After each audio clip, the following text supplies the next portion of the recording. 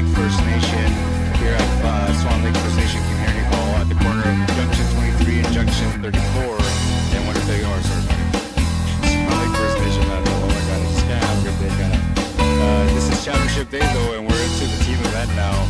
It's a nice little battle that's coming up right now for you guys. It's the A-side final, and it's a showdown between Evan Flow's Finest and LERROL Descendants. So they just finished warming up. They're about to get going. We're going to split the table right now. Both tables are in effect. We're going to start the clock because the break's already gone. And good luck to both teams. It's going to be a fun match. I always say it, but I'm telling you, it's going to be a fun match.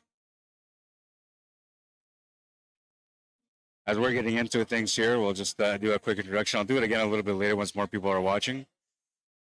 This is the matchup for you guys in this one. It's Evan Flow's Finest with Carlos Malcolm, Darcy Malcolm, Mitchell Malcolm, and Liz Jorfi.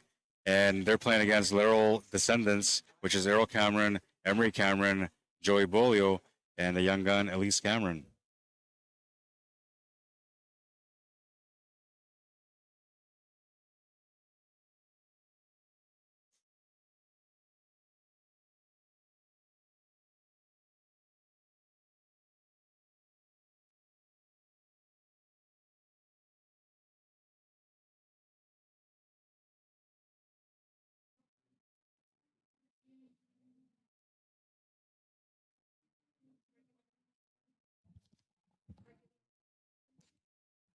There's an 8-game spot between them, so Evan Flow gets 8 points on the board.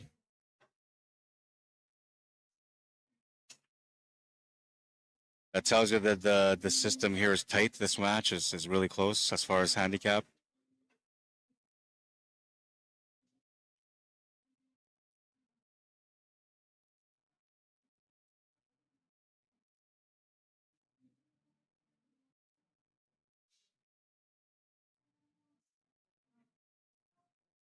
Mitchell Malcolm on table number 1 right now is going to come up short on his table. Got Carlos Malcolm on table 2. He's going to open up with a combination into the 14, so he's claimed the stripes on table 2.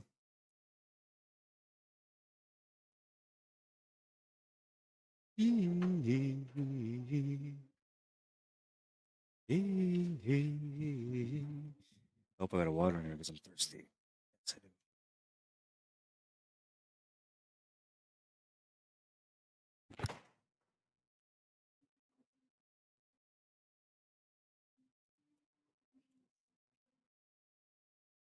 Joey Bully on table number 1 from LERROL Descendants.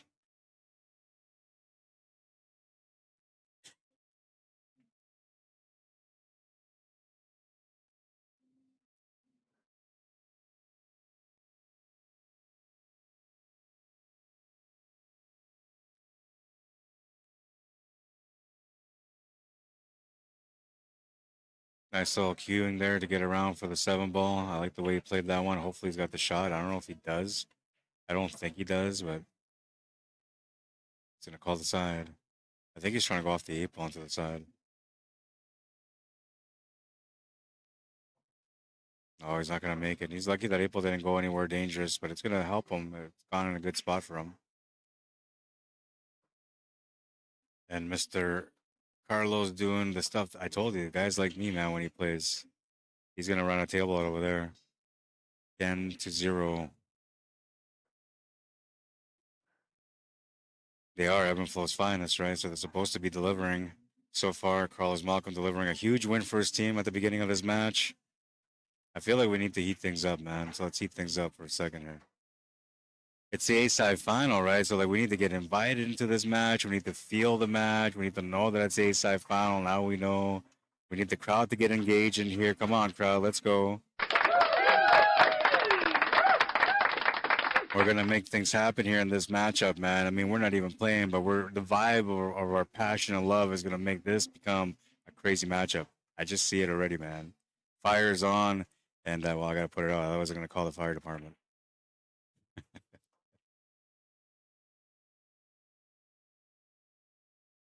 I don't know if you guys are in a good mood or not, but I am, man. This is what you guys are going to be doing right now. It's going to be enjoying the moment like I am. Oh, yeah, baby. Let's go. A-side final.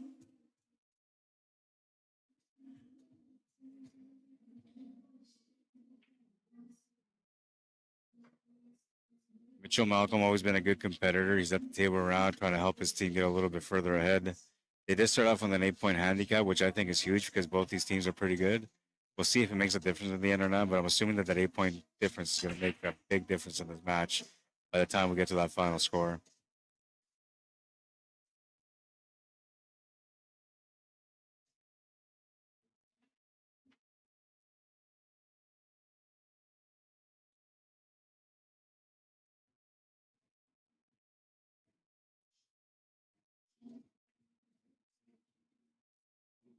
Yeah, this is the way he normally plays. When things are on the line and he's supposed to perform, this guy always performs.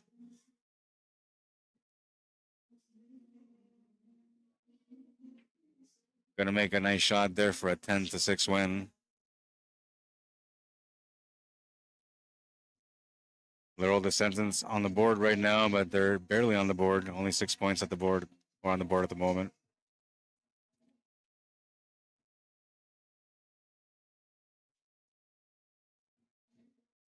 Evan Flo's finest calling up on their female player. She's a Canadian master, so she's technically a master. Liz Jorfi to break on table number 1. The man that's always trying to make a difference every time he plays on table number 2, Darcy Malcolm. Such a great competitor, this guy. And he's like under the radar. Like the people that play against him know how good he is, but a lot of people don't know who he is. He's actually a really good player, man.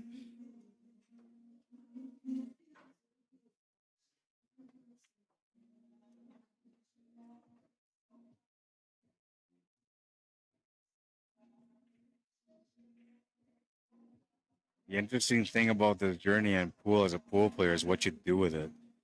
Some people, like, all they want is recognition for how good they are, so they just go out there and put their name out there. Other people are just happy being as good as they are, and they don't really care about that, so they fly under the radar a lot, and not in a bad way, because like flying under the radar usually means like you're trying to sandbag, but in this case, like this is a player that should be well known, and he's not just because he's not putting himself out there as much, and he's such a good player. He should be.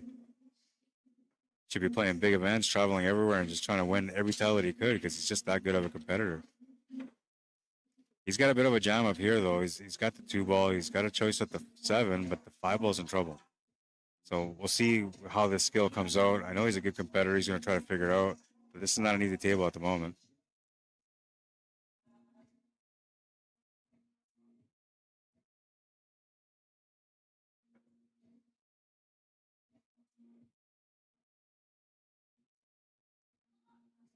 It's all about building the proper angles whenever you play pool on a pattern. So what he did there, he was trying to set up the perfect angle from the 7 to get down for the 5. He's almost got it, but it's not necessarily what he wanted. So he still has to make some adjustments. A little bit of room here for error because you might want to put some body movement into this. There's a little bit of uncertainty, so usually that creates body movement.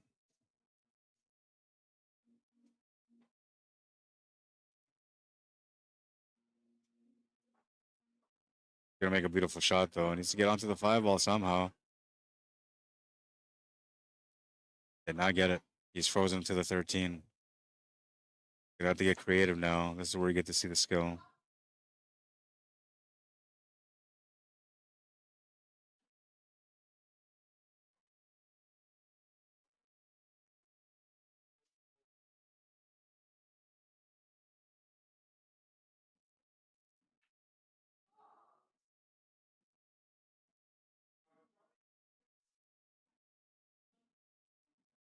Young Emery Cameron on table number 1 right now, trying to work things out for his team.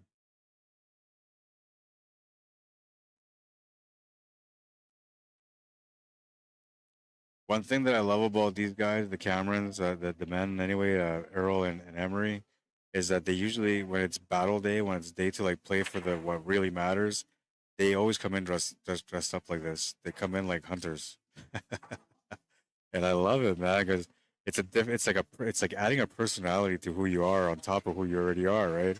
So I love it when I see these guys come in wearing these shirts.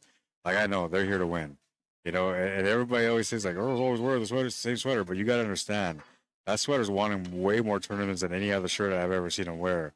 So when he puts that shirt on, like you shouldn't be worried about what he's wearing. You should be worried about the fact that you're about to play him. Oh, nice effort from Darcy on table 2, but he comes up short. I'm trying to bank shot. It's gonna get to the pocket, but it might stop just short. It does. There's Jurfy with a chance at the table now. Evan Flow's finest currently up with a score of 28-6. I'm gonna confirm that's true though, because it might not be.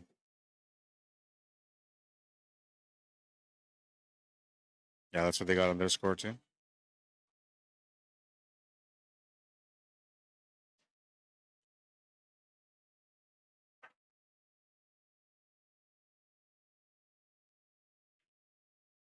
Oh no, she's gonna leave the cue ball on that one. Huge break here for Literal Descendants to get a ball in hand on a table that could have been a problem for them. Instead, they get a chance to be able to use those points to get a little closer in the match.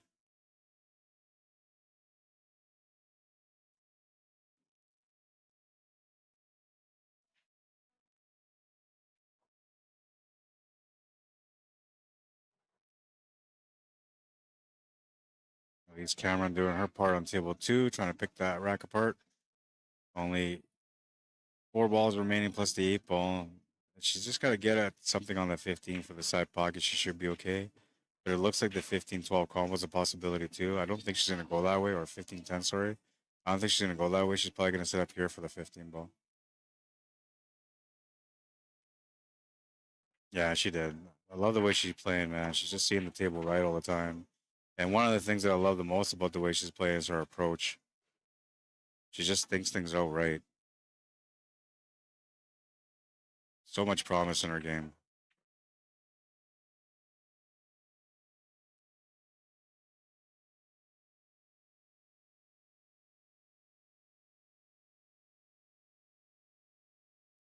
Oh, really tight on it, but she got onto the 8 ball. And she's going to make it no problem. What a finish. Nice job, girl. That is a 10-6 score for Literal and his team.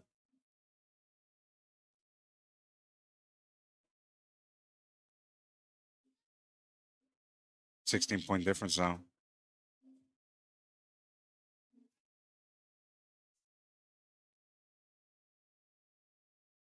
Emery with a good chance here to help support his team. They're in a moment where they're trying to create some extra momentum for themselves. He's got a great chance to be able to help deliver some of that momentum.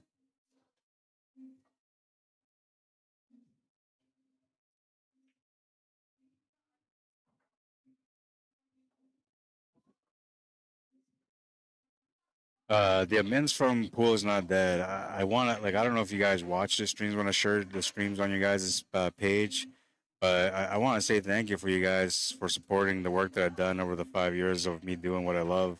Every time that you guys approve my post on Pool is not dead, to me it's an honor because I know like you guys don't really like push everything through. You're always trying to watch out for people with weird posts, right? And the fact that you guys understand that I love Pool and that I'm just trying to share it and you guys support that, I appreciate it, man. If there's anything I can do for Pool's Not Dead, just let me know. I got your back.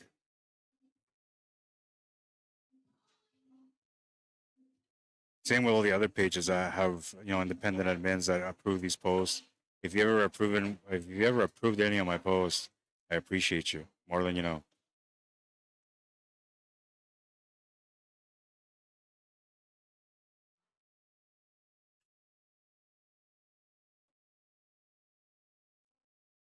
But not post, why not?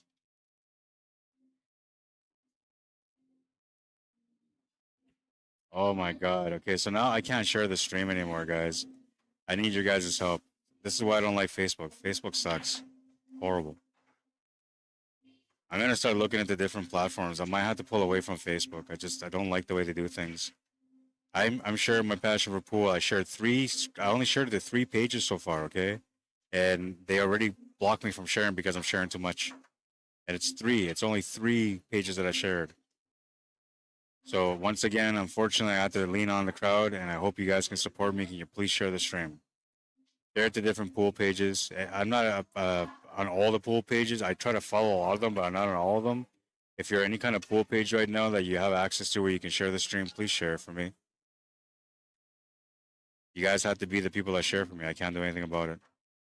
And this is gonna be a great day of pool right now. This stream right now is all the juice of this event. So you're gonna see all the best matches. People are gonna want to watch these matches. I can't believe they did that to me. I wish I could sue Facebook, you know, because they rob people like me from trying to grow. And it's all community standards. Like, okay, how am I violating community standards by sharing what I love? If anything, you're violating my community standard by taking away what I love. It's unbelievable that this is an algorithm, a computer. It's not even a human being. It's a software that decides how the future of people goes because they set the standard. Crazy, crazy. We live in that kind of world.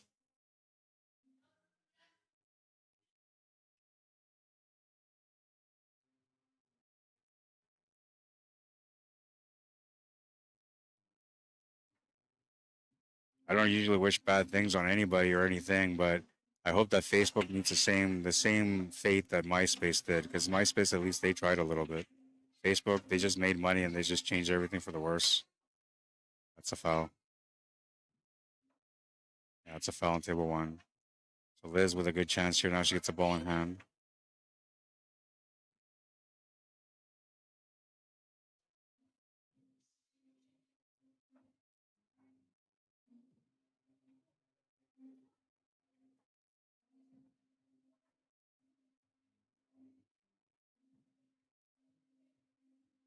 Mitchell Malcolm's gonna miss the shot on table two.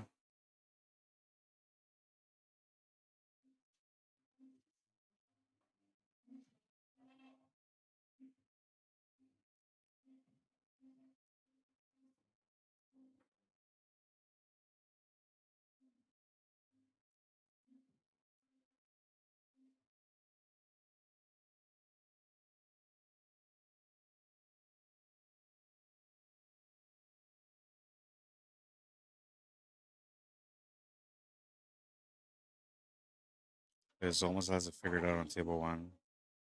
Has to squeeze this nine ball past the 11 or make the 11. I don't think she can see the 11, so she has to try to squeeze that nine ball by, play a combo.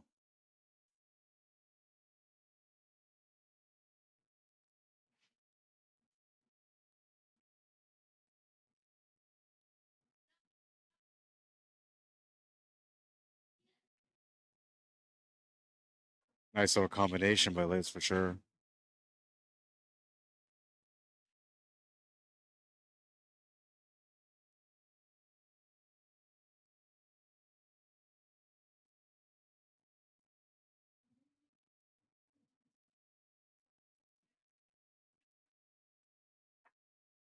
Oh no, she was trying to play perfect. She's gonna lose the cue ball.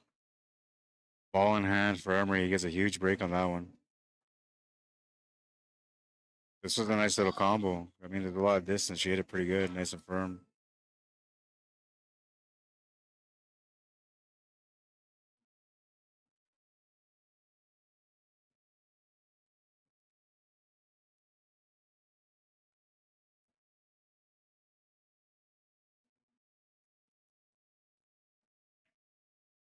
Ten to six on table one.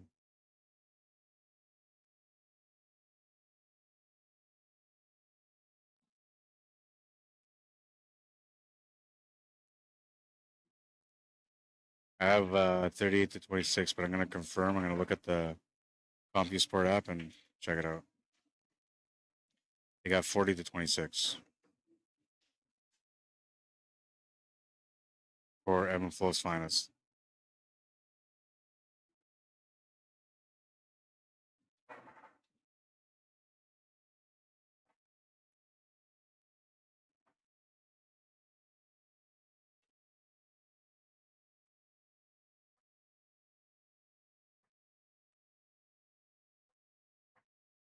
There's like a 90% chance that both these teams are going to face each other in the championship match. So this is a preview of the championship match right now.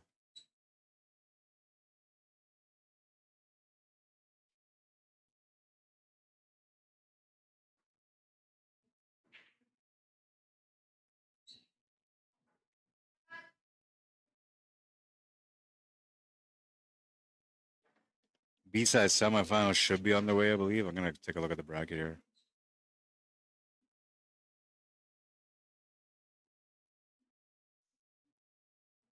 Yeah, so on the B side, they got Mike's team against Scraps. They're playing right now in their matchup. And then the winner of that plays against the loser of the matchup on the TV table.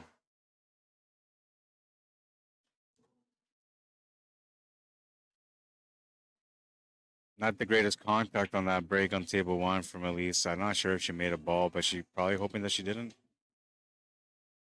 So she came up dry.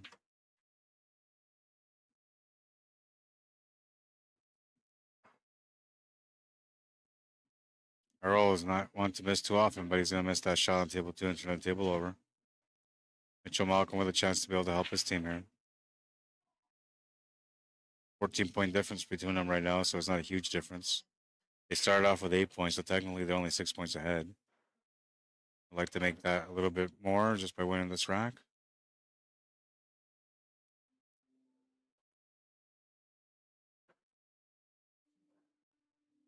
He's lucky that Abel didn't drop there because he pushed right towards it. Could have been a problem. I feel like he just avoided that.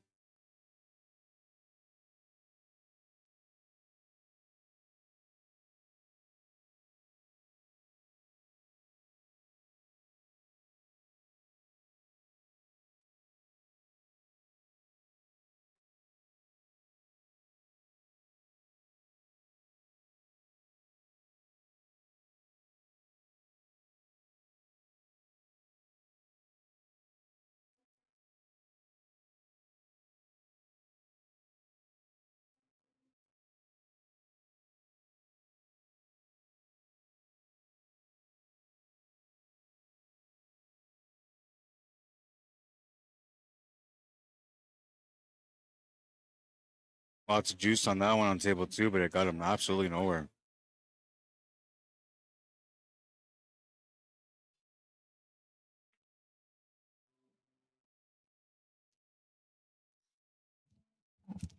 If you want to join, you can anytime, okay?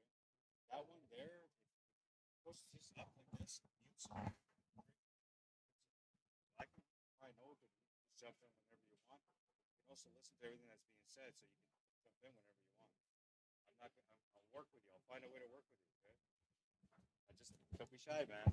I know you have the potential. You just have to learn how to open it, right?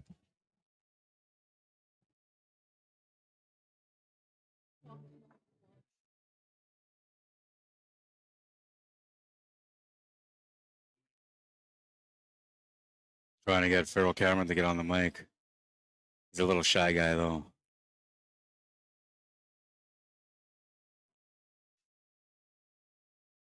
Serena Spavier, who was my assistant throughout every year, minus last year, she's going to be coming back again next year.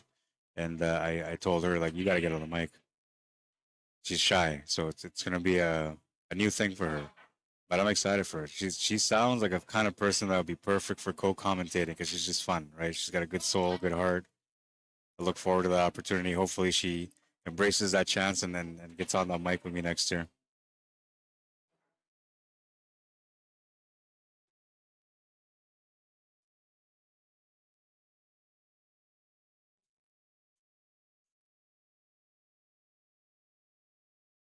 Father and daughter at the table right now trying to work this out for their team.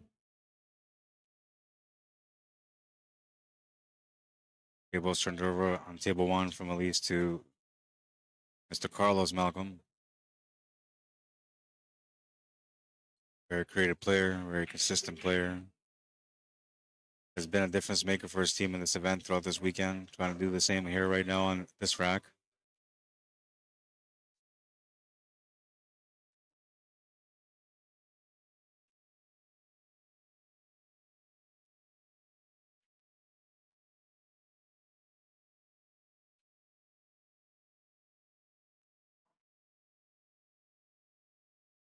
Oh, he tried to cheat that pocket on table two, and he's going to come up short.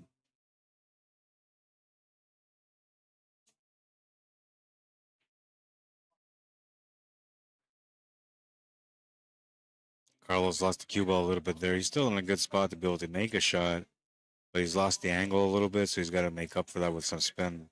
Or he's got to play the shot a different way. The setup, I should say, not the shot, the pattern. Missed the shot. He was just trying to get back on par. Got the shot a little too quick. and he missed the shot because of it. That's going to bring in the young gun, Elise Cameron, to the table. Table's not any better than it was last time. She might have a smaller opportunity available than last time, I think. But it might be a little bit better than it was, actually, just by a slight little bit. Yeah, so she had that combo. That gave her something, and that actually opens up the table pretty good.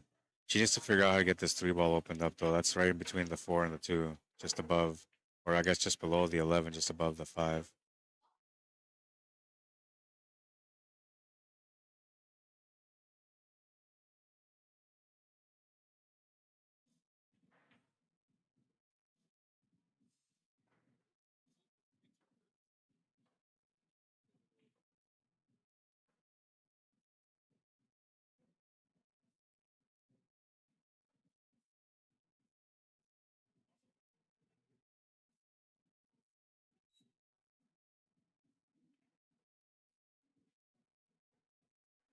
Starting to get into this match now. You can see when she starts walking around like this and looking at things, she's starting to play her game. So I can see she's engaged.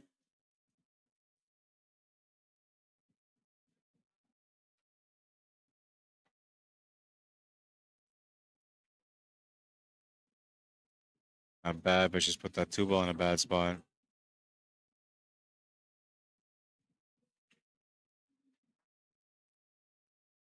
Basically forcing her into like a bank shot to get out.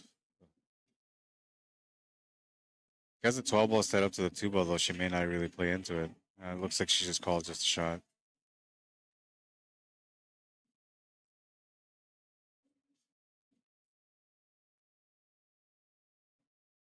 Like the way she played it too, like she pushed the 1 ball over to block the pocket to make sure there was nothing available on the 11 ball. And on top of that, she pushed the cue ball to the left to make sure that there was the only option that he had available was the 12 or the 11, sorry, the 10 or the 11. So that limits what he can do at the table. He has no choice but to reply with a safety or with a bigger shot.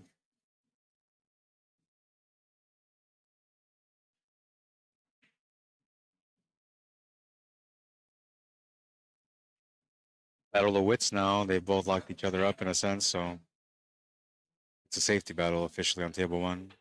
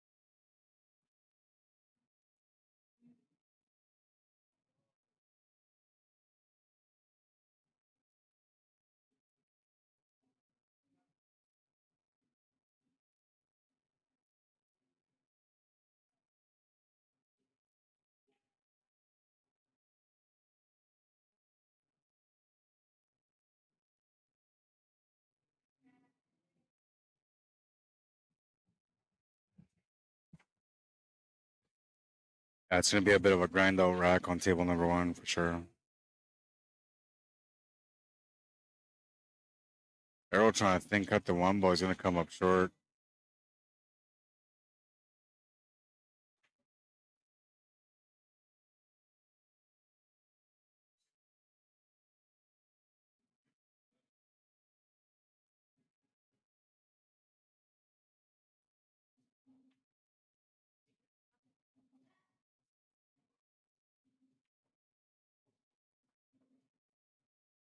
Turnover on table 2 is going to cost the team a couple of points.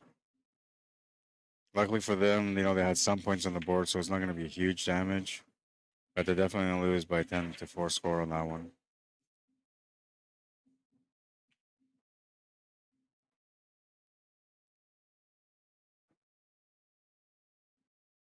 Should be 50, 30, 20 point difference. I'm going to confirm on the app.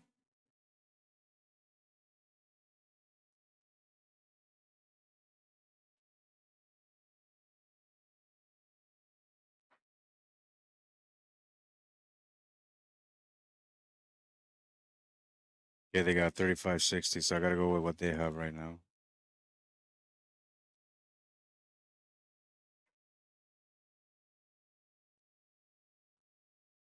And they have ebb and flow ahead.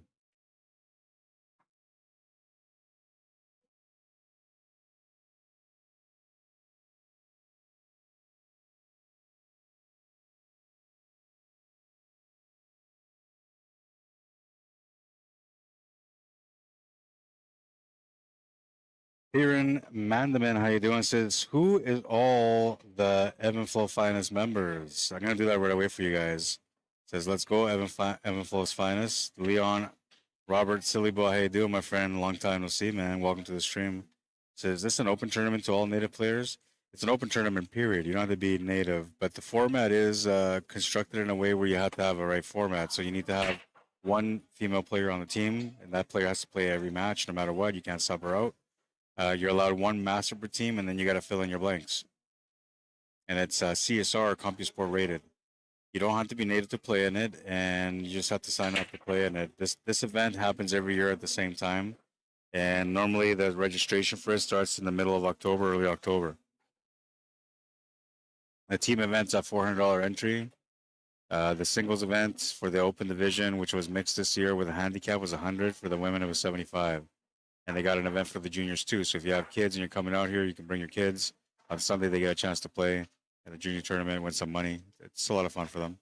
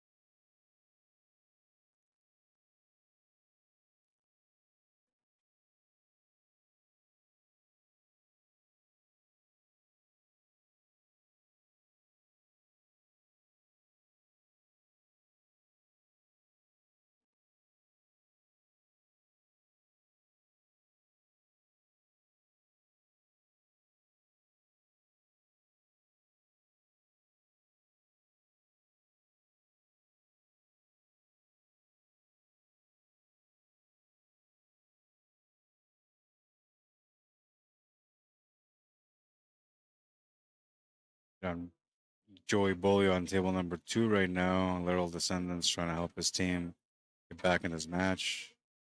25 down at the moment. He's going to miss the shot on the 9 ball, though. And the extra kick from the 9 is going to sell the cue ball in a spot where he's left his opponent a shot on the 1 ball. Nothing available for the 7 or the 6 ball, which is at the top of the table. So you'll still have to work that out. 5 ball's in a weird spot, too. There's a nice good chance that Joey's going to get back to the table. But he is playing against Liz Jorfi. She's a good player. She's a very creative player. And she's the kind of player that can bank away at her trouble. So not guaranteed he's going to get back to the table yet on that one. What's up, Mike? How you doing, man?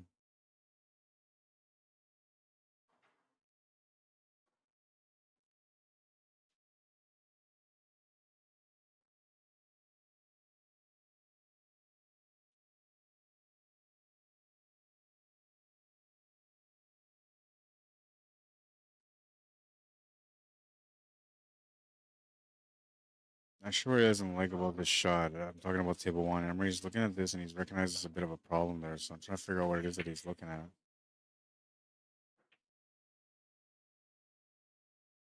Liz on table 2 is going to make the shot to the corner. And I don't know if she was trying to get that opening there on the 7 and 6. I don't think she was. But I think she was trying to set up something there for the 7-6. He's calling the 6 ball, so it must be the combo. Yeah, and it goes all day long.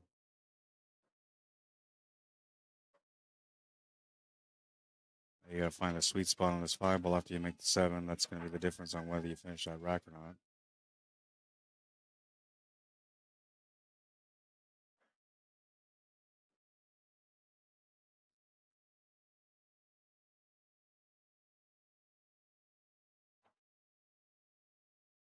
Very nice shot from Liz on that one.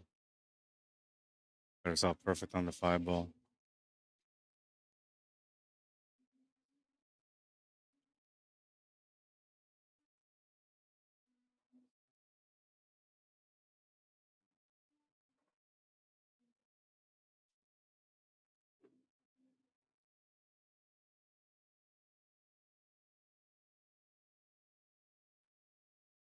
Unfortunate bump into the third team ball sets her up for the corner, so she's still okay. That could have been something that went wrong, but it worked out pretty good for her.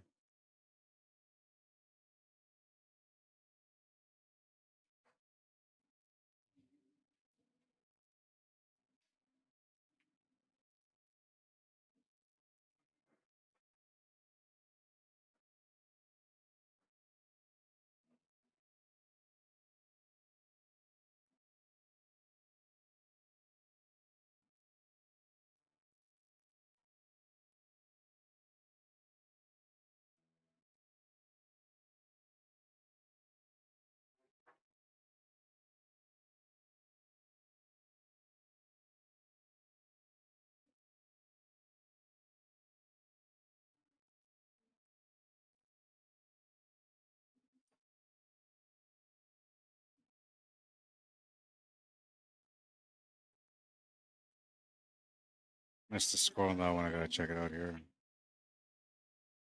70-39.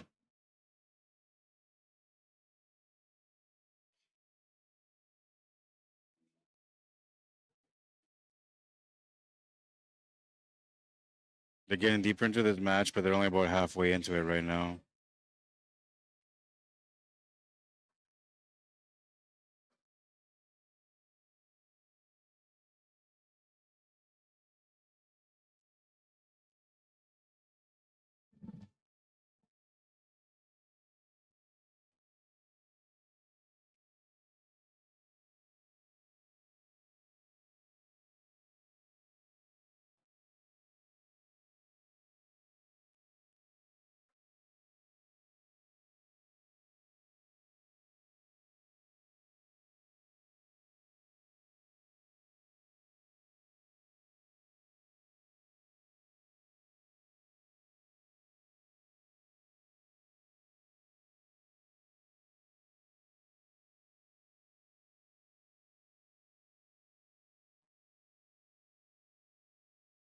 B division is, or sorry, B division. B set is going strong right now. They're almost cut up with this one, so we should have like back-to-back-to-back matches here as we progress throughout the evening.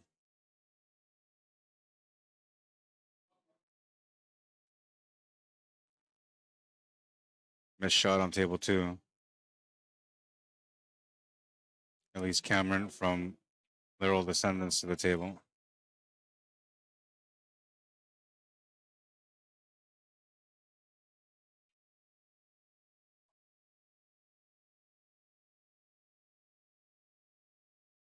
Know that Darcy's not happy with his setup right now on table number 1. I think he's still okay, but it's a bit of a gutsy shot. If you go for it and you don't make it, you're going to stall out that table. That's what he's feeling right now, is that the understanding of what's at hand here if he goes for the shot. The other option will be the safety, which is what he's looking at right now on table 1. Safety is probably the best way to go, but there's a small chance you might sell out that 8-ball to the side anyway. It almost kind of more or less feels like, yeah, you have to go for the shot here on the 6.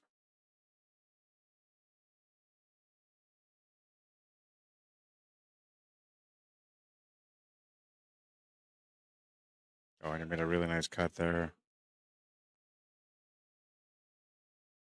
Got onto that 7-ball nicely too. He just has to figure out the finish, which is right in front of him right now.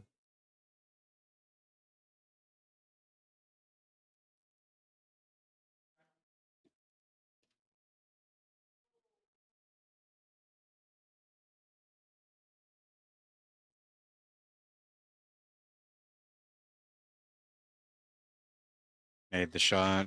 Got a nice angle here on the 4-ball too. They're playing like they want to win this one this year.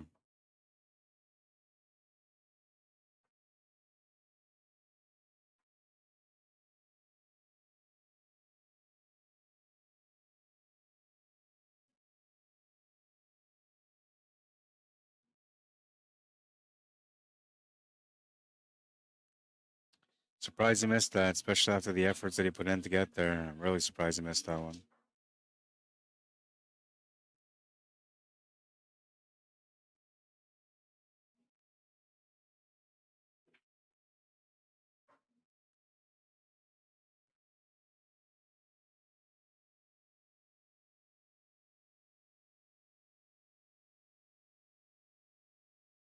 10-6 win on table number 1 for LERROL Descendants.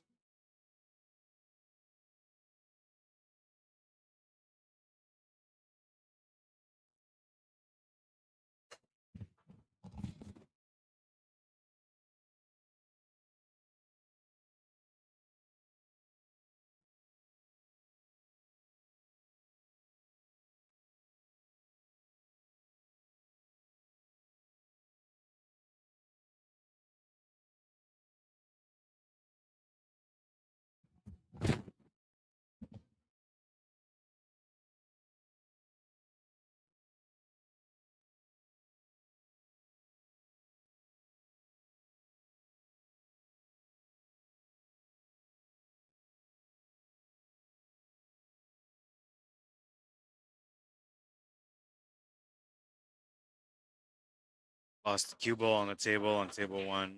Ball in hand for Emery Cameron, sorry. He'll get a chance to get going on this table. The mellows, or the mellows, the mood's a little mellow here right now. I don't know if it's the music or not, but it's mellowing me out, man. I'm starting to pass out. I feel like the players are feeling it too. Sometimes the music, the background can change the mood.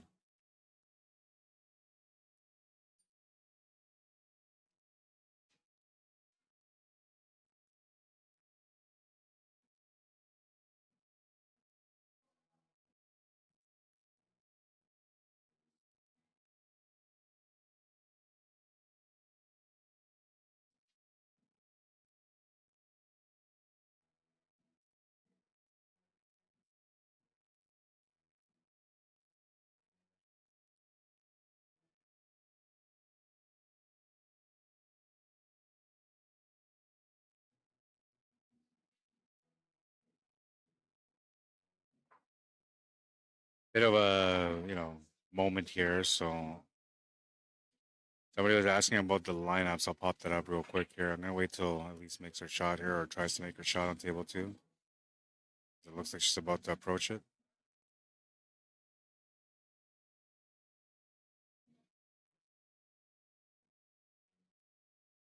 Oh, still gotta figure it out. So the matchup is Evan Flow's finest with a lineup of Carlos Malcolm, Darcy Malcolm, Mitchell Malcolm, and Liz Jorfy. And then they're playing against LERROL Descendants, which is Errol Cameron, Emery Cameron, Joey Bolio, and Elise Cameron.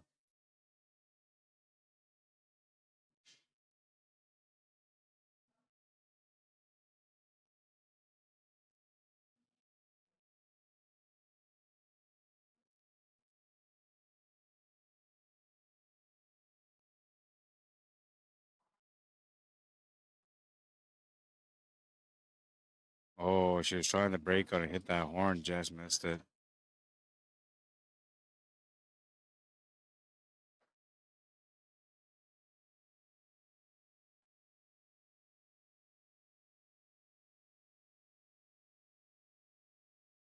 I guess he's looking at this 2 ball like he has to play the combination to the 3. He really doesn't have much on table 1 right now. I mean, you could go for like a jump shot off the rail and into that 3 ball, but that 2 ball's not in a good spot. So that's where his concern is at right now, is that 2 ball.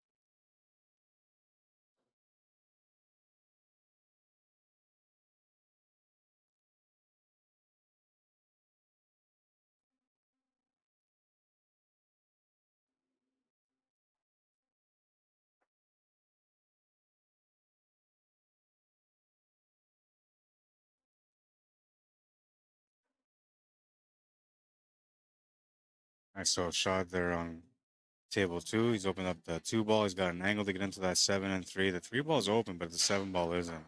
And the 9 ball's right in front of it, so he needs to get into that area. No guarantee he's going to have a complete out yet, but at least he's in position to be able to get into that area and maybe work it out.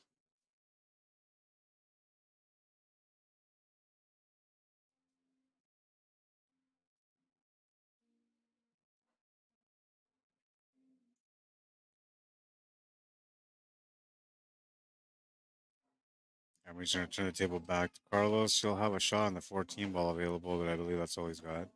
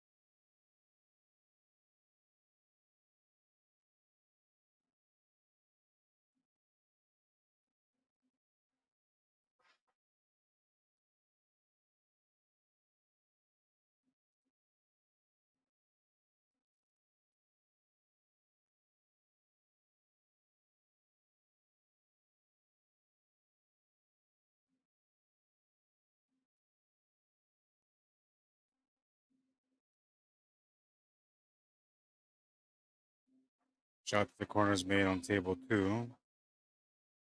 Now she's basically in the clear, but you got to find something for that 9 ball. I'm not sure if it goes past the 8 ball. It doesn't look like it does to me. So that's where the focus is at right now. Oh, a little bit of touch there on table number 1. Kind of worked out almost perfect. He's got a shot on the 4 ball anyway.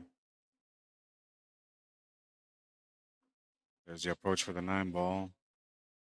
Oh, and she just got onto it. I don't know if it goes to the side. I don't think she has a shot to the corner or past the 12 ball on table 2. If it goes to the side, it has to be a combination. If it goes to the corner, she hit it perfect. I know that she can see a majority of the ball. I just don't think she can see the spot of the 9 ball where she has to hit it to make it to the bottom left corner.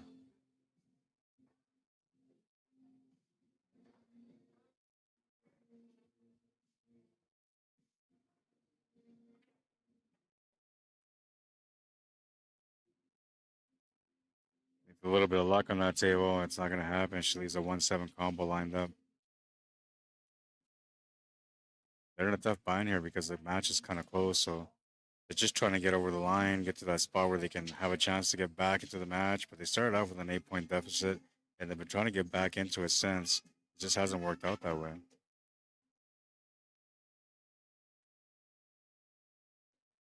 Good finish there on table number 1, though. That's going to help their team. It's a 10-1 win.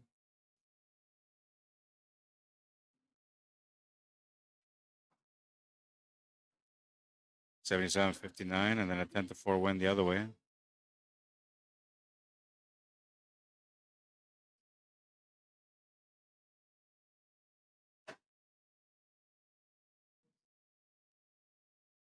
Should be 87-63. I'm going to wait for them to update it on their app, but that's what I put on there.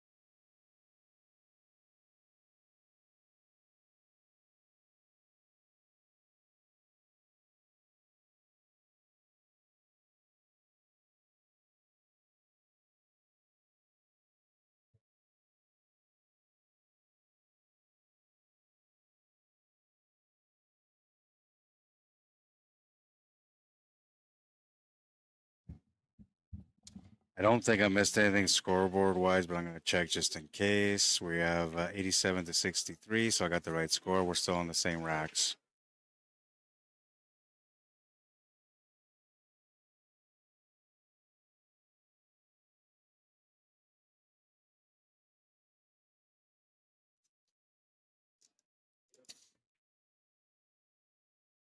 Change of the table on table number one. The pattern's become a little different.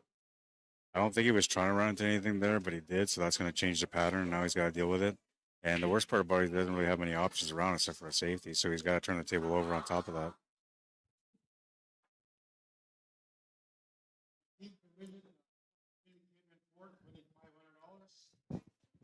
Team Mike McKinney finishes the fourth for the team event.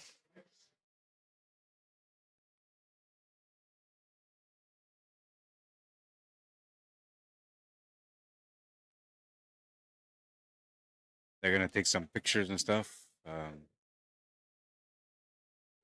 that's the B side. That would have been the B side semifinal, the last one. So now all that's left is the B final and championship match after this match.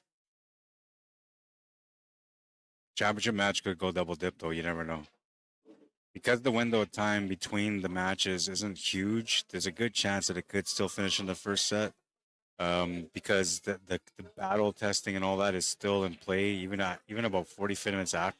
Yeah, about 45 minutes after the match is done, players still kind of feel it. That was a nice shot.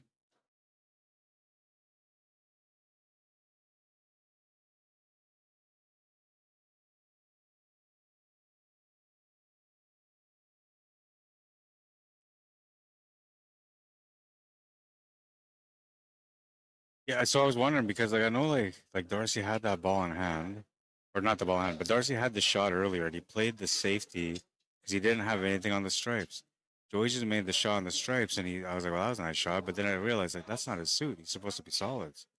So that awards Darcy a ball in hand, and this could be like a crucial ball in hand here because that could have been a turning point in that match. Instead, now they got a chance to be able to win this game with a score of 10-1, 1, 2, 3, 10-1. That's a huge swing.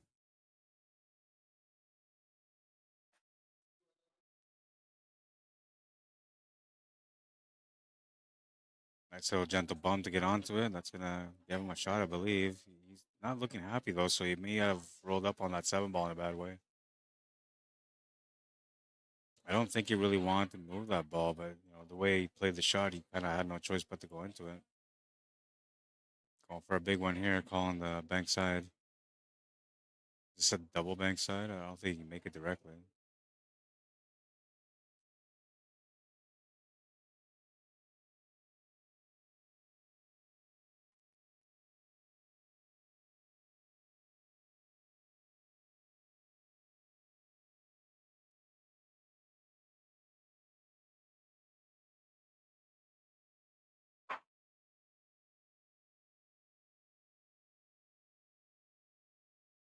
Oh, and that kind of worked out for him. Like the 14 rolled around with a four ball, and it's not a easy out yet.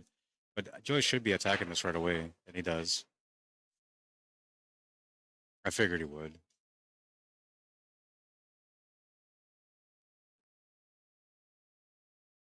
Earl won his match with or his game with a score of 10-0.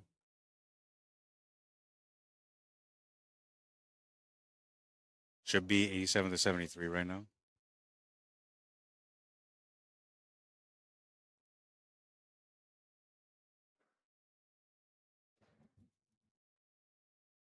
They have 87-63.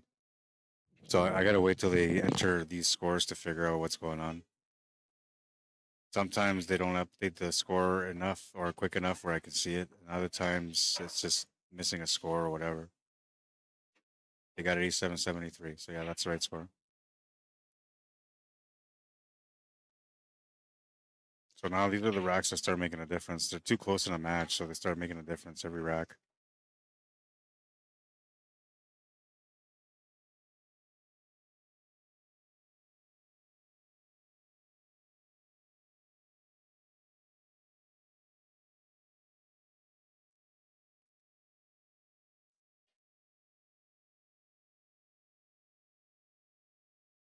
Oh, what a nice little effort there. He just came up short. He was perfect on the eight ball. I like that he put the right pace on it though, because he kind of blocked that pocket. I mean, he can still kind of try to go off and in, but likely he's going to try to take the cross bank corner or the bank corner.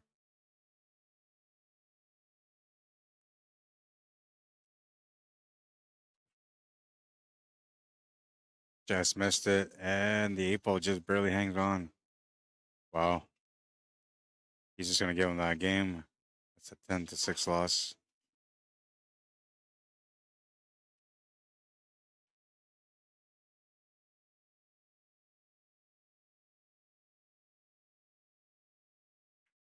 It should be 90-87 now with a 17-point difference going into crunch time.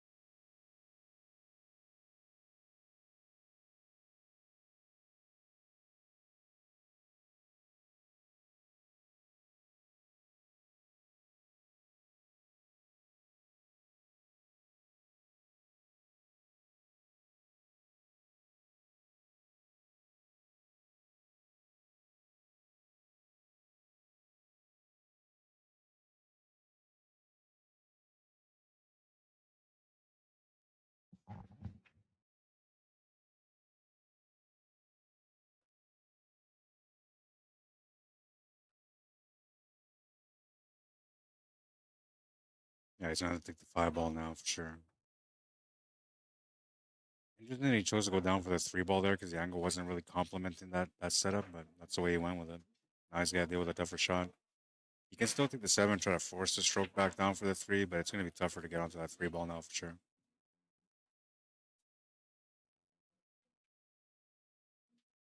Nice delivery though, and he gets right on par with it.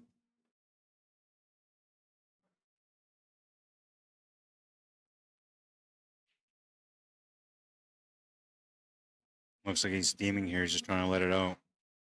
Nice little effort by him though. A 10-1 win.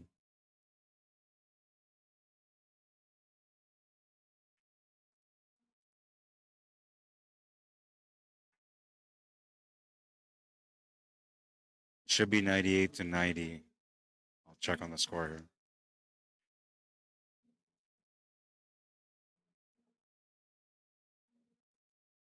They have 89.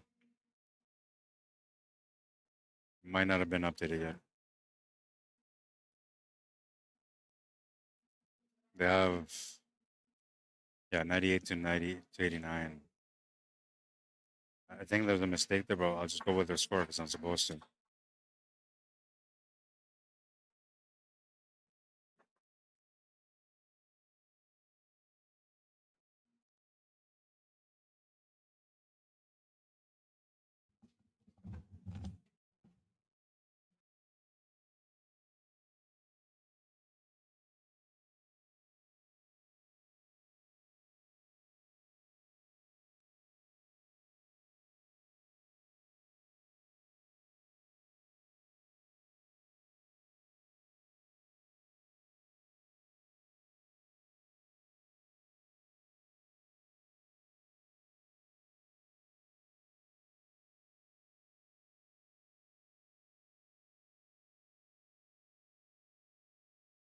Nasty table on table one. This is the kind of rack that you expect at these kind of points.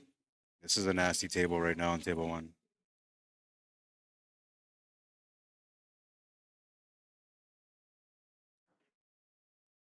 Mitchell Malcolm with a chance to deliver a big win here for his team. Just the eight ball left for a 10-0 win.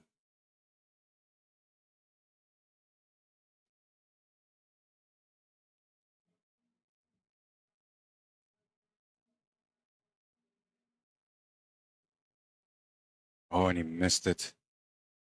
Crazy. That could have been the match right there for them, man. This actually opens the door for LERROL Descendants to get back in the match, possibly even take over the match. At the right time, too, because we're getting down to that nitty-gritty, the last few racks that matter the most.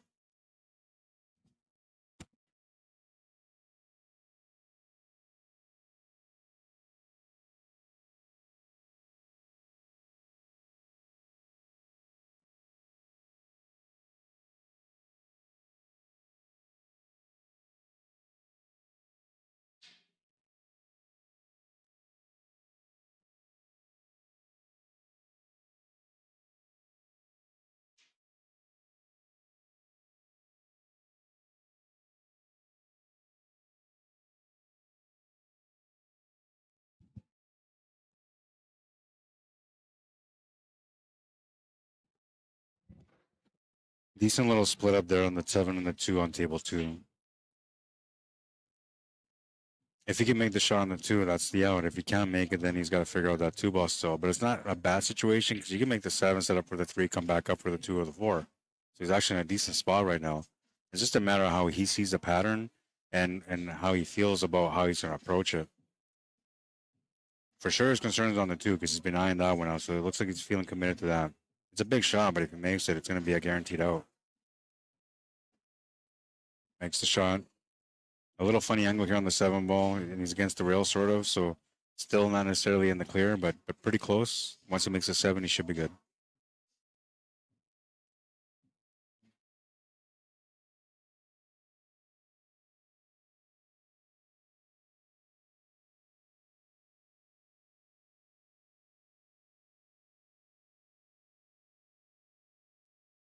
Lost the cue ball a little bit there with a lot of angles, so now he has to try to find a finish still.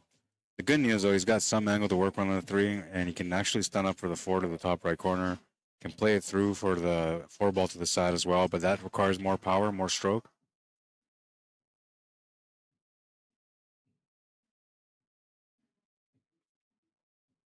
Yeah, he's going to stun down instead, come back behind this 4. Now he's got the shot to the side of the corner. Shot to the side is obviously what makes the most sense. That's probably the way he's going to go.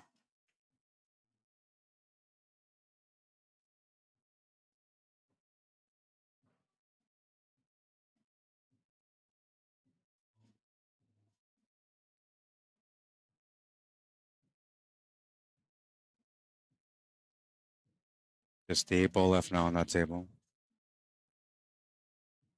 10-7 win.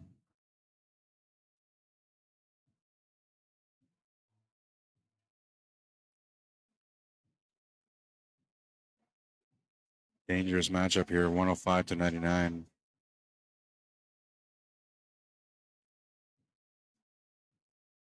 This is the A-side final, so we're going to go straight to the B-side final after this, and then the championship match. You're just getting a bit of a taste of what's going to happen here. These two teams are at a 90% chance to meet up again in the final, all depending on what happens on the B-side final. That team just won a big match to get into that B-side final, so they're hyped up, they're pumped up, they're ready to go, man. They're going to put up a huge fight against whoever loses this one. And whoever loses this one is going to feel a little bit disappointed.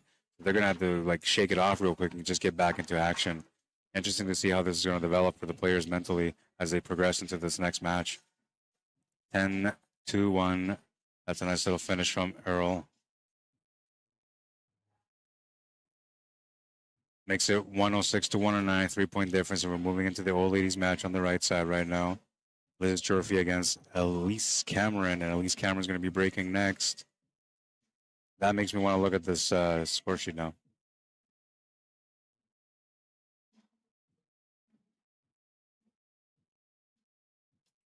Oh, crazy. This is the last match. Oh, how do I do this? One screen?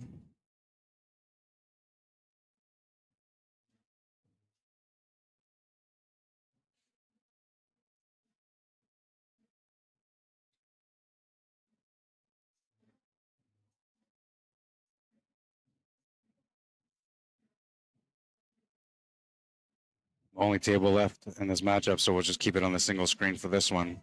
It's an all-lady showdown, a 106-109 score, 3-point difference, 10 points available for both teams right now. So ebb and flow, the most it can do is 116, and Errol descent or LERROL descendants, the most they can do is 119. Just a few balls to be able to win this match, and Liz Jurfy at the table trying to deliver that. She actually needs to win though. Love it, man. Love it. Lots of action. This is what we were waiting for, right?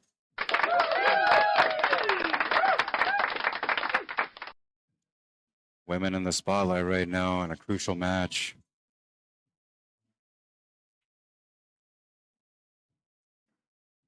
Both players are capable of delivering big wins when they need to, and they both have the experience competitively.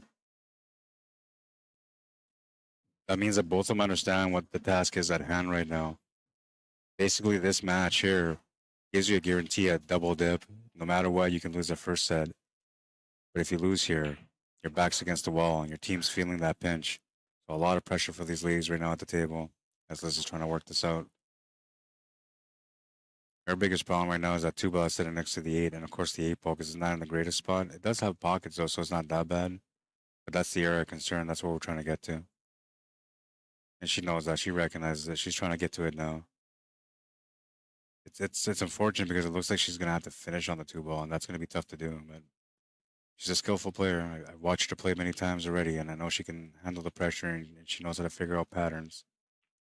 That, and on top of that, she's also a very creative player. So if she ends up getting into some sort of trouble, she's got a good chance to get out. Really good chance that she can finish here. But because of that 2 and 8-ball being set up the way it is, the odds are kind of stacked against her right now. She just has to focus on making the shots and trying to make the points count. So let's see, if she was to get 6 points on this one, that would put them at 112. They will lose. The most they can get was 116. So that means that LERROL's team needs 6 balls to win. Wait, 7 balls to win. So it just comes down to winner wins, basically. That kind of alleviates the stress a little bit, but I think it actually builds a little bit more pressure.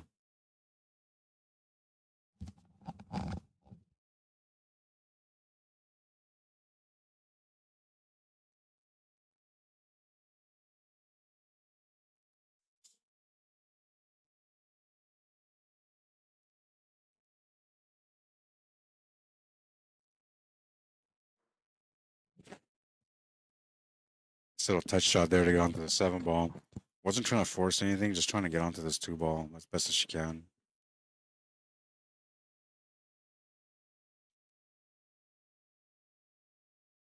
I like that she's looking at all her options because she's trying to see, like, what's the easiest way to get out here.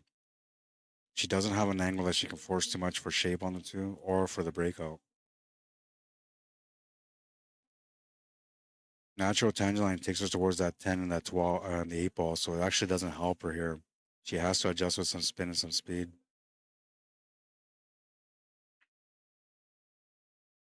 Oh, she got onto that 2-ball. It looks like it might go to the side. If not, then she's in trouble.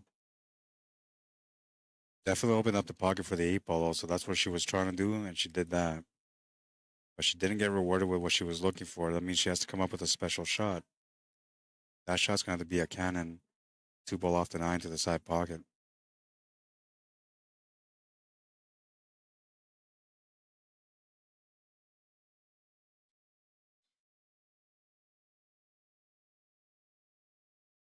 Definitely feeling the moment right now, no matter what.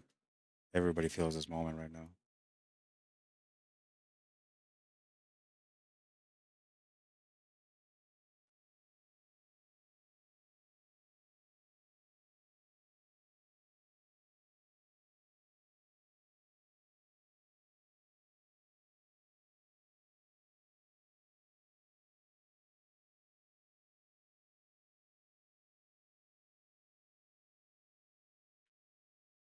Just missed the shot. Oh no. It's win or win, so this match is not over yet by any means, but we're now into that spot. This is the spotlight, man. How does Elise Cameron respond in one of these crucial situations where everything rides on her for her team to succeed, to keep going through the A side with a really tough pattern at the table and a difficult shot to open up with? You have no choice but to turn the table over, it looks like to me. How do you turn it over where your opponent won't make a shot or won't have a shot at the ball that she's got remaining on the table? Because if Liz knows how to jump, a regular safety won't do. And I know she knows her kicking system and banking system pretty good. So if you give her any kind of a kick option to be able to get onto it, she's gonna be probable to be able to hit that ball and maybe even make it.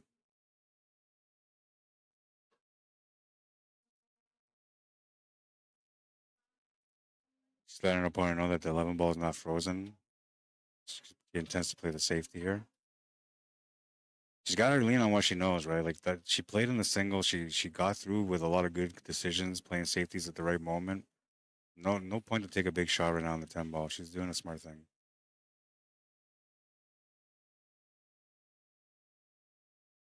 But this was the problem, that you're gonna leave a shot for your opponent. Now Liz can jump. She'll have a shot at the jump shot here with an angle to get her back up for the 8 ball, which is the problem here. Is if you would have put that cue ball in a spot where like the cue ball's pulling away from the 8 ball, that gives you a better chance to get back at the table. But here, if your opponent can make the shot, they have a good chance to get onto that 8 ball now.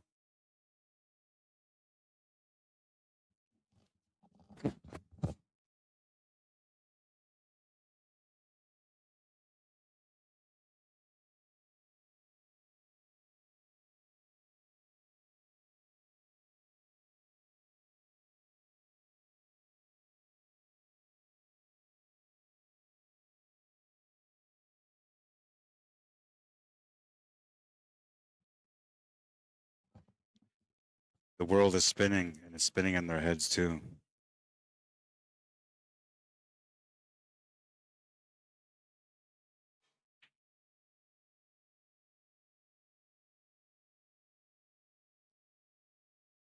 Can she deliver the finish here? Odds are stacked against her. Likely going to be turning the table over with a ball in hand. But a good hit would save the day. She's going to miss it. Elise Cameron relying on her safety. Give her another chance, and she's going to get that golden chance because she's got a ball in hand. Still not over, though. It comes down to winner wins, so she needs to clear the table, or at least get the 7 balls down.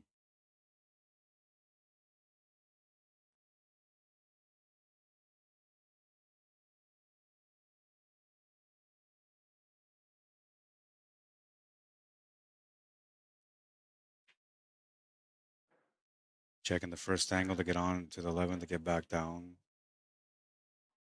So the choices now are important.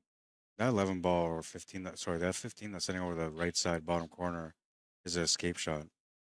You don't want to use that ball yet. You want to come down here for that 13 ball or that 12 ball. You want to deal with those two.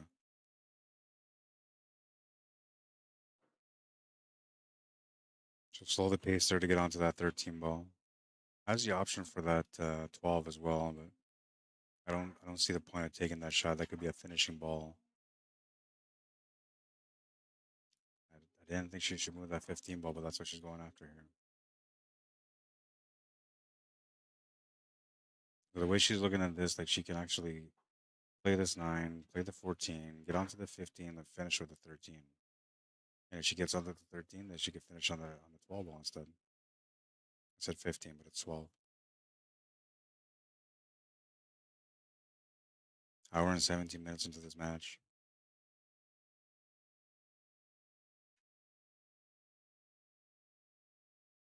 There's no more play left right now. Everybody's waiting for this match to finish. So everybody's watching this too.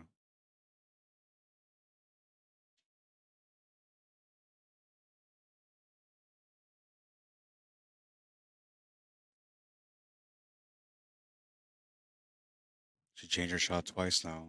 This is usually a problem for a player. This is the pressures, right? This is what she's going through right now in her mind. She's trying to do her best not to make a mistake here.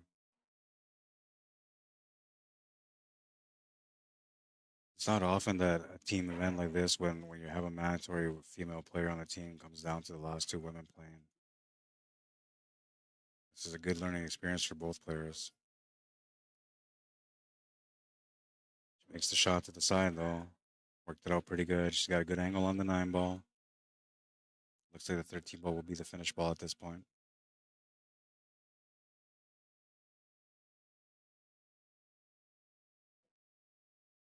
Lost the cue ball a little bit there, but she might have been playing for the 13.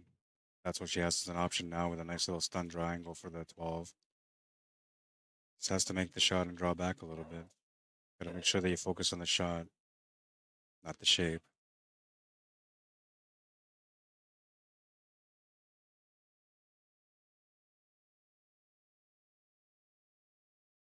Looking at the angle instead, not feeling comfortable about the punch draw, it looks like.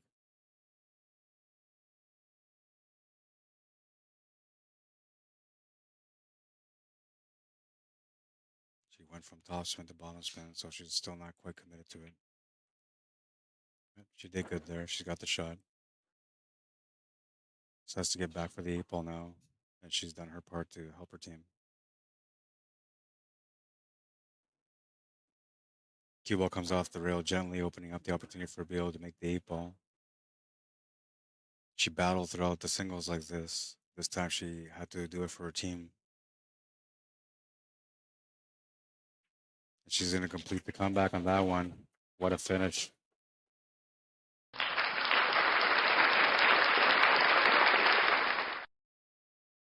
That clapping before you heard that, that's the crowd, man. They appreciated that one. 10-6. Final score 119-112. Congratulations to LERROL Descendants, the team that I played with last year who ended up winning the event. You guys are back in the spot, man. That's 2 years in a row. You got to get it done now, though. Congratulations, guys.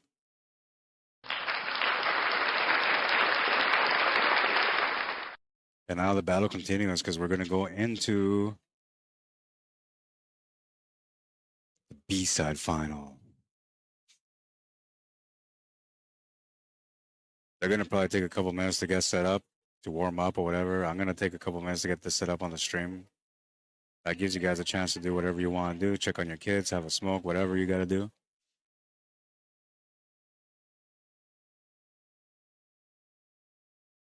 What a match. What a match. So, Evan Flow's financed against. I got to look at the bracket here.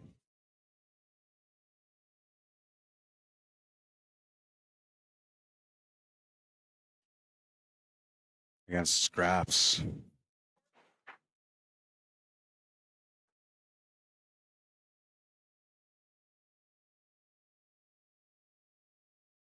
All right, I'm going to take a second here to get this set up. You guys can check out the video from last year. In the meantime, it's going to give me a couple minutes while I get to do the stuff that I'm trying to do. And I'm here, so I'm not going to go anywhere. Hope you guys are enjoying it, man. It's a B-side final now, and then the championship match. Oh, man, it's going to be a juicy one. Here's the highlights from last year.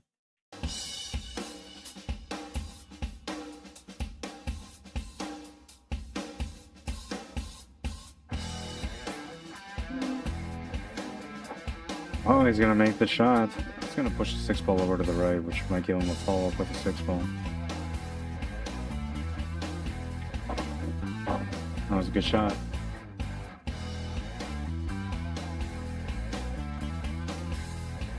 Oh, he's going to make another nice shot.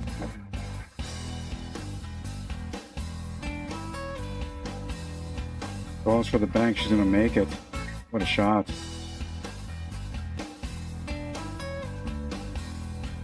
Nice shot.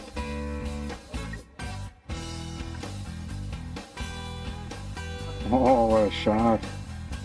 Boom.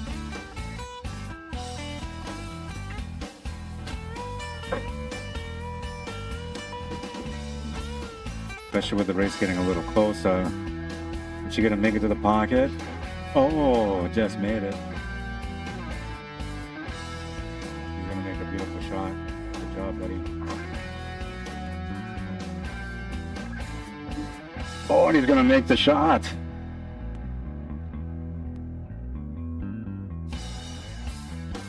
Oh, what a shot. Hugh Slinger's 46.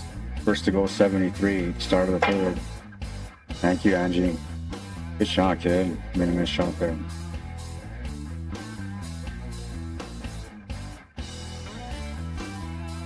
Oh, and a big shot.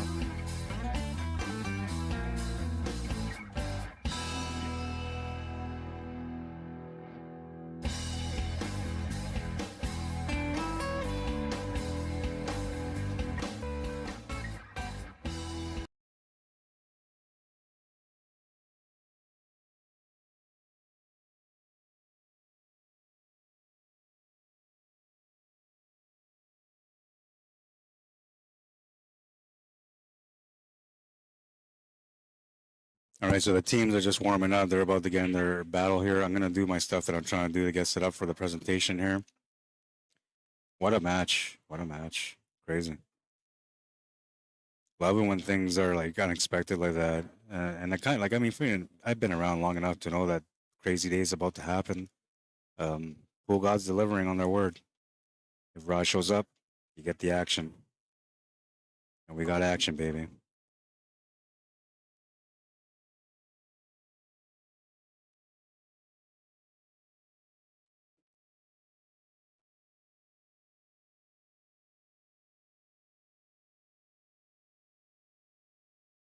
Toughest part for Ebb and Flow's finest right now is the fact that they had to just overcome everything here.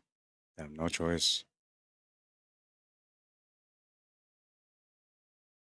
They're good players though, so don't give up on them, man. But they're in for a tough battle now.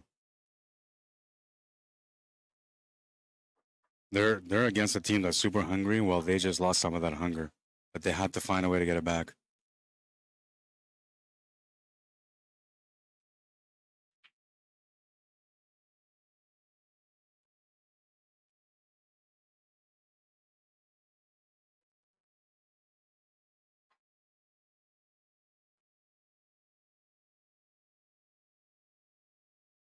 And you guys are gonna have the honor to watch this beautiful player play right away, Jenna McKinney.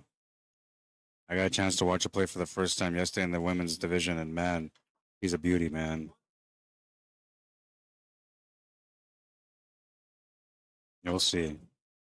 The first shot that she takes at the table, you're gonna be like, wow.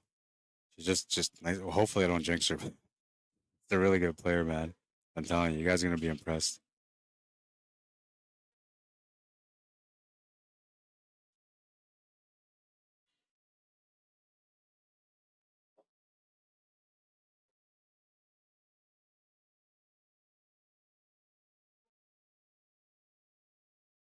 Looks like they flipped the coin. They're about to get going. They're just doing their lineups now.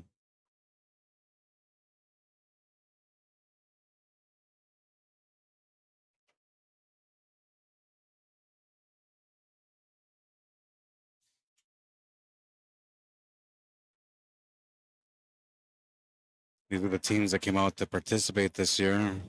Once again, thank you guys for supporting the event. Honestly, without you guys' support, the event doesn't grow like it's been growing. It's on its 10th year now, moving on to the 11th year. It's always growing in the right direction. And a lot of it is because of the support of the players that keep supporting the event. So thank you to every one of you guys for doing so.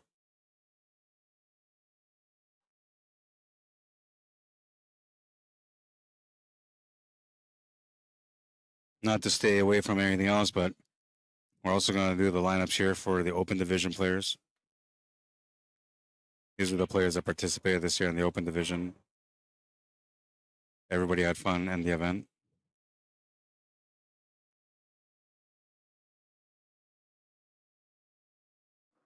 For the women, these are all the women, but it's missing Janet McKinney on there because I didn't know she was in the tournament until last minute. Such a nice little cast of players. Micah, I thought you were going to be the one to take that one for sure because I love the way you play. I just got to see you play for the first time. But she came into strange territory against a lot of people that she didn't know. And, well, you got to know them.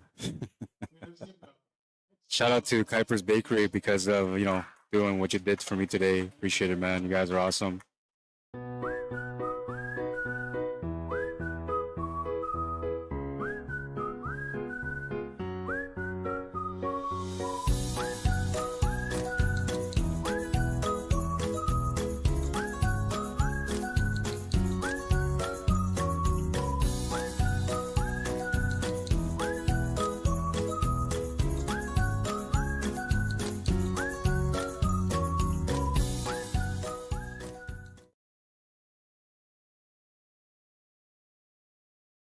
Best bakery in Manitoba, man. Guaranteed. All right, so we're just waiting for these guys to come back and get into action.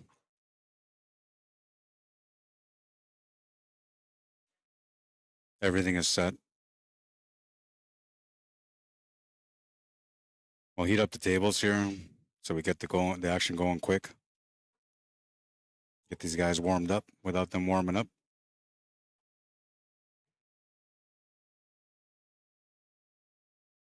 A quick introduction while we're doing that. These are your matchup players. We have Scraps, Clayton Scott, Curtis Scott, Doug Scott, Janet McKinney against Emma Flo's finest, which we just seen them play. Carlos Malcolm, Darcy Malcolm, Mitchell Malcolm, and Liz Jorfy.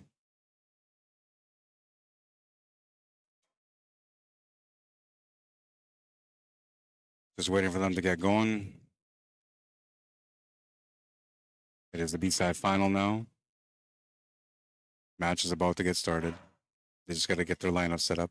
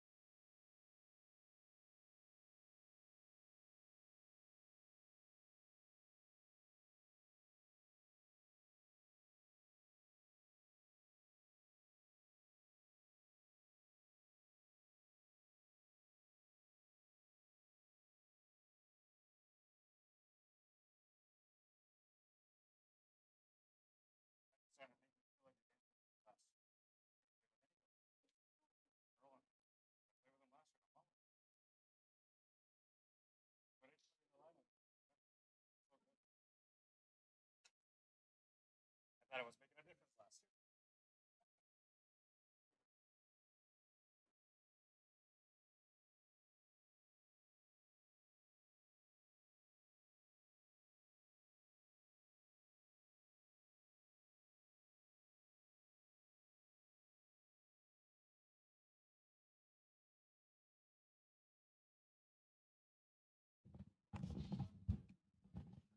Beauty, absolute beauty. I'm telling you, this is going to be a fun match, man.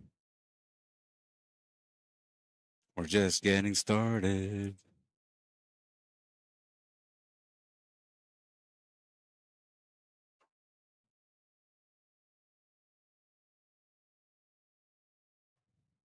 And by the way, I never really liked the split screen thing. Everybody kind of forced it on me because the viewers like it that way, but I don't like it.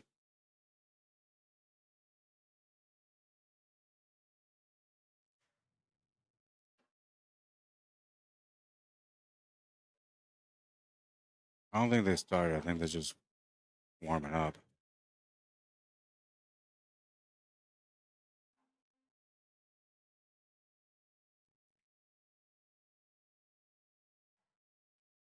Oh, this might be the match actually. I'm gonna start the clock. Yeah, this might be the match because he's got a ball in hand right now on table number 2. If he was warming up, he would have played that shot already or something. But he obviously doesn't have anything, and obviously this is not a warm up because he would have just spread the balls around and warmed up. And Janet McKinney's on table 2 right now. She's shooting like she's locked in right now, so I'm assuming this match is a go.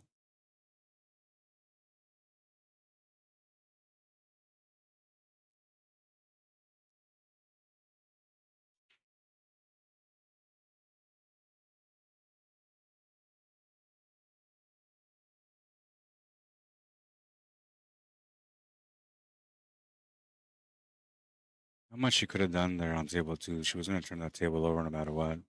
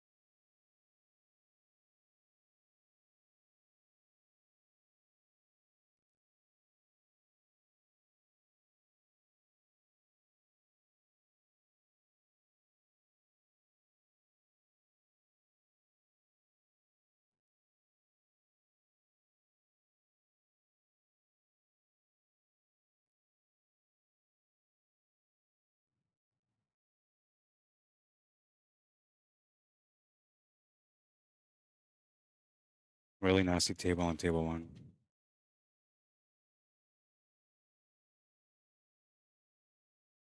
I don't even know how it approaches. I mean, he's had the ball in hand for a while and he still doesn't know how to approach it. I'd probably be in the same spot too. It's one of those tables where you gotta like burst everything open and reset. But because they're in a first rack or the B side final, they're not gonna play that loose.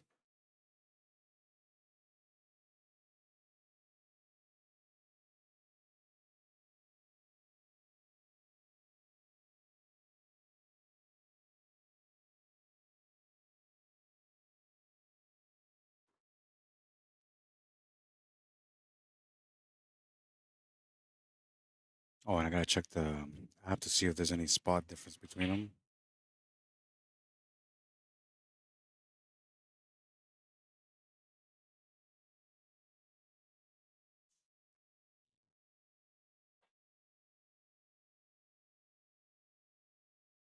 Looks like Scrap starts with 24 points, I believe, according to what the app says. I'm gonna confirm it with him as soon as one of these two tables ends. I'm gonna ask him.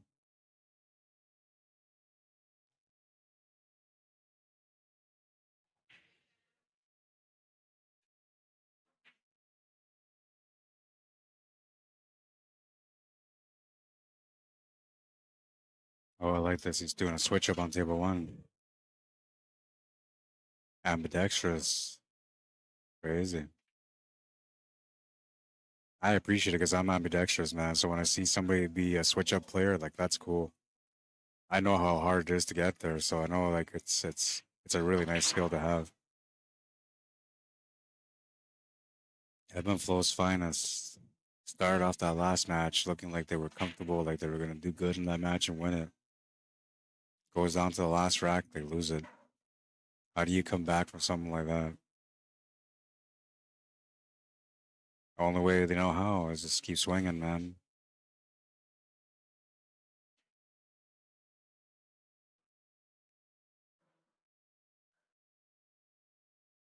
One ball's in a bad spot.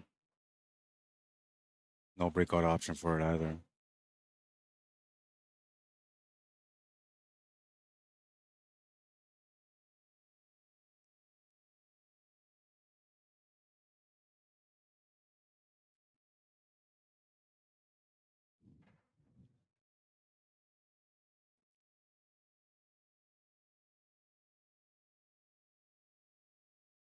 I don't think he's left Mitchell anything on that table, but he's looking like he might have something on this 12. But wait, if I remember, I believe he's solids, right? So that wouldn't be the shot. You'd be looking at the four ball, and the four ball is in a weird angle close to that 11 and 9.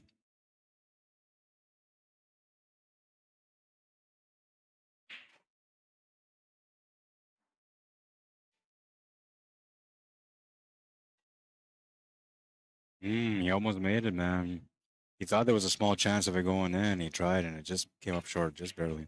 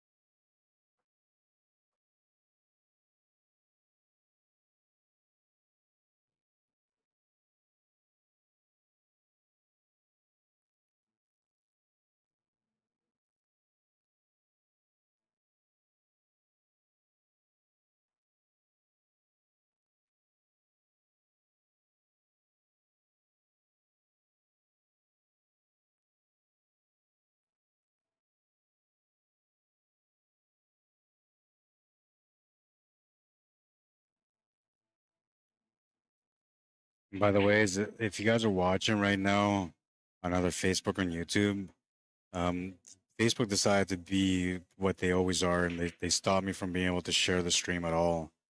I can't do anything as far as trying to get people to come in and see what's going on with this event. I can't share to anything other than my own page, and even then, they're trying to restrict me. It's the reason how I lost my old account and why I had to create a new one last year in June. It's a really messed up system. It doesn't support the growth of the game or this growth of the people that try to promote what they love.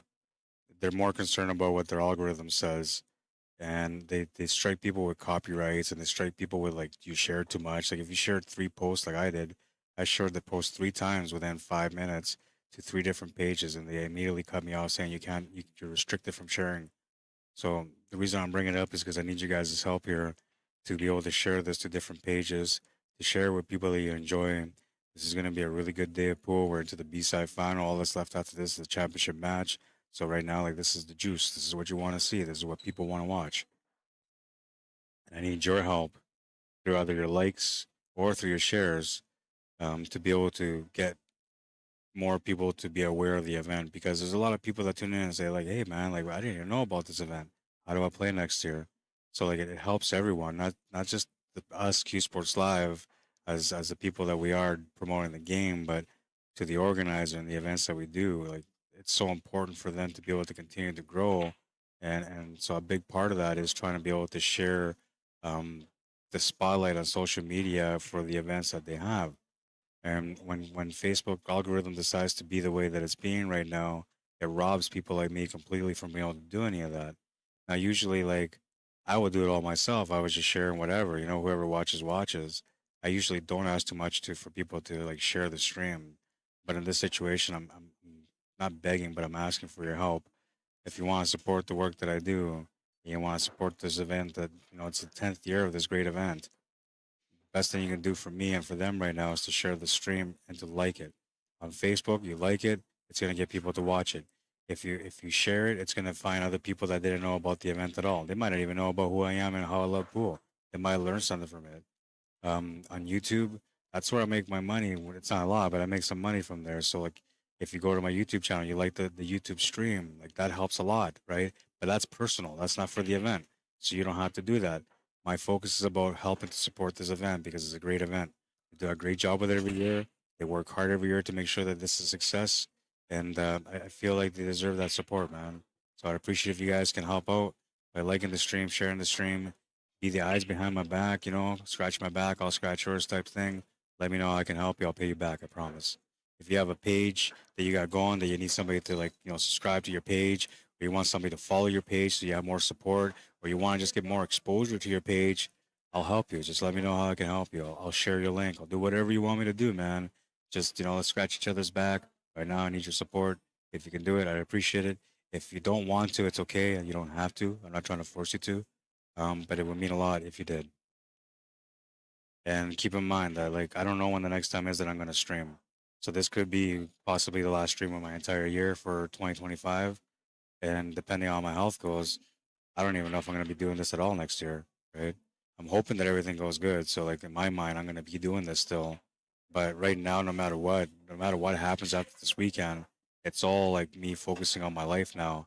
So right now, this could be possibly the last stream that I do this year, and I would appreciate your support in this moment.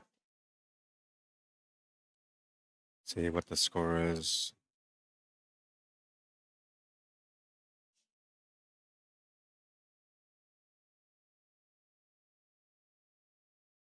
They have 29 to 10.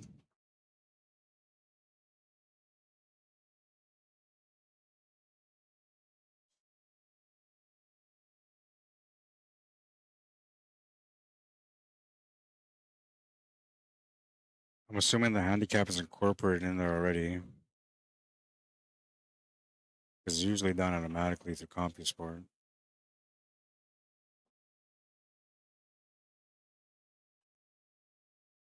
Oh, nice little hit from Janet on that one on table two. And the leave on it was perfect. Like she put her in a spot where it's like really tough for him to be able to do anything with his eight ball. The only thing I can see is like a cross bank corner, a two real attempt to the bottom left corner. A really good shot. And like they just came off a battle that they just lost, so he's not like feeling the best about going for big shots right now. He's gonna want to be conservative here. Small chance that he might turn the table over for a loss.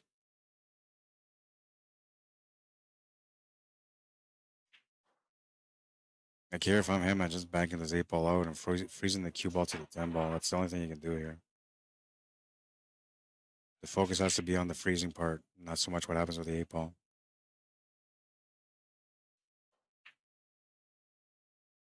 As Jorfi's gonna miss the shot on table number one.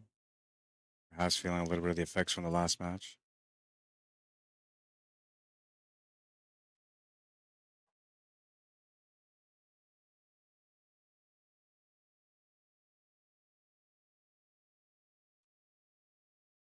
Goes for a double bang corner. Is he gonna make it? Oh my god, is he gonna make it? Oh my god, I can't believe he made that. Oh, I might have missed that. Oh my god, I hope I didn't miss that, man. I can't believe he made that shot. What a gutsy shot. Wow.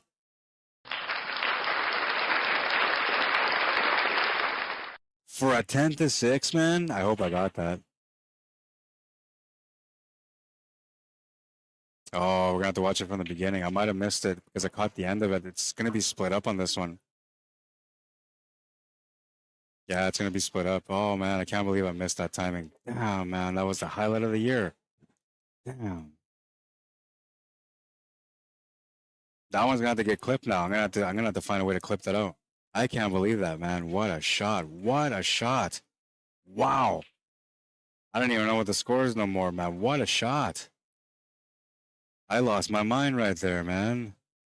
I gotta find the other one, okay? Because we're gonna have to put these together. Give me a second. Wow, what a gutsy shot. Unbelievable. Who does that, man? And I mean, just the perfect pace for it to get to the pocket. It literally hesitated before it dropped. I'm gonna have to take these two videos and merge them into one to make one clip. That's the only way I can make it happen. But I'm gonna put that up for you guys to watch. I can't believe that, man. I'm not shocked too often when it comes to highlights, you know, because like I've seen a lot of crazy highlights in my time. But that shot, I was just talking about how they just lost and how like he, you know, it's not the time to go for something crazy. What does he do? Wow. All right, so hang on. Wow, unbelievable, man. This is the beginning of it.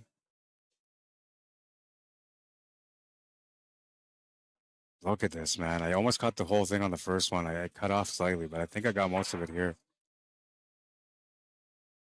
Oh, I did get it just perfect. Unbelievable, man. Wow. Wow, wow, wow, wow, wow. Unbelievable. Highlight of the year for me at the moment, at the end of the year, it seems like.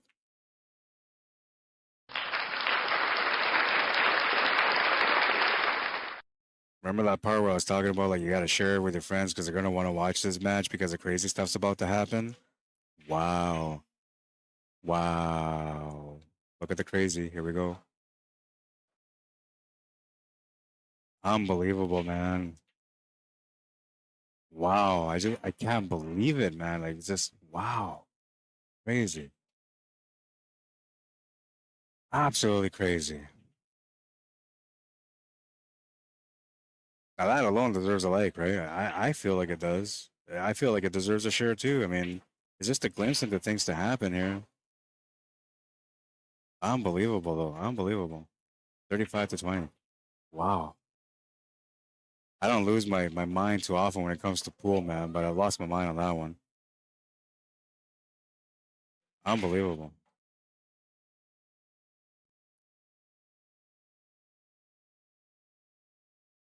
I'm gonna send that to him right now so he can brag about it because that was a crazy shot. Unbelievable. Oh, I can't until I switch over. So I'm gonna send you that video, Carlos. I can't believe you came up with that shot, man. So gutsy. So gutsy. Crazy, crazy, crazy gutsy.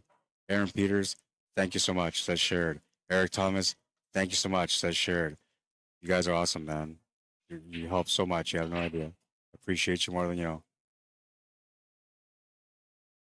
Unbelievable. Okay, so one of the things about the highlight of the day is that it has to like there's a certain structure to the highlight of the day. I'm gonna put that up there right now because that's definitely gonna be the highlight of the day.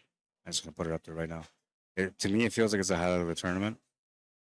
It actually feels like it might be the highlight of the year. But I didn't work for a lot of months in this year because of everything else that I've been doing in life. So technically, there could have been a lot more opportunities for somebody to take the highlight of the year, but this shot here, my guys, like, oh my god, man, oh my god, and I'm so happy that I caught it just in time where the 8-ball drops, because if I didn't, then I had to do this whole editing thing, and it would have been like maybe not as clean or as good.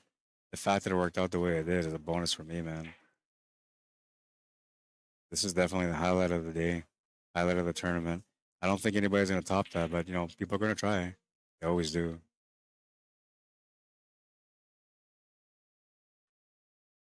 Unbelievable. All right, so going back to this highlight of the day, the structure of the highlight of the day is kind of it's sort of like limited to what I decide to do, but I'm not that kind of guy that you know like just says, "Oh, that's my friend. That was a nice shot. You're the highlight of the day."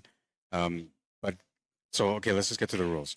The rules of the highlight of the day is it has to be a shot that's extraordinary and just like something really exciting. Okay, that's the first thing that qualifies you to get into the highlight of the day. The second thing that qualifies you into the highlight of the day is that that special shot that you make must, unless I feel like it was just a great shot, it must lead to a win. Now, if that shot leads to a win and it makes a difference in a big match, it adds more value to how powerful that shot really was. The more intense the shot was at the moment, the more that I appreciate the effort behind it, the bigger of a chance that it has to become one of the final highlights of the year.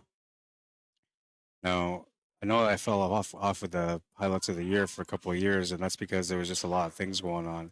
Because I'm more life focused again, and I'm trying to do more about what I love, I'm gonna resume to doing what I used to do, how I used to do it, including with the highlight of the day. I have a lot of highlights today already from the events that I've done this year, so I'm gonna clip those all together. You guys will have a result of the best highlights that we've seen throughout this year in 2025. That shot qualifies every way, every single way. There's nothing that doesn't qualify that shot for the highlight of the day or a highlight of the year.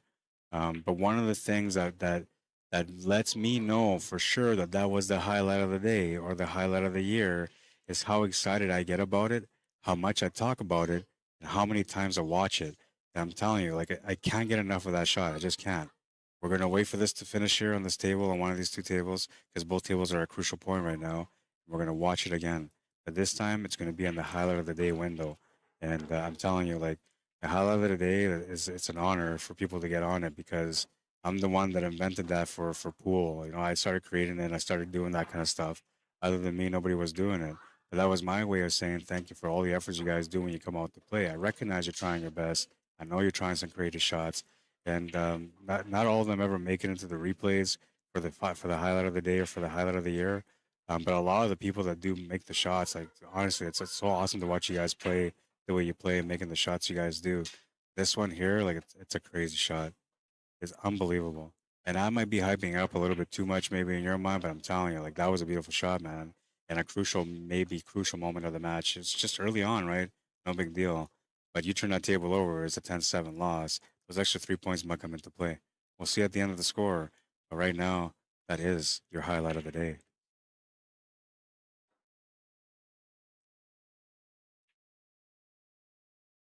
Possible 10-7 win on table number one.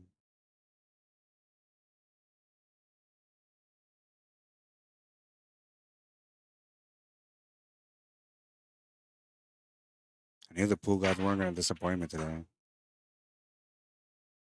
Liv's going to make a great shot. She capitalized on that. It's a 10-7 win.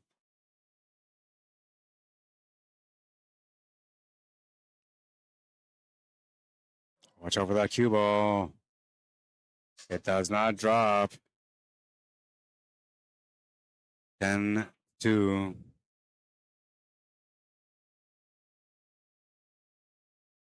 Should be a 4-point difference now. Here's your highlight of the day. Unbelievable, man. Table on the right. Unbelievable. You needed everything to work with them. Everything. The speed of the table, the rail, the pocket, the cheat of the pocket. Everything had to be perfect. Without that, that ball never goes in. That's your highlight of the day. Let's play your best game with CUESPORTS Live. And I'll be waiting for you in your highlight of the day. Man, unbelievable. Medicine. That's what I say. It's medicine. If you're native, you got it. If you're not, you don't get it, man. They always say medicine whenever somebody does something good or they get a good roll or they win a tournament. This is a joke around, right? But I don't know. I'm starting to believe in it, man. Wow. Let's watch it again. Wow. Unbelievable. Unbelievable. I'm still watching that double cross kick. I can't. Wow. Yeah, no, I will. I will for sure. Unbelievable, man. Crazy.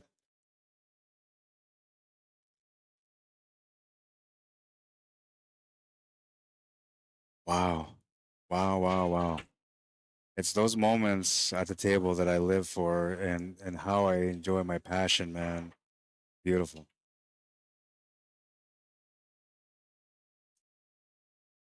Crazy.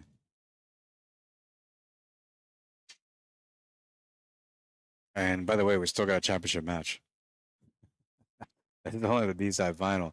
So you guys haven't even seen these guys swinging all the way yet. They're just getting warmed up for that one. And that's both teams. I don't know who's going to win with a 4-point difference right now. It's so close. I'm going to confirm that's the correct score, though. So give me a second here. Unbelievable, man. Yeah, 4-point difference.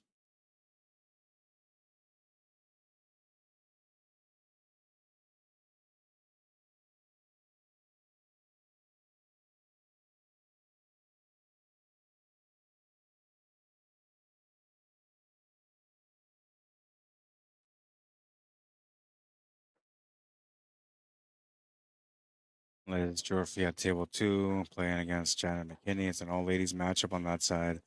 This is the one that makes a difference here in this match for sure. Because both these players are high level players. So whoever wins here makes a big dent on the scoreboard. And Liz has the first chance to be able to make the biggest difference because she's got the first chance at running out. I can't believe that shot just happened, man. I'm not surprised though, because there was all sorts of mix-ups and mistakes this morning. The system was crashing, everything was going wrong. You know, somebody came in and tried to entice me into like getting into my brain a bit, and I fell for it. It was just a rough morning, but I knew that like if I just reset and start a new stream, that things would be better. And it's been amazing.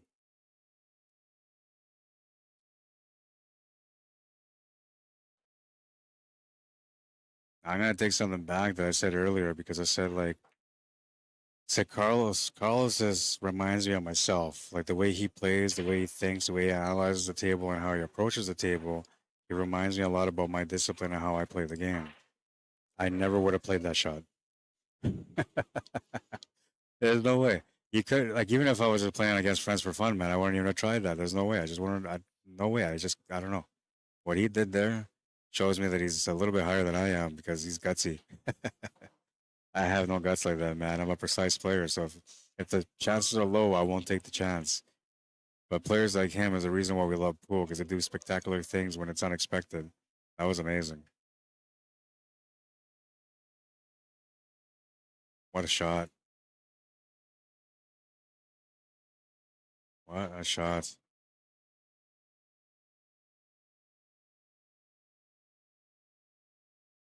Yeah, and he's ready to battle now, man. Like that shot there just changed the perspective for him mentally, man. A huge win, 10-1.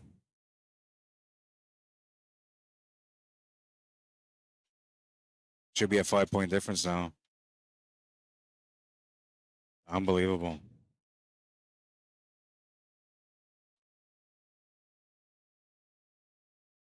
Now, one of the things that a lot of people are probably thinking is, well, it's a valley table, right? But like you have to understand that the valley tables are not necessarily the most friendliest table when it comes to situations like that. And a lot of times you're gonna get a bad roll. The rail might be dead, or it has a funny spot, changes the angle.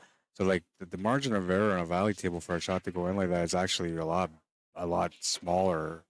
Or sorry, a lot bigger the margin of error, because there's a lot of different tangibles included into it, right? And now if the table is brand new, it's set up, and you know the cloth is fresh, the rails are fresh, that might give you a better chance. But even like on a diamond table, like not many people would have played that shot, man.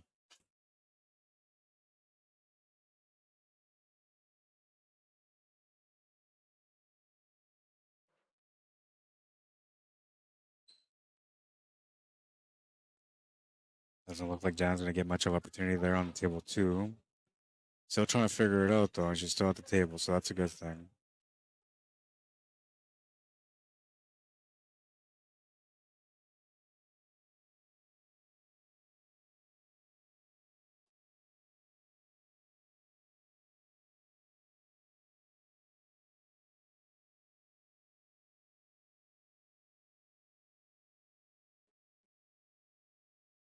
I think I need to go find me some of that Carlos Malcolm medicine. Wherever he grows his medicine, we're gonna go and steal some. That was crazy, man.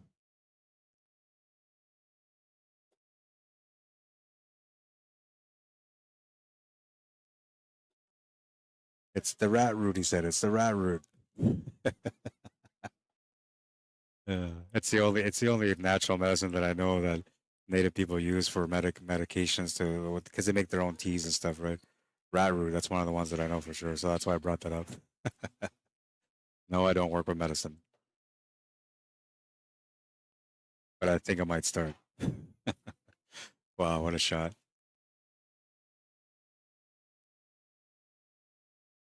Oh, and that table went from a nice smooth layout to now becoming a bit of a battle on table two. Once again, the emphasis is here that it's the old lady showdown on that one.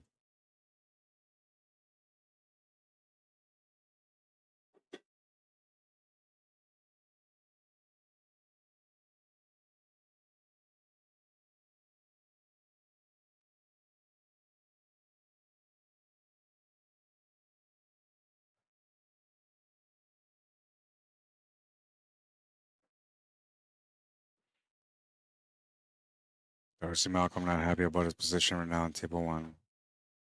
Still not in a bad spot though. Gotta make a little bit of improvisations here to get onto that 12 ball. It has a shot available, but it's so tight to that six that you gotta be careful how you approach it.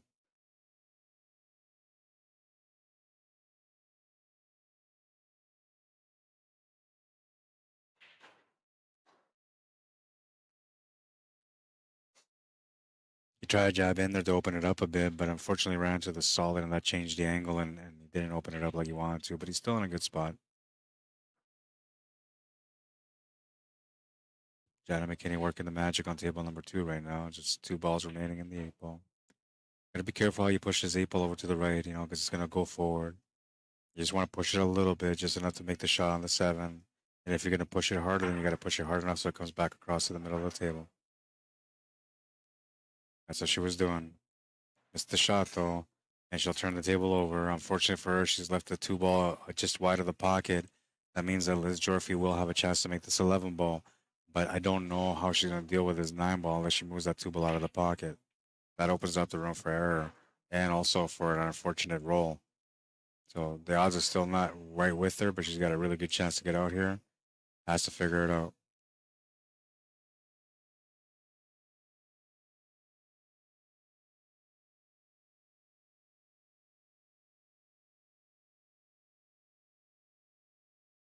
Oh, she did a beautiful shot there. Nice little decision there to get that out, and she played it perfectly because she got onto the 9 ball too. The only problem here is she doesn't quite have the position to be able to play proper shape for the 8 ball. So she kind of more or less has to make the shot and just try to find any kind of shot on the 8 ball, which I'm thinking she's probably going to try to squeeze it by that 7 ball in the bottom right corner, only because it's a valley table.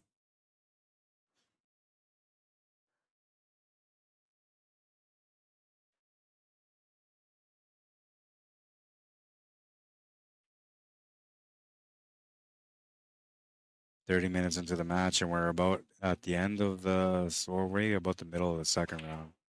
I'll check here.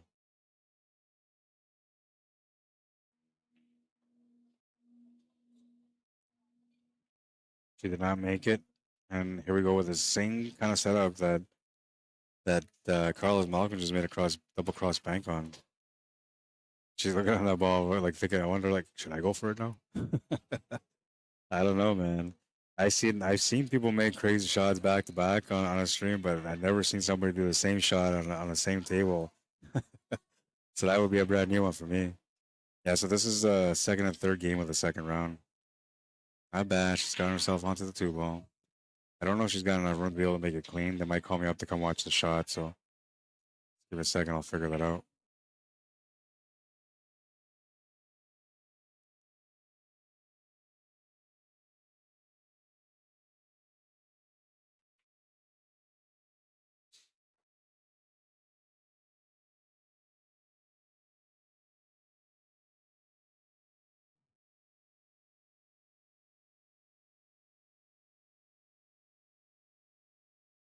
Just trying two bank corner. So here, the key thing about this shot is to not really commit to making it, but more or less just trying to hold that cue ball against that 8 ball.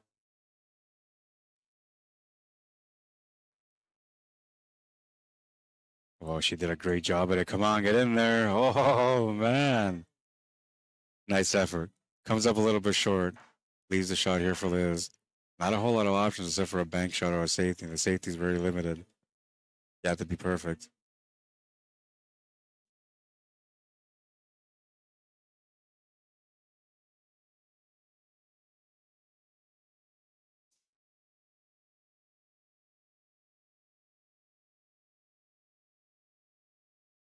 Nice effort, but she'll come up short. This was a nice try here from Janet. Wasn't too far off, man. Just pretty close.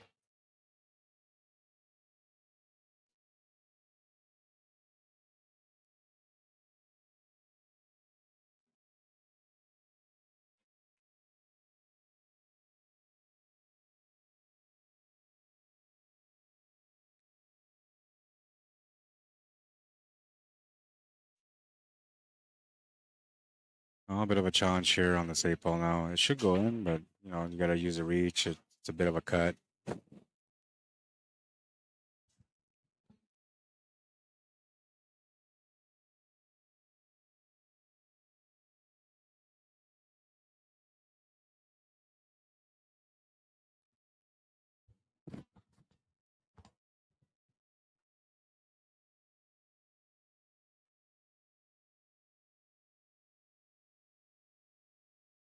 Lost the pace on table number 1, but he's still okay. He can still make the shot, can still, you know, maneuver the cue ball around to get onto the 8 ball. 8 ball goes basically in every pocket. He just has to get onto it. And Janet's going to come through on that one. Nice little battle for her. A 10-7 win for scraps. 2 points apart now.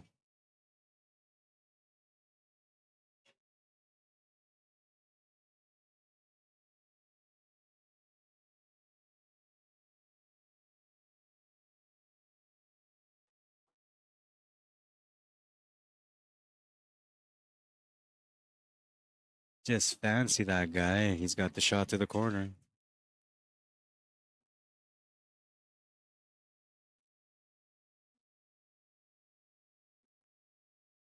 That's a 10-4 for Evanville's finest. No, it's going to be a 10-7 loss. Wow. Swing of momentum there, man.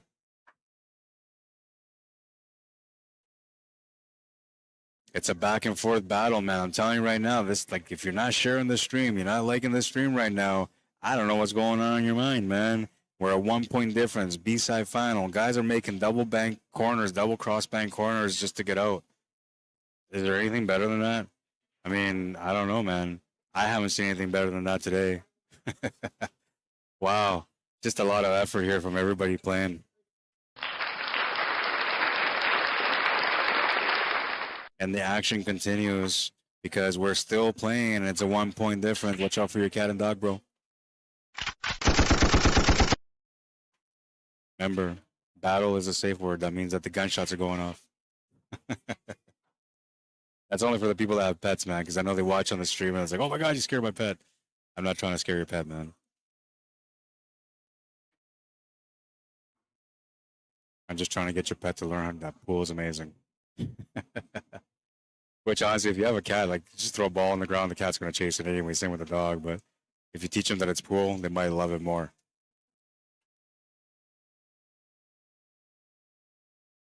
Oh, ball's gonna go into the pocket on table number 1. And it looks like Mitchell Malcolm is trying to work the magic for Ebb and Flow's finest on table number 2.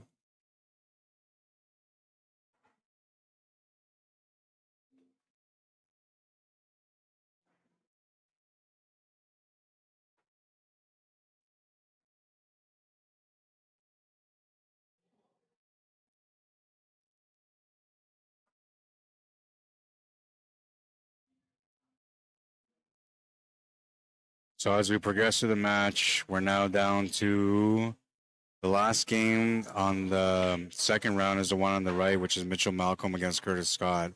That's the last game of the second round. On the left, we have Doug Scott against Liz Jorfy. That's the first game of the third round. There's only 1 round remaining after that. So these guys are getting close. They're getting to that spot where like the racks are going to start meaning more. The wins are going to be carrying more weight, and the losses are going to be more effective against their opponent. Well, I said that wrong. The wins are going to be more effective against their opponent. Yeah, it's a tough day today, man. He's going to lose the cue well there on table number 2. That's going to be a ball in hand. Curtis Scott with a chance to be able to help his team get ahead. They're only up by 1 right now.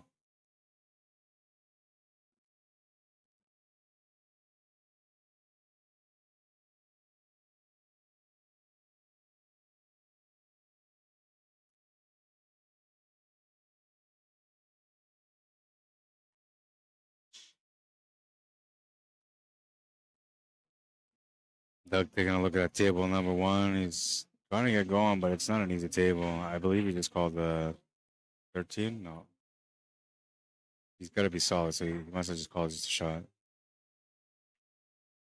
Oh, he called the 6 ball. Nice shot. He didn't think it was gonna go in. He's just laughing about it. He just said, "I didn't think it was gonna go in." I didn't think it was gonna go in either, man.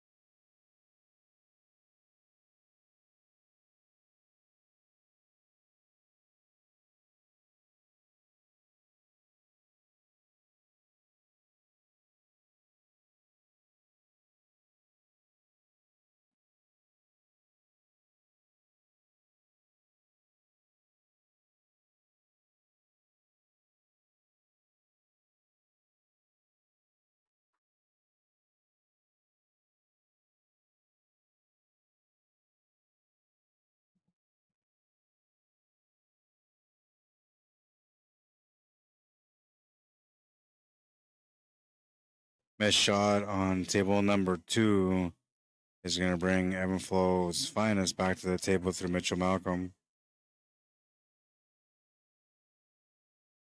Table's pretty open now, so it's more or less just pattern play.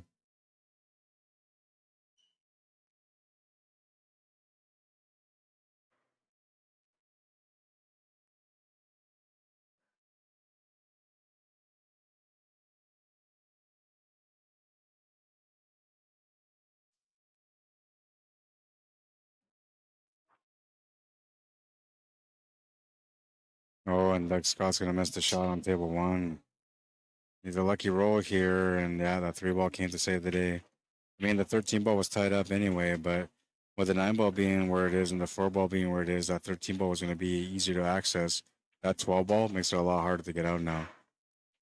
So Liz Dorothy will have to figure this one out and work her way in to this rack.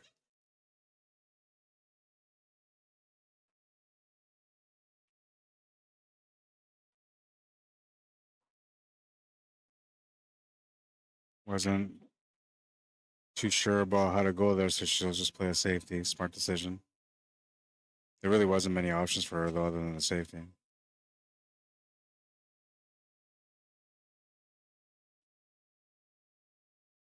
Mitchell Malcolm with a huge win on table number 2. 10-2 win for Evan Flow's finest.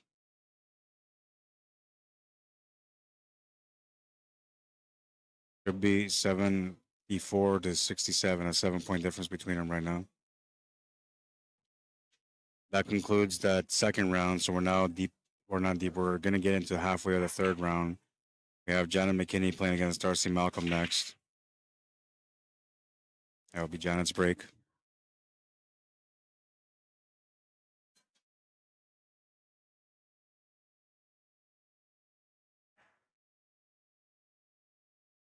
Oh, and he just missed that ball. It was so close. A little nick would have been perfect, man, but he just barely missed it. Ball in hand for Liz.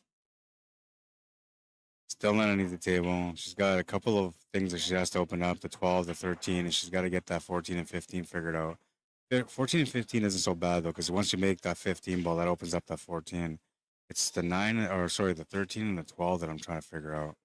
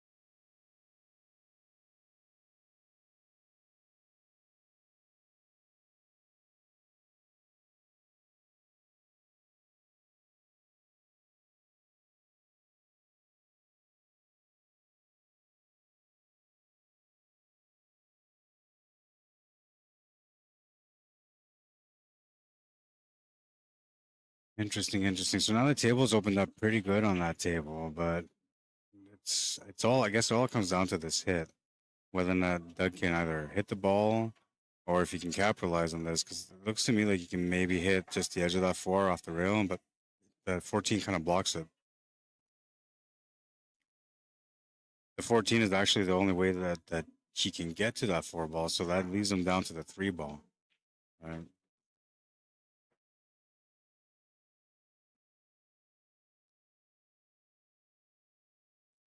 So the contact point here is this. This is what he's trying to get, right? And I just gotta show you guys here in a second. I can't do it because it's in the way. So this is the contact point from where the cube. I can't do it. I'm trying to do it, but he's trying to look at it too. So, but that's the contact point where the 14 ball is. Exactly where the 14 ball is. So for him to hit this like four ball, he has to hit it a different way. If he was to go above the 14 ball, he's likely gonna like hit the edge of the four and it may not get good contact. It might just be a foul. If he was to try to force the angle a little bit, it would just create a mess. He likely wouldn't even hit it. So he's in a tough spot here to get out on table number one.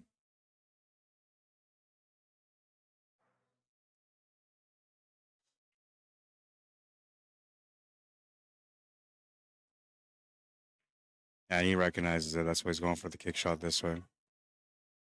As long as he hits things, he's gonna have a good chance to get back onto the table, and he does. That was the important thing, is that he had to hit the ball, because if you give your opponent a ball in hand with this table, like she would have addressed that 10 and the 11 right away, would have got off table dealt with that 13, then she would have been opened up for the finish. But now, because he hit that ball, like she still has to figure out this table.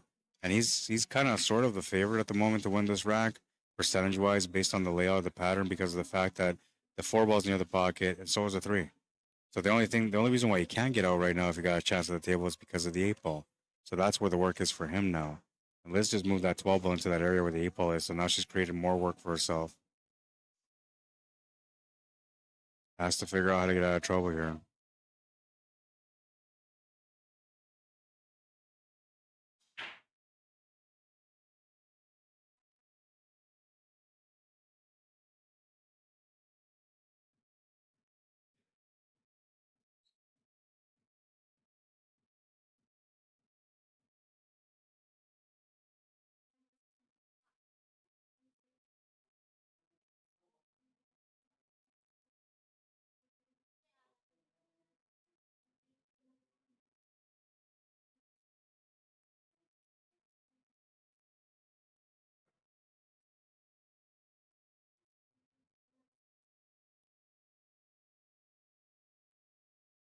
Oh, he made that first shot. He's onto the four ball. I'm not sure how he's going to get onto this eight ball, though. He's got some angles to work with, but instinctively, you try to draw towards that way, and that's not going to work. And I don't think that's what he was trying to do, but he's got a shot. You can see the ball. I just don't think he can make it. He's calling a cross bank corner. That's not going to go in with that 13 ball in the way. He has to make it past that 13 in the top right corner.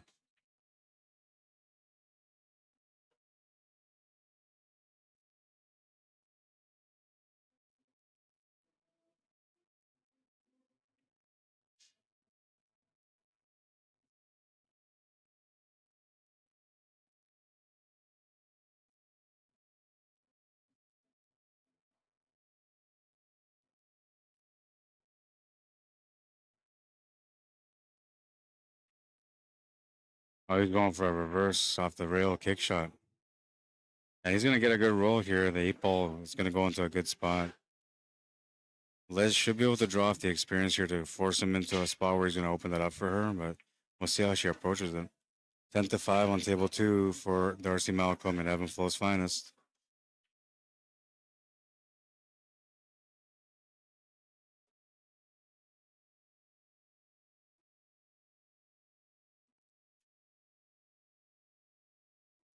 Should be 69-84.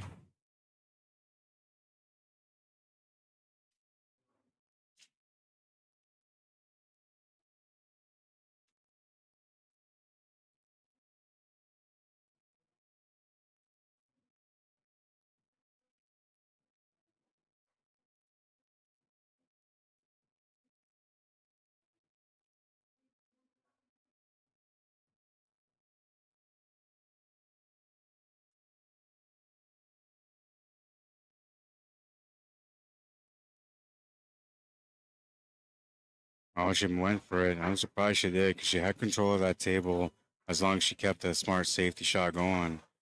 But she opened it up and now she has to come up with something. It could be a simple safety. I mean, if you just bump this 14 ball off the cushion, the cue ball should block that shot for the 8 ball, but you would leave the kick shot option for your opponent. Now, if he makes it, it is what it is. But yeah, that's only. Oh, she hit that a little bit too hard. Hopefully, she didn't leave that shot available. I don't think she did, but it was almost too hard where she would have left that cut on that 8 ball instead. But it looks like, yeah, she got it just perfect. The kick shot is going to be the only option for Doug Scott here.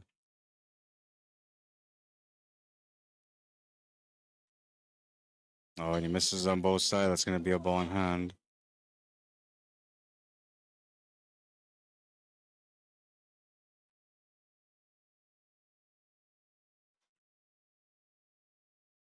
Big break on table 2, and we're going to keep going on that one right away. The ball in hand, they should be able to close this one out now, but you never know. Sometimes people run into, mental things that happen last second or a little bit of body movement, and next thing you know, you don't make the shot.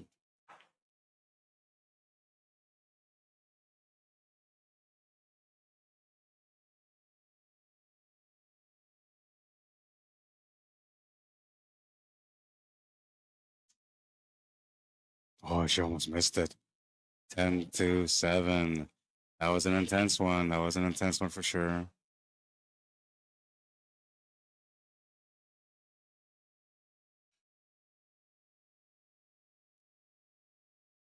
It should be 76-94 right now for Evan Flow's finest. We're going to take a look and make sure.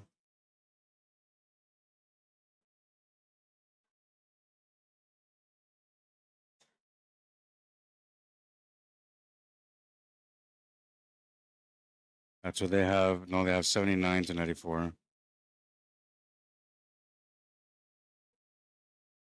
I gotta go with what they have. That's the way it usually works. So, and then that puts us to the last game of the third round. Now we're getting into the last round right away.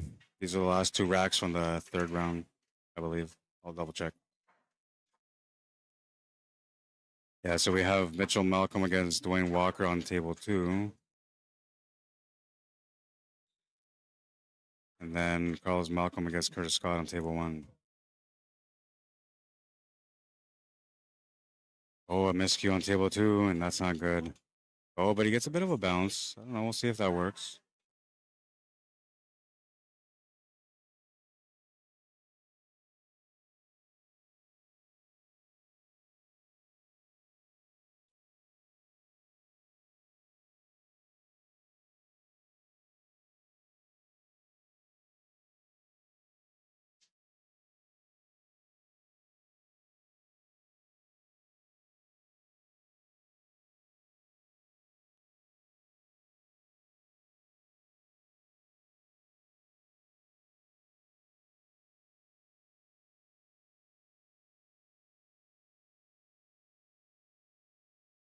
Not bad. I think he just had enough of that 1 ball to be able to make it past that stripe to the top right corner on table 2. It looks to me like he has enough, but I'm not sure.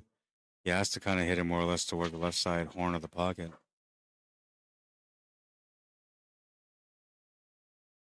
Yeah, he was okay. Could have set himself up a little bit better here on this 5 ball though now. He's gonna have to do something different. Making the 5 ball won't give him the shape on the 4, so it almost feels like he's more or less forced to try a kick shot on this 4 ball.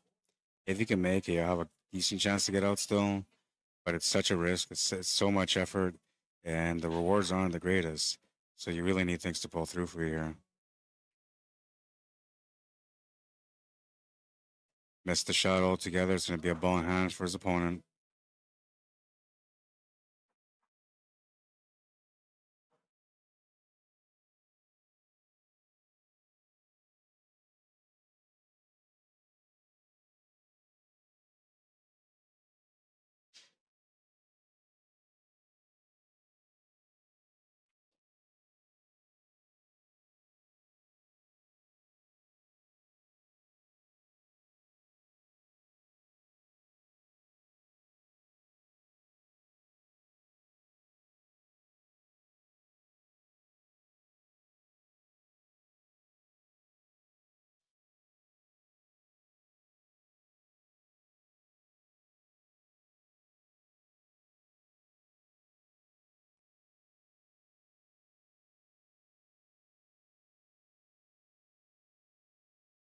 Little bumpity bump on table 2 is going to open up the 8-ball to the side pocket here for Dwayne.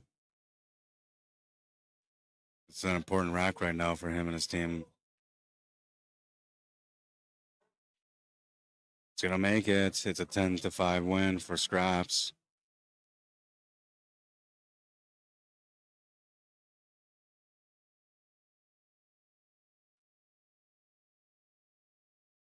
It should be 89-99, but I got to go whatever the app says.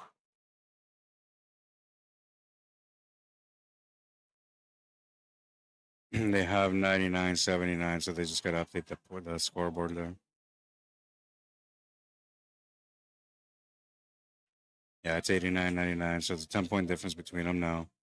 And this is the beginning of the last round on table 2.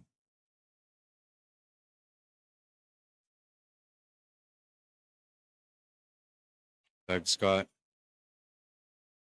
against Liz Jorfy. No. Doug Scott against Darcy Malcolm. Yeah, it's the last round.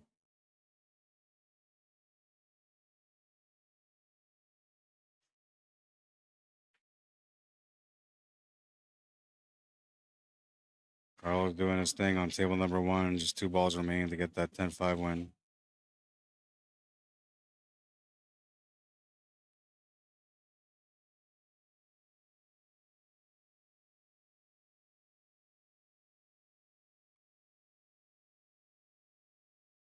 Oh, he's gonna miss the shot. No, I'm okay. Thank you.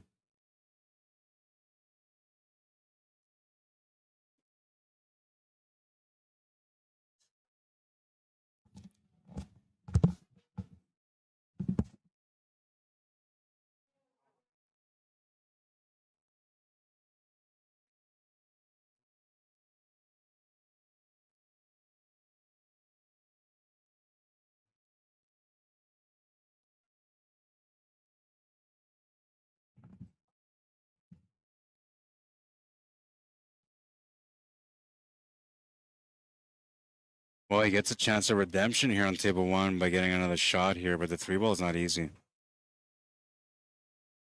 This is the guy that had the highlight of the day and possibly the highlight of the tournament right now. There was a lot of great shots that came out yesterday, though, so I got to go through all those shots too.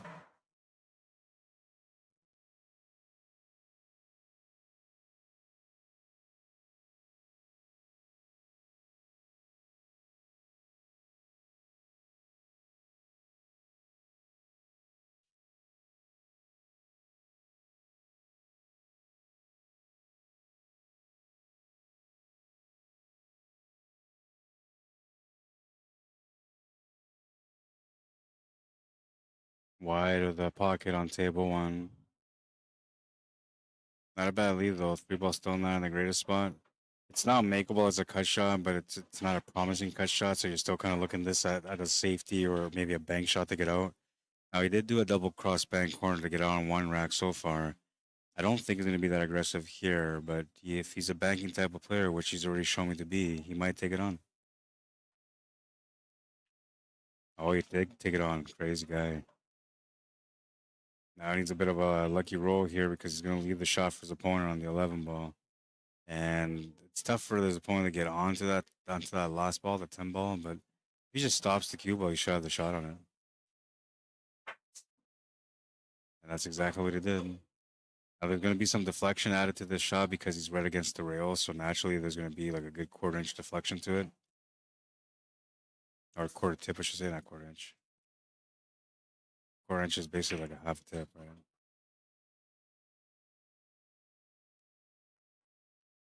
Makes a nice shot, perfectly executed. A little bump on the 3 will set him up for the 8-ball. He's going to make it. It's a 10-6 win.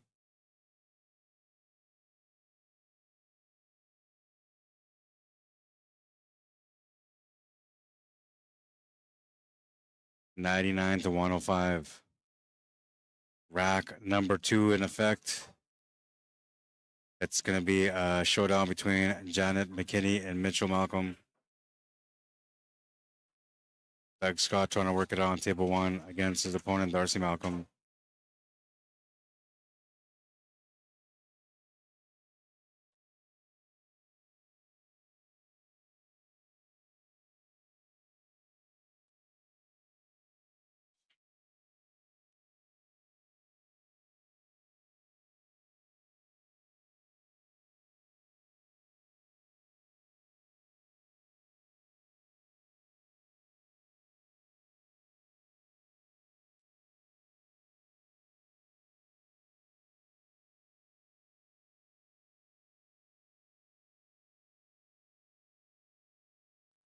Looks like a dry break on table one. Such a close battle right now with only 3 racks remaining, or sorry, 2 racks remaining after these 2 tables. I got to bump onto that 5 to open up the 9. I'm not sure if he's got it. It looks to me like he does, so I think he's okay. It looked a little funny when he came off. No, he's got it. He's shooting it. I like the way this guy plays too. It's like he doesn't really care that he's in a tournament. I mean, I know he cares, but the way he plays is just like, whatever, I'm just shooting pool. Oh, he's gonna miss that shot though. Could this be the turning point in this match? Evan Flows finds up by 6.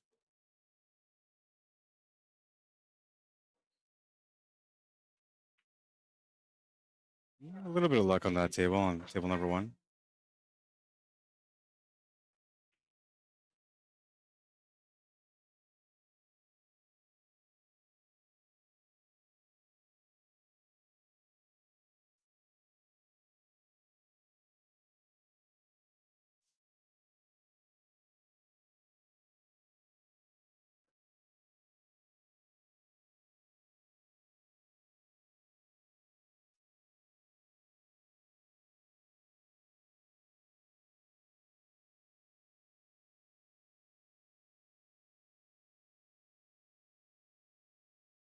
A shot on table number 1. We're turning the table over to Mitchell Malcolm. Darcy Malcolm on table 2, trying to work this one out. He's in a tough spot.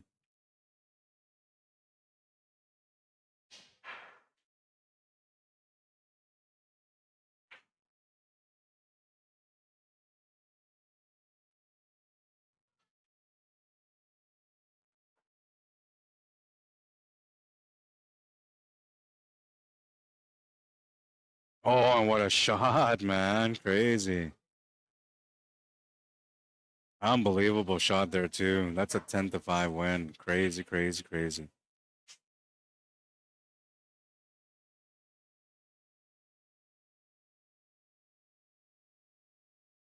Should be 115 to 104.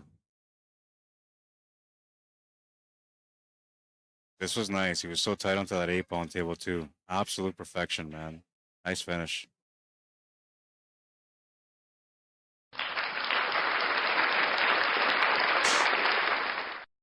And the battle continues. The action is on here at Swan Lake First Nation and the B-side final, where now we're into this match already, and things are looking incredible. Oh, but a missed shot on table number 1 might change things here right now. Janet McKinney, a golden chance to make a huge difference here for her and her team.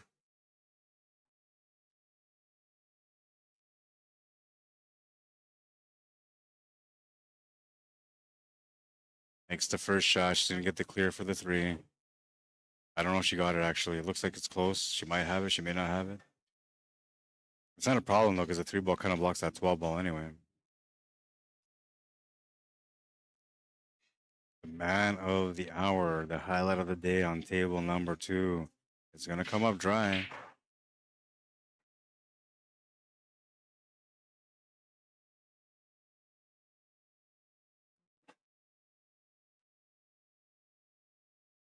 Oh, missed shot. It's not a bad thing, though, because, I mean, the table's not wide open, but she's playing against somebody that knows how to get through these tough battles. So he's going to try to address it right away. I just don't know if he's going to have the angle to be able to clear into that 12. That's all he's got to do is just go off the rails, get into that 12, and you have the 11. But it's all about how he approaches it. I play this through with topspin. I'm not sure how he's going to play it. Yeah, and he played that perfectly. If that 12 goes, which I don't think it does, but it will go to the bottom left corner, so you can take that shot on right now.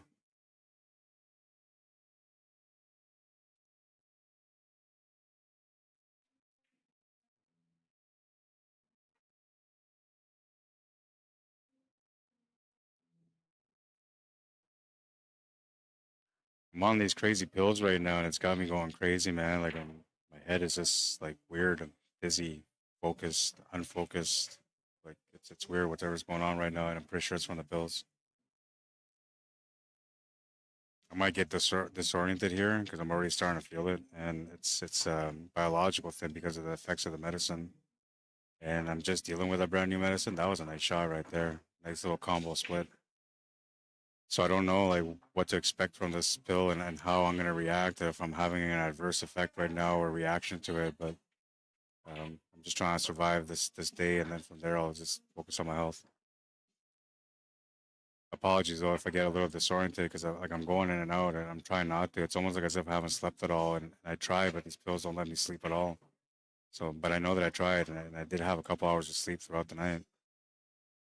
But I'm feeling weird right now, so just bear with me. I'm gonna try my best to keep delivering the coverage like I want to.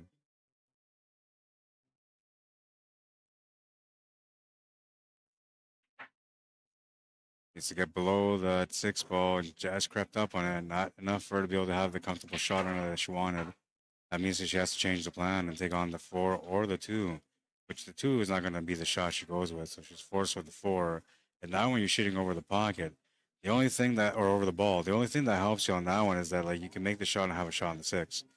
But, you know, it's not a comfortable shot because you're shooting over the ball.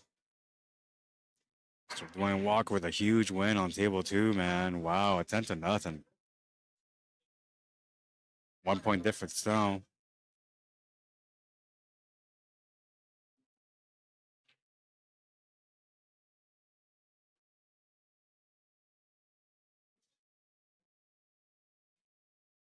Yeah, I haven't entered the points yet.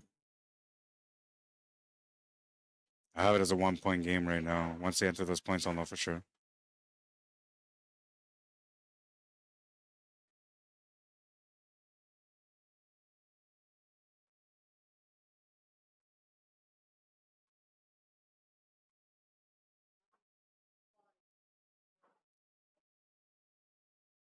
So they have 119 for scraps to 115. They've taken over the game. And I believe it comes down to those last rack. Once again, Liz Jorfi in a position that nobody really wants to be in. Oh, wrong table. Oh, it's right table. B-side final, last table remaining, last battle in this B-side final. It comes down to who's going to have the ability to be able to figure out the pattern, and likely it's going to be a scrappy table because it usually is.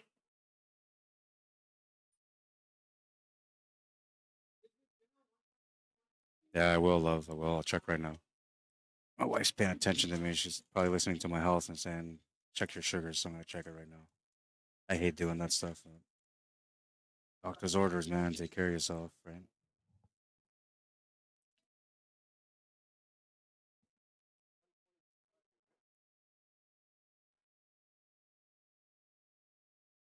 Oh, there's a change of score here, so I got to wait for them to do whatever there is that they're doing. I got to wait for them to figure it out.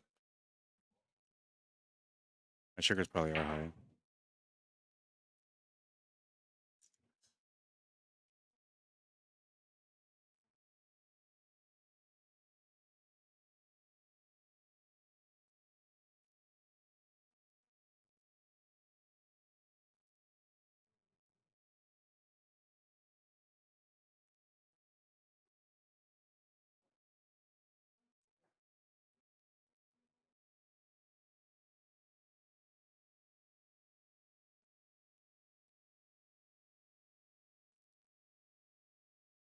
Ironically, this table is actually not that bad.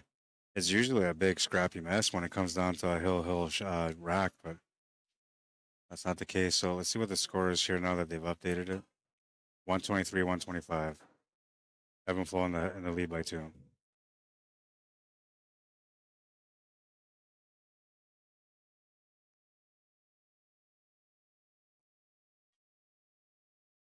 So with only a 2 point difference between them, that means that this match comes down to whoever wins it. Whoever wins this rack wins the match for their team. Lots of pressure for both players. Crazy. I told you it was going to be a great day of pool today, man. If it wasn't for Ryan Spence messing with me earlier, it probably would have been a great day all day long.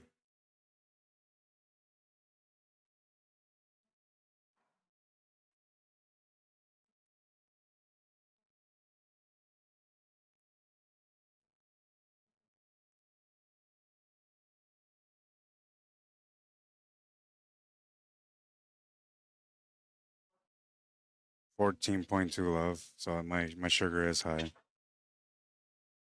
I know you're watching. It is high, but it will come down because I'm not really eating a whole lot. And I think it's kind of high right now because I just had something to eat a little while ago, and it's probably affecting my sugar. So technically should have been around 10 or 11, but it's a little high right now.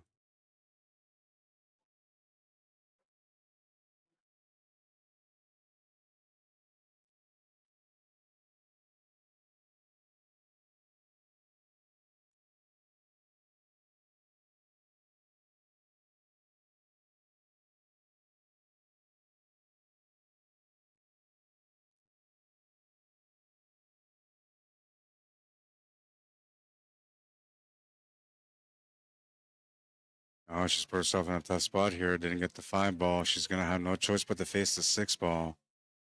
This is real pressure now.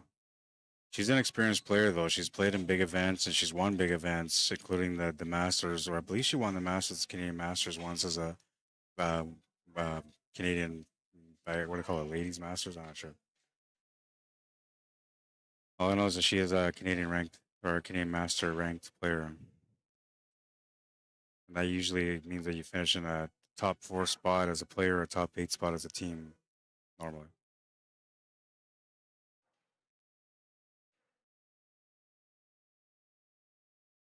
This is a tough shot, though, because it's frozen to the horn, sort of, so it should clip that side pocket.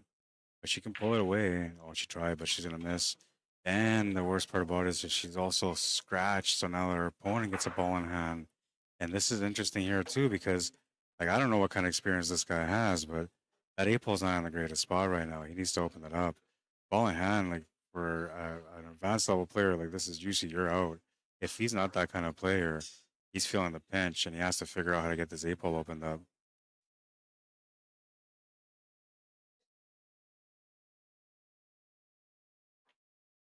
It's the first shot. It looked like he tried to open things up a little bit more. I wouldn't take this 11 ball here. I'd be taking the 14 ball. That's the only way you're going to finish this table now. Needs a little bit of perfection, though. So not so much about making the shot, but the angle that he sets up for the 11 ball makes the difference here. Uh-oh. Uh-oh. Uh-oh. Did he get just enough? It looked like he just got enough.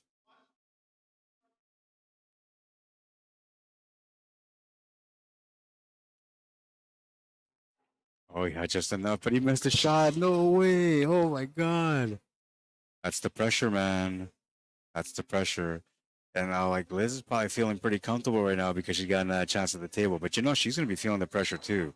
It's just a matter of how this positional play works out. You get onto your shots like you're supposed to, no pressure at all. The minute that you get out of position, you feel it all at once, especially because it's the last rack of the match.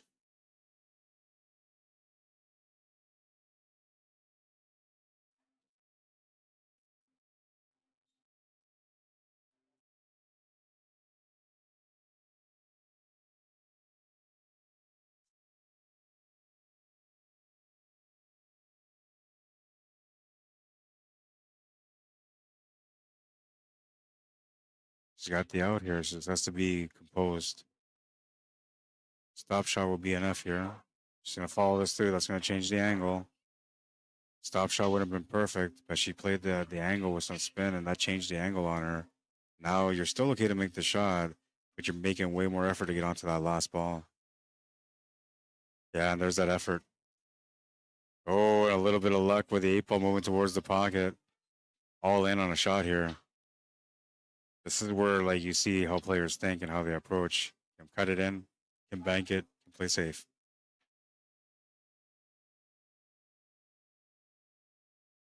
Makes the shot. He's going to come around clean for the 8 ball. Needs a little bit of luck not to get hooked. It doesn't matter. They just needed that 1 ball. That's the match. That's this finish. He's going to make it just for, you know, because it's there. 10-5. We'll mark it for them. Final score 133 to 130, a 3-point difference. What a match. What a match, man. Back to the split screen. And we keep going. Wow, man. Wow, wow, wow. Congratulations, guys. Let's give them a little shout out because that was good. That was a nice match. Congratulations to Scraps for surviving a crazy match and to Ebb and Flow for a great performance, man. Carlos, you're a sick man.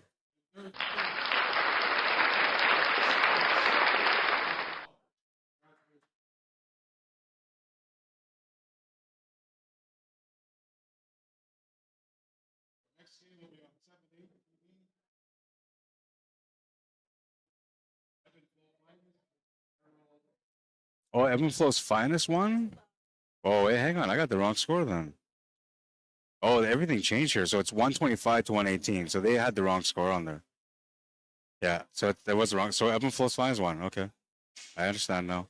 And I said there was a good chance that it was going to be, LERROL's Descendants against Evanflow's finest. I thought Evanflow just lost there, but no, that they had the wrong input on the score. So, wow, that was crazy. That was totally crazy. I wasn't seeing that happening at all.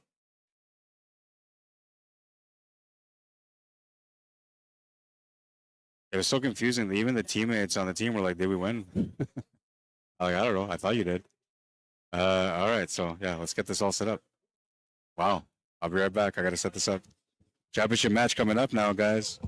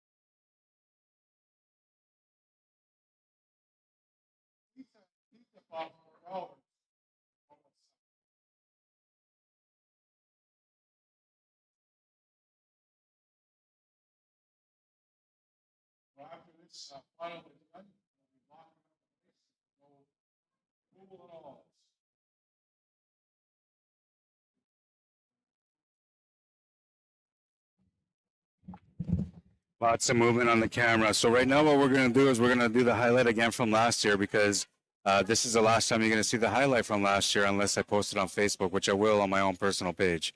Because I know people want to watch and they want to share and stuff like that too. This is the highlights from last year. This year has just been incredible, the amount of highlights that we've seen. But last year there was a lot of good ones too. So we're going to put that up for you guys.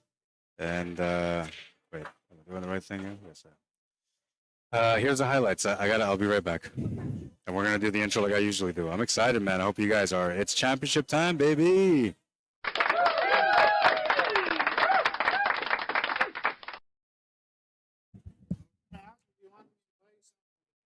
I'm not even eating, man. My sugar's at 15 almost right now, so I can't even eat. Yeah. You're a sick man, though. I'll just tell you that. It's got to get out of the way. Very sick man. Yeah. Oh, you. Yeah, that crazy shot that you made. I can't believe that. I was just saying, like, a crazy shot in that situation. You want to do a double back. Wow. Crazy. He likes to have fun when he plays pool. Yeah. I can't believe it. It's such a small margin, man. It's fun and awesome at the same time. It's risky.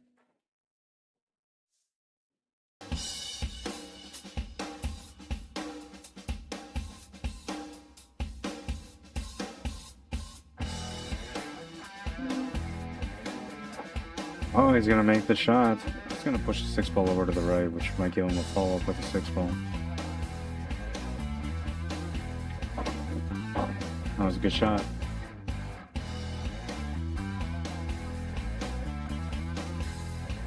Oh, he's gonna make another nice shot.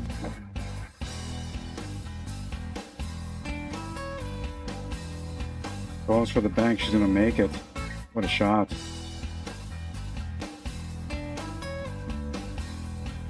Nice shot.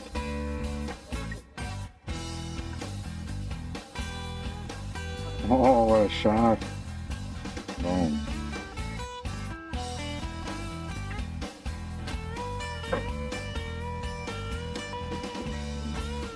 Especially with the race getting a little closer. Is she gonna make it to the pocket? Oh, just made it. He's gonna make a beautiful shot. Good job, buddy. Oh, and he's gonna make the shot.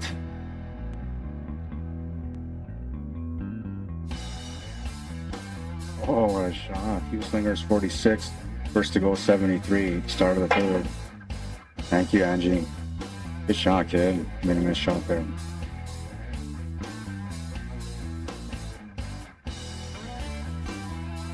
Oh, and a big shot.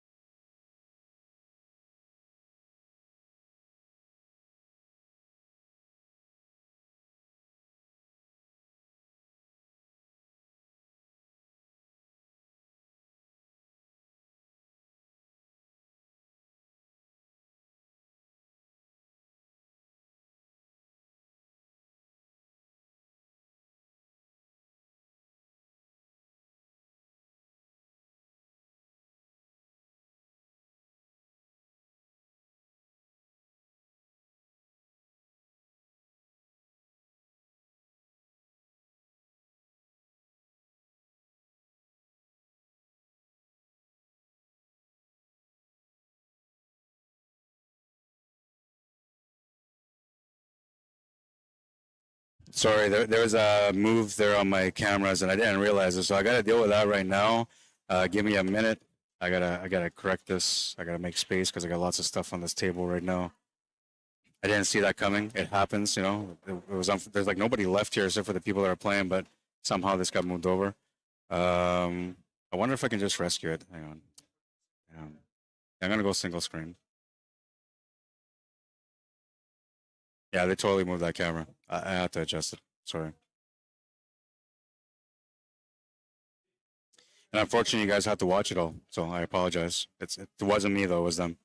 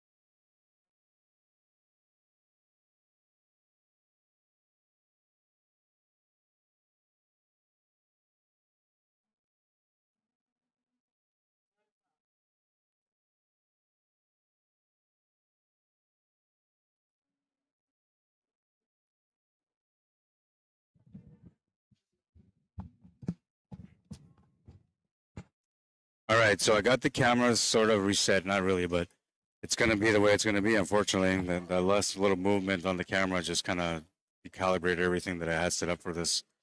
They're warming up. They're warming up.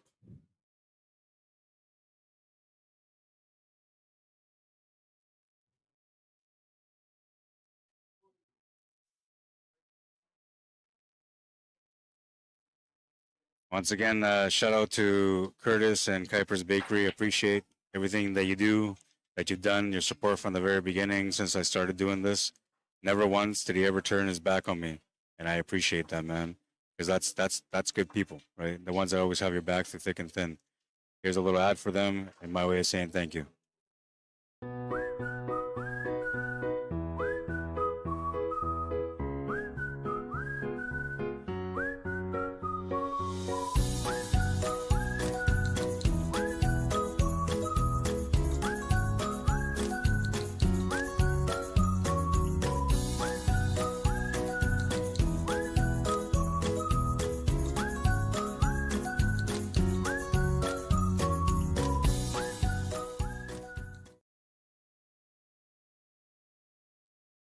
All right, and I believe we're about to get this one, or maybe it started now. Let's get into it, man. It's championship time, baby.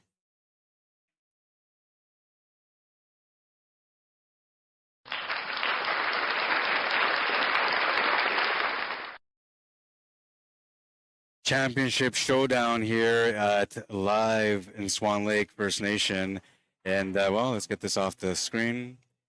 It is a showdown between LERROL Descendants, who won the A side, against Ebb and Flow's Finest, who just survived a crazy match on the B side final. Everything is going right now. These are the first two racks. The clock's going to. We got to make everything official, though, so let's do that right now. Where are ya, baby? Where are ya? There you are. It is championship time, and well, let's introduce our cast for the day. The final cast of the day. It's LERROL Descendants, Errol Cameron, Emery Cameron, Joey Beaulieu, and Elise Cameron versus Ebb and Flow's Finest, Carlos Malcolm, Darcy Malcolm, and Mitchell Malcolm, along with Liz Jorfy, the great player that she is, delivering another opportunity for her team to get further ahead on that last match, and she's going to be in action again in this one. The interesting battle for me in this one is going to be the one between Liz and Elise. I think that's the one that's going to make the difference here. The other one that's going to make a big difference, I believe, is going to be the one between Carlos and Errol. I think those are the ones that are going to make the most difference in this match. We'll see, right? Let's take a look at the lineup here through the app so we know what's going on, who's sitting where, who's playing where. Of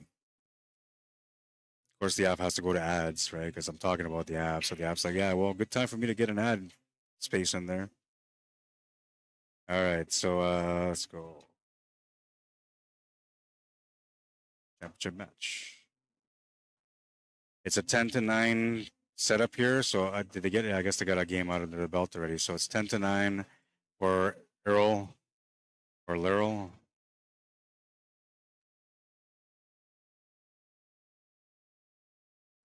That's what they have the score at. So that's the way we're going to go about it. Let's take a look at the lineup now.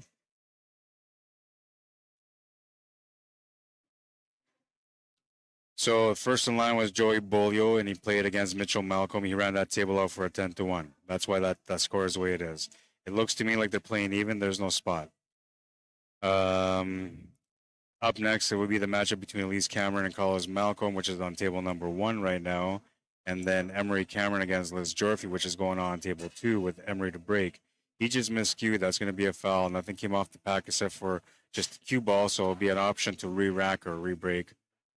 And she'll take that option. I'm excited, man. Let's go. Let's do this.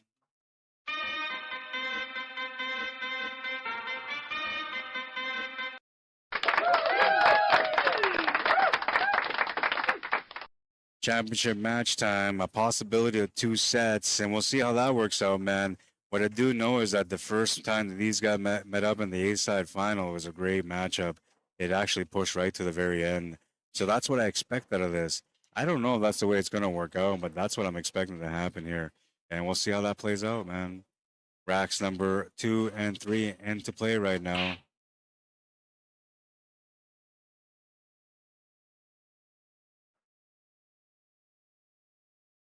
Carlos almost got this one figured out on table 1.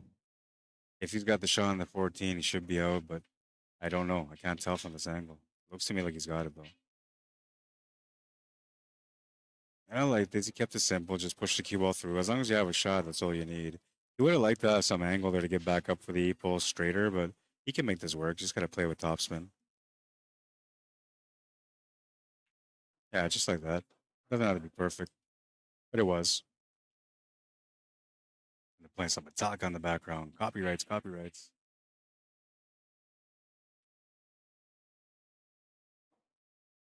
Makes the shot on the 8 ball, gets a nice little run out for 10 to 2. No, 10 to 1. 8-point difference now. And yes, that was a run out.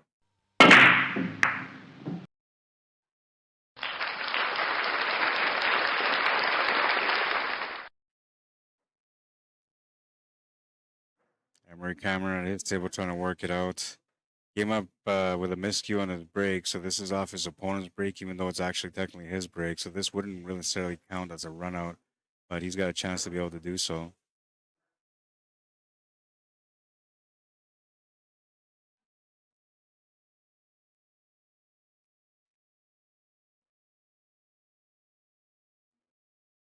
Won't see what might have been. 19 to 11. Yeah, I got the right score.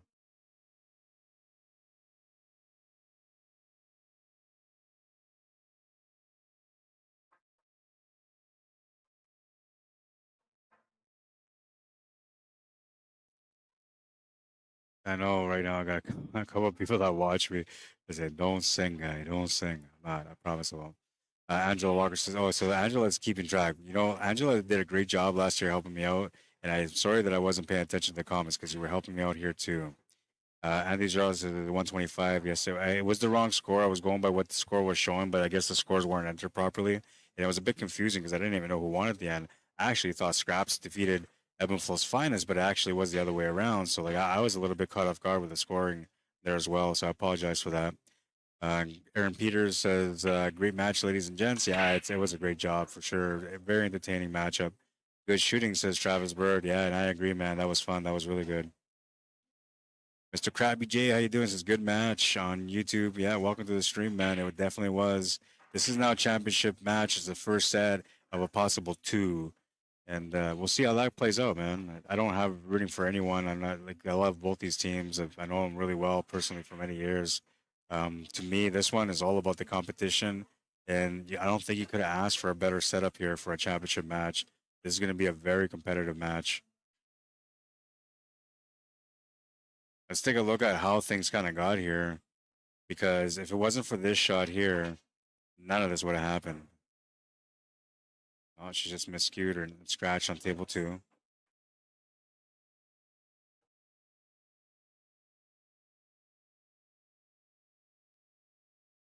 Oh, and a missed shot there on table 1. So this was the craziest shot that I've seen so far in this tournament. A double bang corner, man, and he called it. Crazy. You don't make that shot, they may not win that match. That shot, I think, changed the game. Play your best game with Q Sports Live, and I'll be waiting for you and your highlight of the day.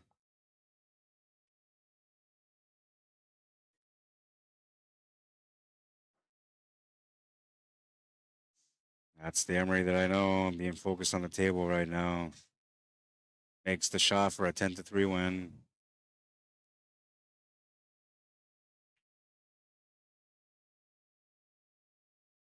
I have it as a 1-point difference right now, but we'll keep up with their app.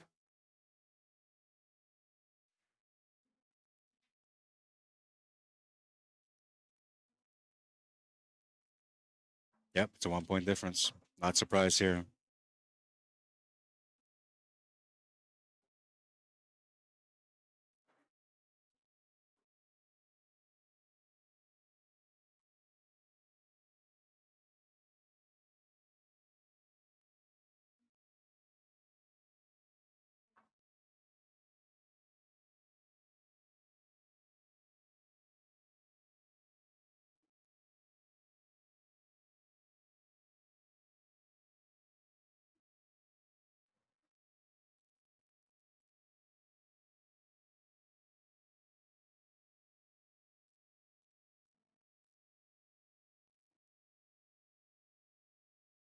Swan Lake.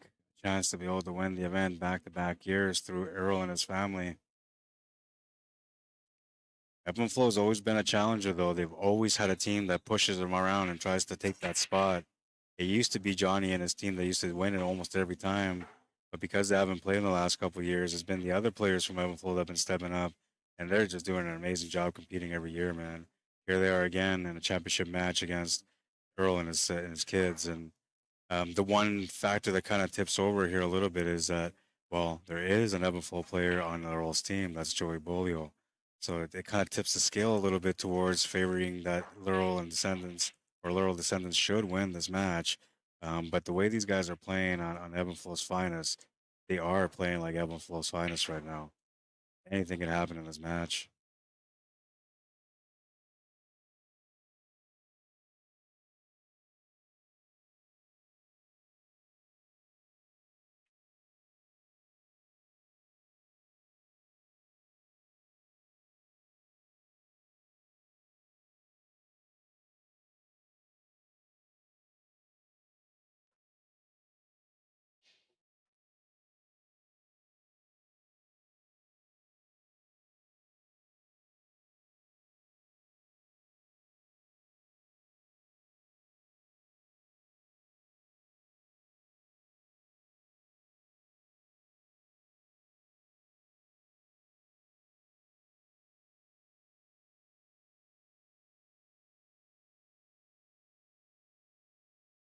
I think he was trying to break the ball out on table one, but he just missed it. So he's got to figure something out here. I think he can still take the approach on the 15. I'm just not sure if he wants to.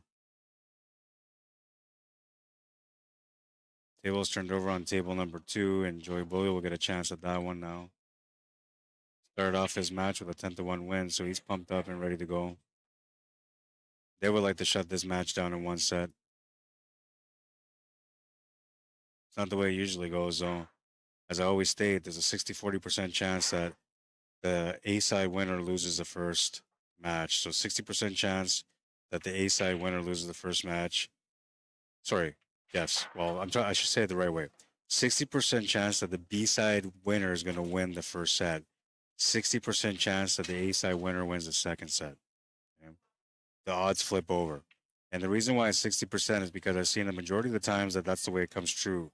But there is that 40% opportunity when sometimes the team just delivers a strong performance and they get it done in the first set. A lot of that has to do with like the amount of time that they've been waiting between matches, how pumped up and hyped up the players are to perform, and of course the patterns, right? Like if you come out swinging in the first couple of racks and you come out with some big wins, like you're going to use that momentum to try to close out in the first set. But if it goes like the 60-40 that's supposed to go in the first set, usually there's a little bit of struggle because you're just trying to find your rhythm. You're trying to figure out your compete again, right? You're trying to get engaged, right? So usually when you lose that first set, that's what happens. You get engaged, you get locked in again, and you're good to go. Um, this case here, like they only had about an hour, maybe an hour and 10 minutes in between. So it's not like these guys sat around like waiting forever and they're off their game. Everybody's still feeling the game. They're still playing good. This is going to be an interesting matchup.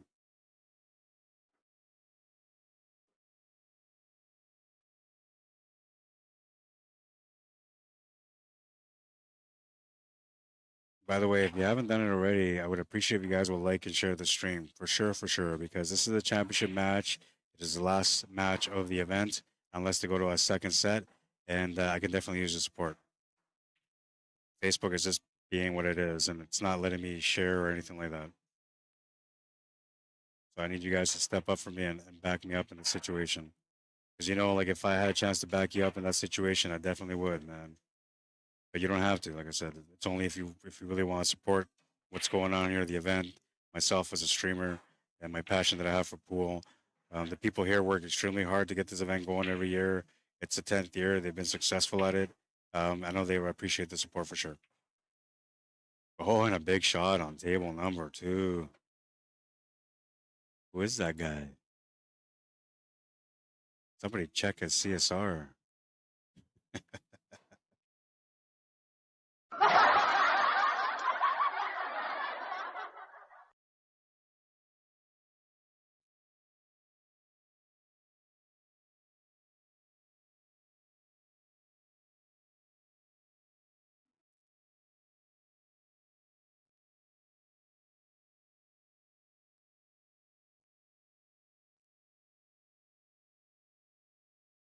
Keeping it smooth and simple on table one right now, Darcy Malcolm.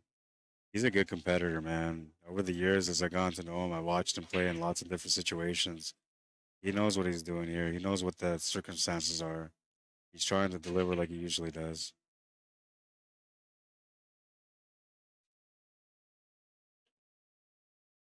Oh, he's just got perfect onto the seven on table number two, man. I don't know how perfect he is, if he's got the shot or not, but he had to be pretty straight because it's so close to the horn of the side pocket.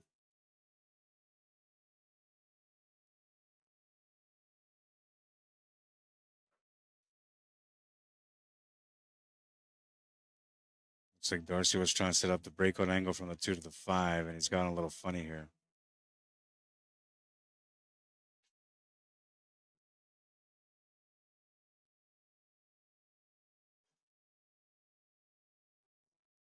Yeah, he basically has no choice but to keep going for it. There's really no other option here.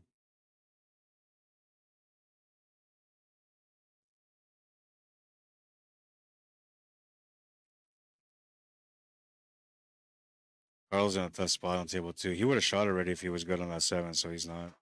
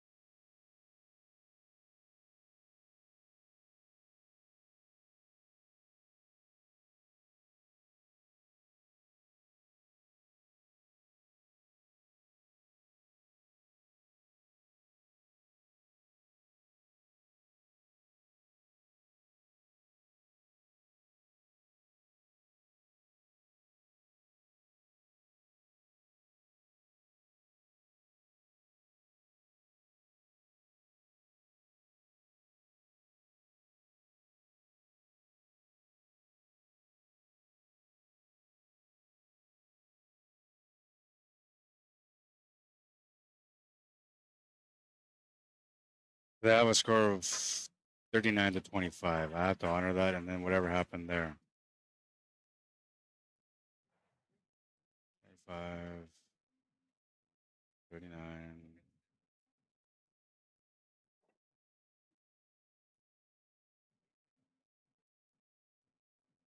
I gotta wait for them to update the score. Something's going on with my chest right now. 35, 39.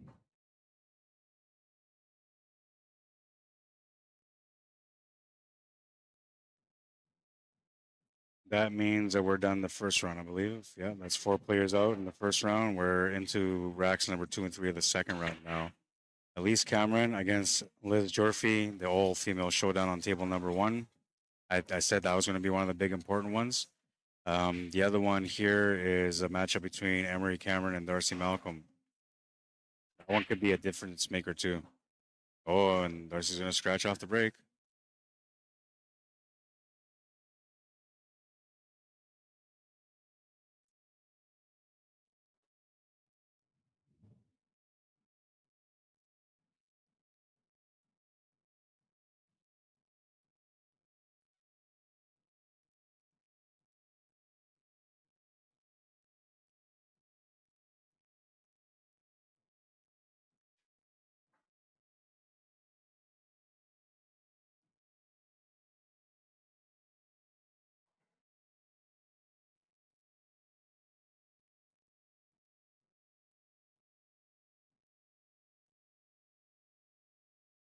straight to the work. Emery says he's getting into that 2 ball. That's the biggest problem ball he had. So the other stuff on the table is all positional, and so it looks like it's all harmless, but it's actually a pretty difficult table at the moment.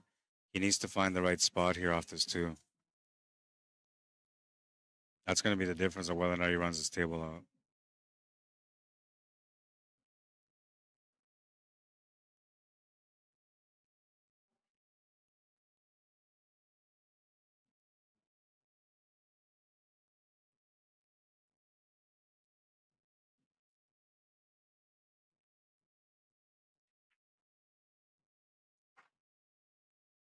So he found the spot. He was trying to find the spot. I don't think he got it.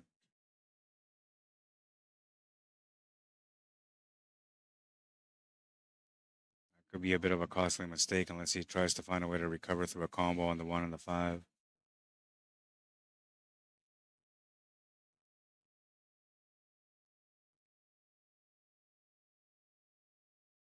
Camera angle says that he doesn't have a shot on the 3. I don't think he has it at all, to be honest, but we'll see.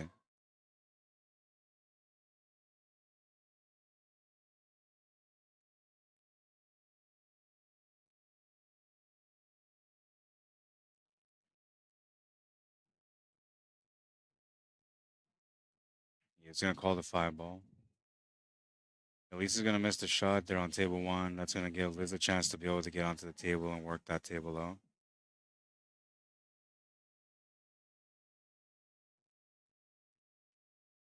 Oh, and Henry makes a nice little combo there. Without that combo, he doesn't get out, man. That was a do or die situation because if he turns that table over, it could have been a loss. Very important shot there. Might be the difference maker in the match in the end.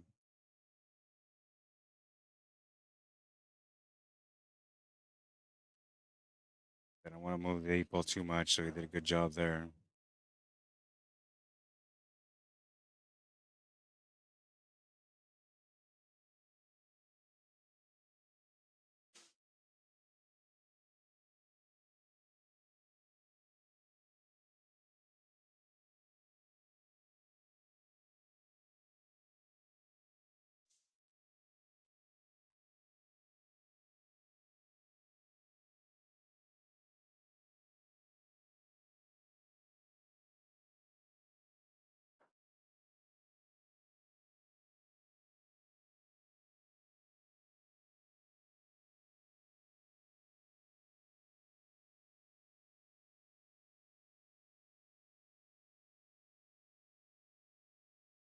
He picked this one out. He did a great job on picking that one out. What a finish, man. That's a run out.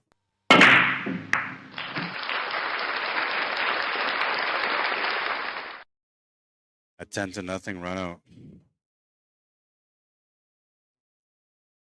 Huge.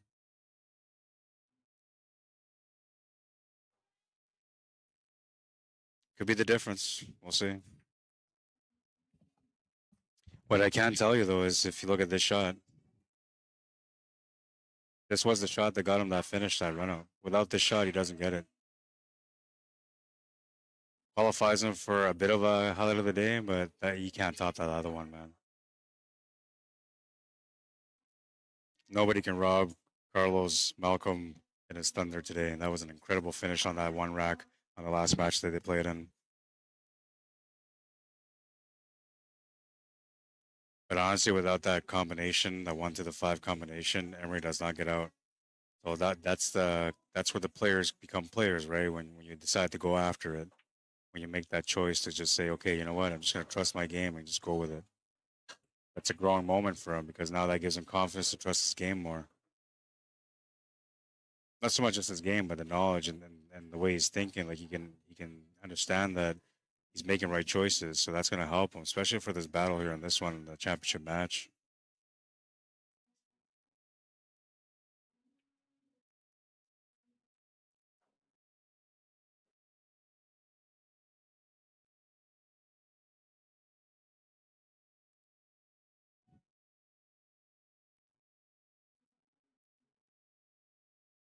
Oh man, I can't believe she missed that. She was almost out. Oh, that's going to be a hurt. Well, can't even speak. A hurtful one depending on what happens here with Liz. If she finishes this table, that's gonna make a change in this match. If somehow this ends up being like a 10-7 win for either player, it makes no difference. It's the amount of points that the person wins by on table one that makes a difference for this match.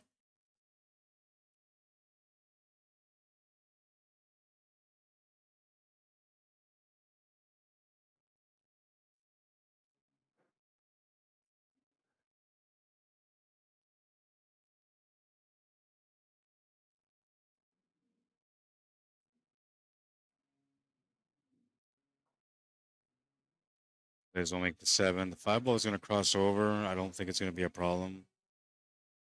A few options she has to deal with still. She's going to address it right now with that 1 and 4. 6 ball's in a tough spot too, so that's another ball you got to address and get onto.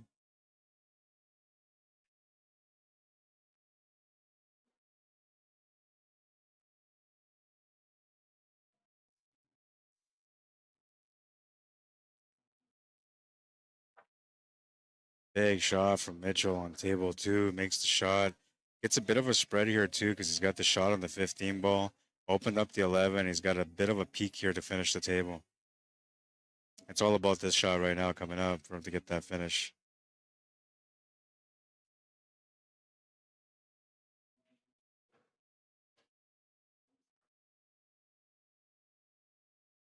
Oh, Liz is going to run into trouble here on this one.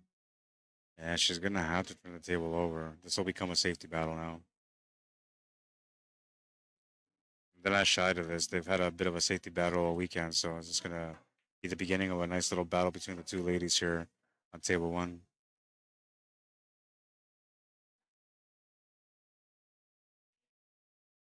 Oh, but she's going to make a good shot on the 5. And look at this, the 15 ball trying to play the bad guy here.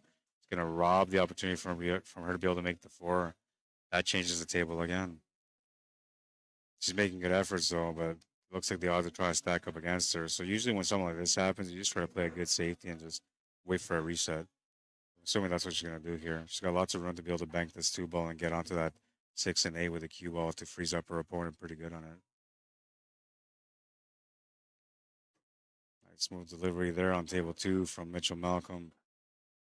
8 ball is pretty lined up to the side pocket. He should be good. I've seen people miss these kind of shots, but he should be good.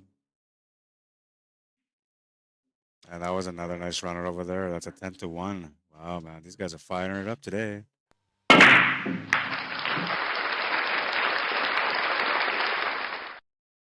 Another run out and another big win, a 10-1.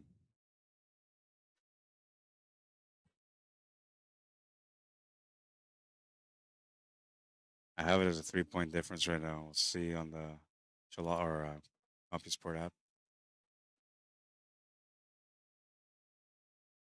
They have 46-39, so I gotta wait for them to update it. Now it says 46-49, so that's the right score.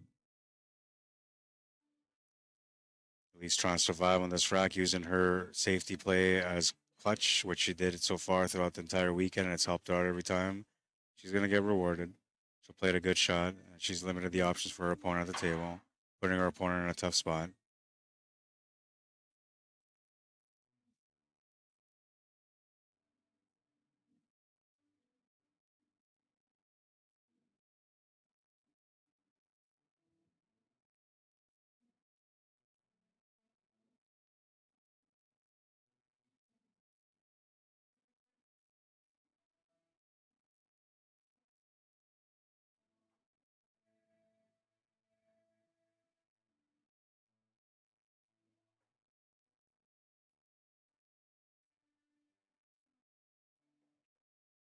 Oh, that's her not being settled in right there.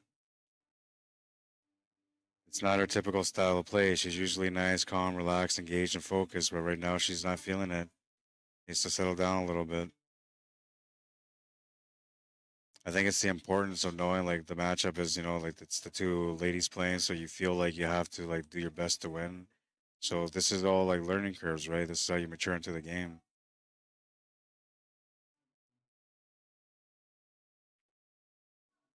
Oh man, and she's gonna leave the cue ball.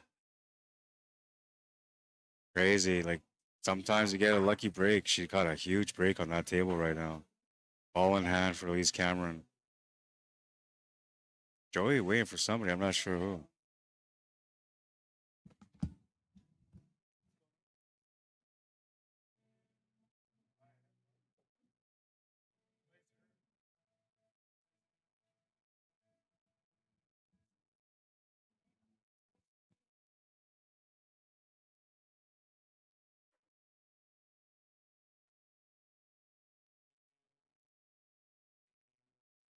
Trying to figure out here what the score sheet.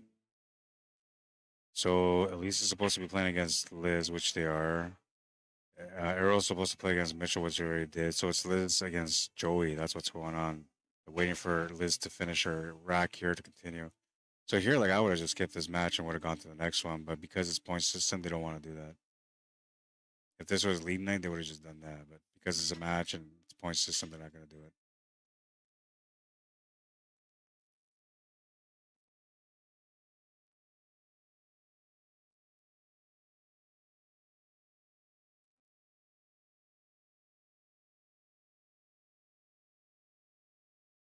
Try to get some juice to get onto that six ball. She gets a little funny on it. She could hit the ball. She could play a safety. It looks like there's enough room for her to be able to even bank it. Yeah, she's gonna call the bank.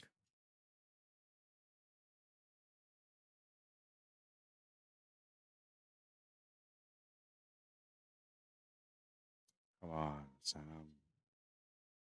I gotta answer the call.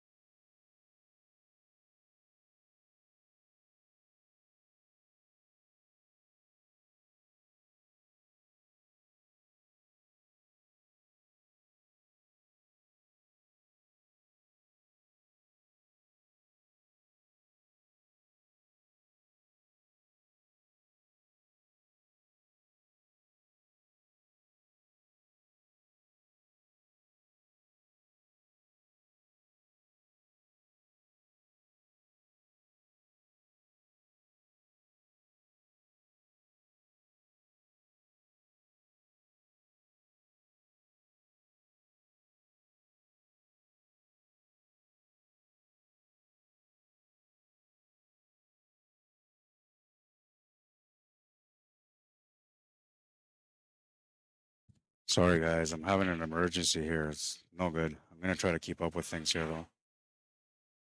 I paid for my family had to come out here because I couldn't be alone. So I paid for them to be there for extra time so they can be safe while I was working. They're kicking them out of the hotel now, and it's my wife, my 8 month old, my 2 year old, and my 11-year old daughter. So it's three of my women in my family, and my little guy who's only 2.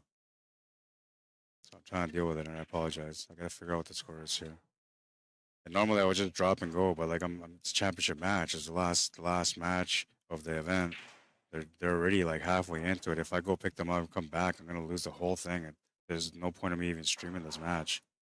And I know like families comes first, so I'm just trying to deal with it. But I'm only explaining this to you guys because the mic went quiet, and you guys probably wondering what the hell is going on. It's been kept up with up until now. Very stressful day so far though. 56 to 55, so 1 point difference. And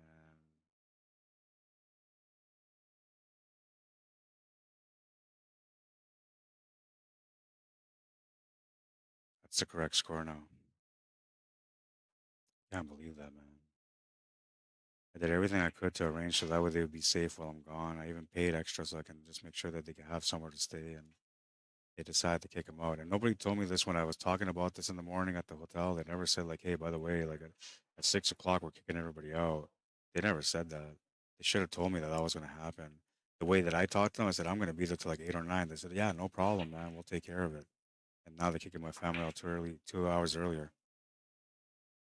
Very stressful. And I'm sorry that I'm talking about it like that, but this is a reality. I went to their place last year and I thought it was a great hotel. And this year, like, I still think it's a great hotel, but I just don't understand how they do that to me and my family, especially when it's 3 little babies or 2 little babies and my daughter and my wife.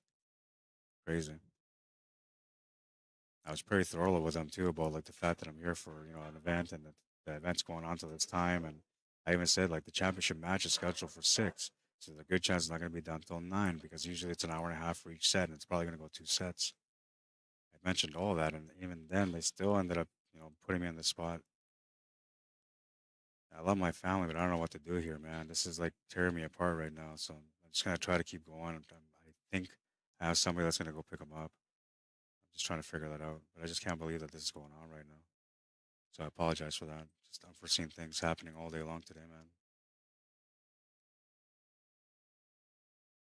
I did pay for extra LJ, yeah, and so whatever. Like, it wasn't for the whole night though, because we weren't gonna sleep there.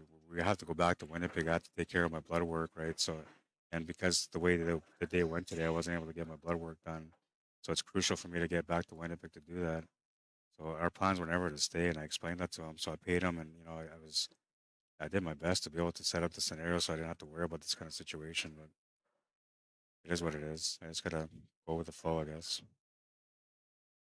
As long as they get picked up, which I think I could sort of figure that out now, that's going to be okay. But I just hope they're not going to be crazy about it and just like push them outside and make them wait until they get picked up because that's not safe for anybody.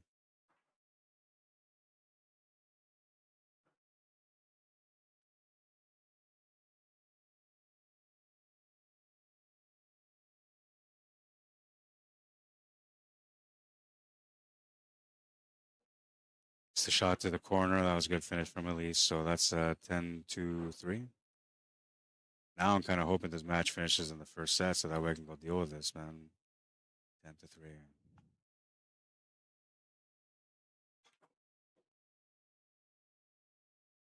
I don't root for anybody though, but I feel like I'm obligated to try to root for the A-side winners right now, just so I can solve my ordeal. I did my best to deliver a great event here to try to cover things right, and it's been like the will of the world trying to fight me, man. Nothing I can do about it. 10-6 over there on that table.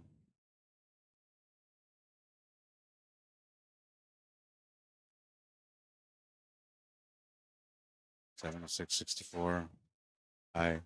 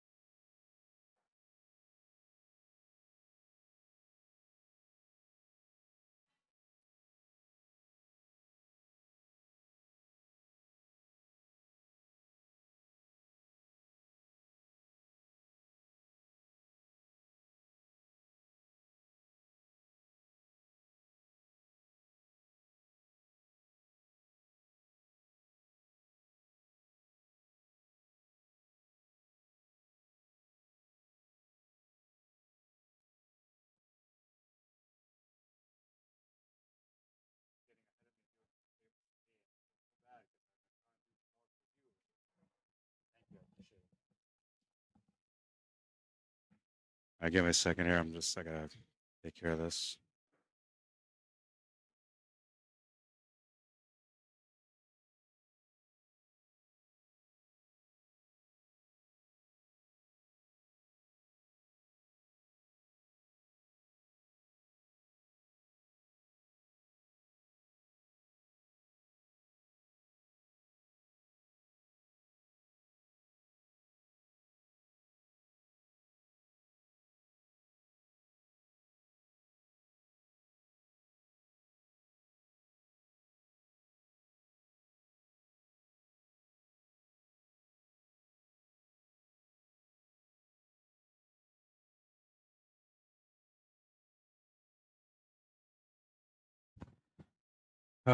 I owe these guys so much right now. They're helping me in a stressful situation. Oh, and a missed shot there. I gotta find out what the score is on this, so I can focus on the match now.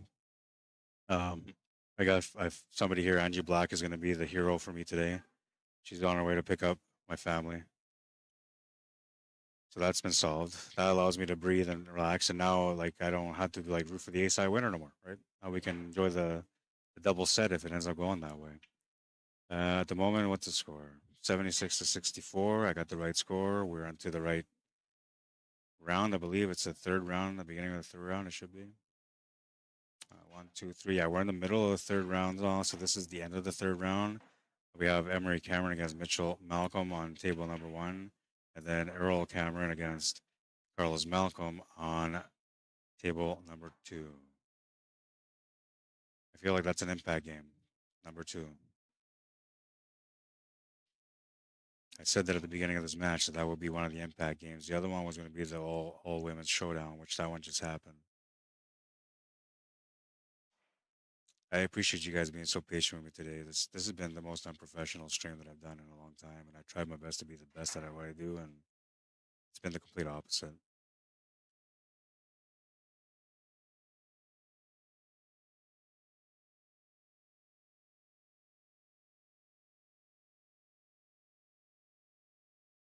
Still a bit of a tough table here on table two. The main thing is that 6 and 3's got to solve, and of course the 7 ball. It's near the 8. It has an option to go with both pockets in the corner, but because the 8 ball's there, you got to be pretty precise about when you pick that shot when you decide to pop it.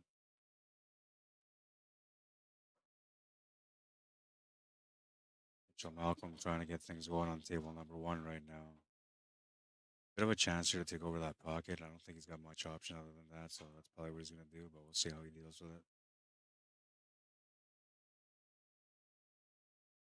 He's trying to pop it through the 6 ball. He's called the 10 ball in the pocket.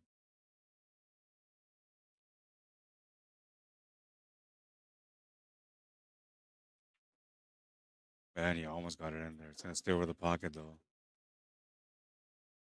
Emery Cameron with a huge chance here. He could just play this off the 2 rails side to side to get onto the 5. The 8 ball is going to be available as long as he gets a shot on the 5. And he's got the perfect angle on this 4, so this was a bad time miss right here. The only way that he can get into trouble now is by running into that 8 ball. But even then, he still might get a chance to clip that 5 ball in.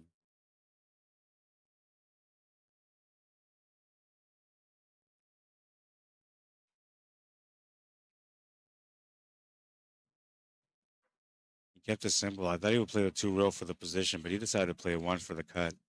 Now this is different because the approach that he took, now he actually has to open the 8 ball up, or he's got to kiss off a ball and get the perfect angle for the 8 ball. This is tough. The natural path on the shot tells me that he has to open up the 8 ball, but you know if you hit that 14 ball flush the cue ball onto the 14 flush, you're not going to have the shot on the 8 ball. So how he hits the contact here on the 14 ball is going to be crucial for him to get that finish on that table. A lot of effort here at hand. And he's taking his time with it like you're supposed to, trying to work it out.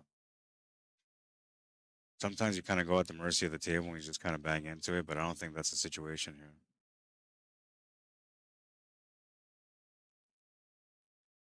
Oh, and he tried so hard to make it, but he's going to miss it. And I don't know. I guess he was just trying to avoid the 8 ball altogether, like not to hit it, but I would have just committed to running into it. It was almost a natural line to get in there with a little bit of spin.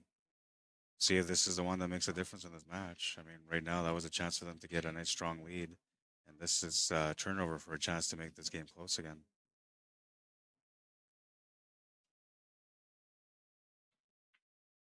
The big battle on table 2 still continues.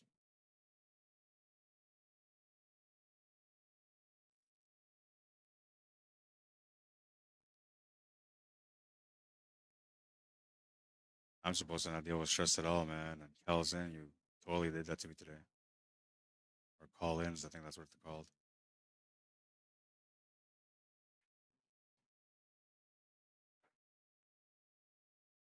Yeah, so it looks like he's figured out the table here on table 1.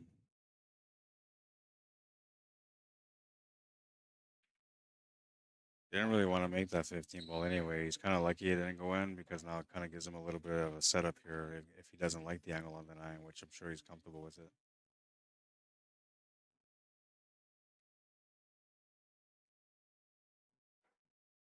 I don't know what I'm going to do for the people here in Swan Lake to get even with them, man, because they keep scratching my back and watching out for me and looking out for me and taking care of me. And I'm doing my best to pay them back. But every time something like this happens, they're always the ones that step in and help me out. So once again, this year, I'm in debt to them. That's a nice little finish there, a 10-6 for Mitchell Malcolm and Evan Flow's finest.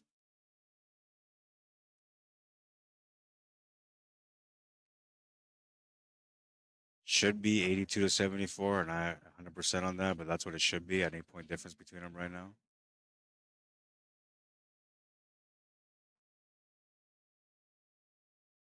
Yeah, that's what they got as a score.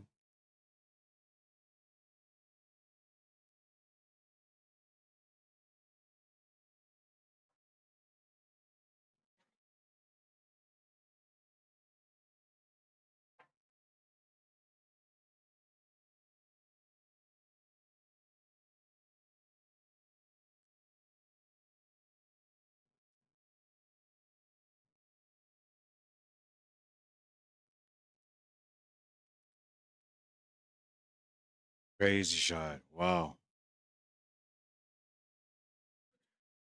Took a big swing at a big shot, and I'm not sure how this is going to work out, but I thought this was going to be the match that made a difference in this match because he's got 6 balls down. It's only a 4-point difference, so it doesn't really make much of a difference.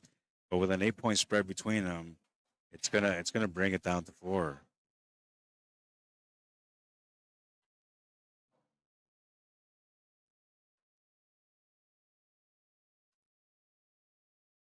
Lots of power into that break on table 1, and he's gonna make a ball, but this cluster at the middle is not very good. I have to figure it out.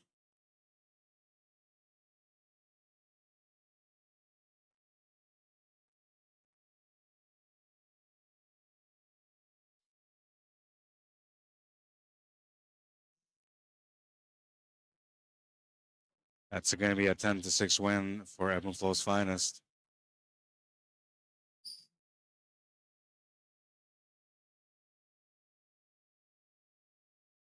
If everything's correct, which I believe it is, the score is now 88-84, and this battle continues.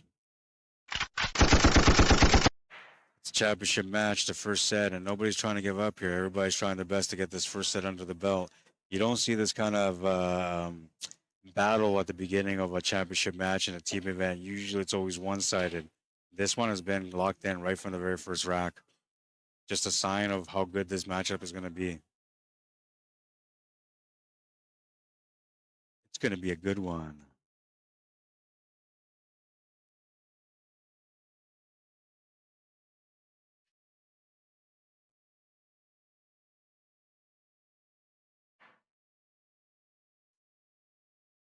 Yeah, LJ. So that's what was going on. They were trying to get him out because they were trying to leave, and they were saying like, "Hey, we got to go, so we can't leave you guys in here." So it's just coincidence and timing. That's all. And yes, awesome for Angie Black, Angie Black Walker, by the way, or Angie Walker Black, whichever you want to look at it. Awesome. Honestly, she's always been a stand-up person since I've known her, and she's always like cared about everything that I am involved with, and always been supportive. And this time, like she's my angel. She absolutely became my angel today. I appreciate it.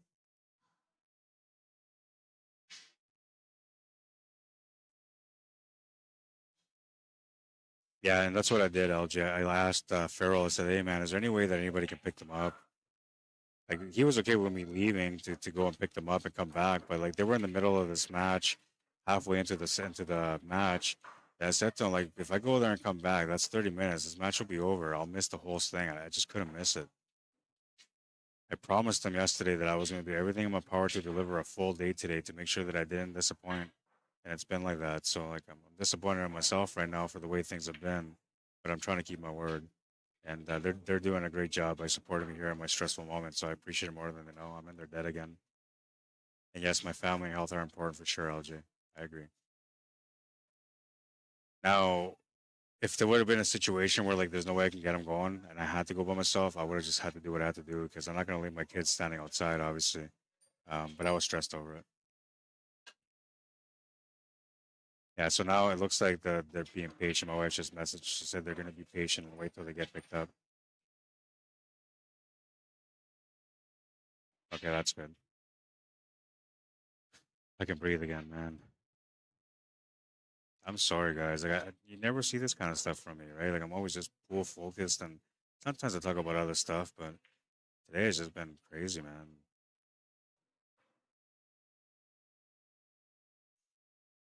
And the worst thing about it all is I just want to represent the event as best as I could and do a good job, and I've been robbed from it all day long, man. Against my will, too.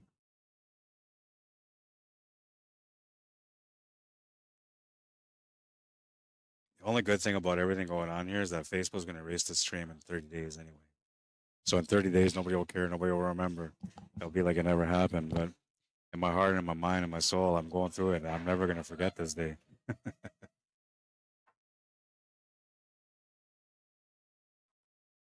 The only reason my family, I never take my family on the road with me unless it's like I'm going out of town. It's one of those things where I could. I usually don't though, and the only reason they're here is because the doctors didn't want me to be alone. The number one condition for me to get out this weekend was don't be alone. So I had to bring them with me. Oh man, I can't believe we didn't play the shape there on the eight ball.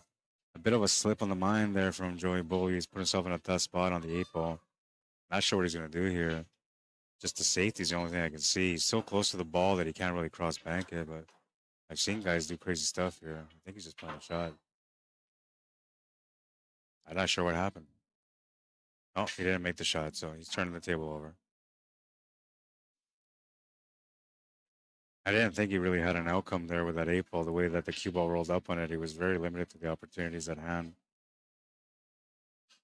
And there wasn't really a whole lot of safety option there either. So like, basically, he had to go for something. He just didn't make anything happen there, though. And the only bad thing about it is that he's kind of left the opportunity, which, yeah, Darcy's going to capitalize there. Just the 11 in the eight ball. And he'll have a chance to help his team get ahead now. Oh, no, maybe not. They'll be done by one still, I believe. Let's see.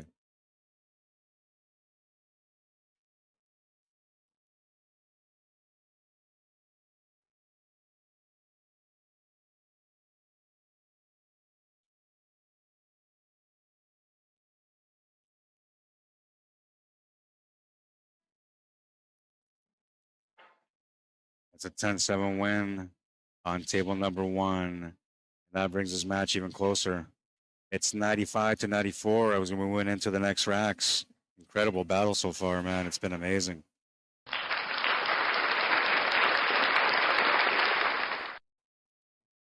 This one goes out to all the stress today.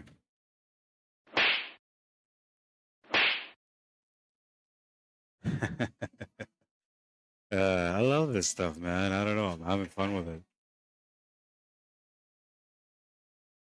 At least Cameron trying to work out the table here on table number two. 1 point difference. Let's see if that's what the score says on the CompuSport app. Yep, it's a 1 point difference. It is on point. And we're down to the last round now. We have Elise Cameron against Mitchell Malcolm on table two. And then Emery Cameron playing against Carlos Malcolm on table one. So originally I said that it was going to be the women's match that made a difference, and then the Masters having a showdown. It actually comes down to this rack on table number one. Because Emery can run that table out for a big win against Carlos. That can change the game completely. If Carlos can just win that game, doesn't matter how he wins it, it helps him to secure a chance to be able to close out through Liz Jorfi. The last time these two teams met up, what they did is they had the women at the end for the last match. That was a nail biting setup that was really intense, but Elise Cameron was able to find a way to win that one. She delivered the win. This time around, they changed it. This time it's the dad, Earl Cameron, who's in the hammer spot, and he's going to be playing against Liz Jorfy. So that's going to be an interesting matchup too.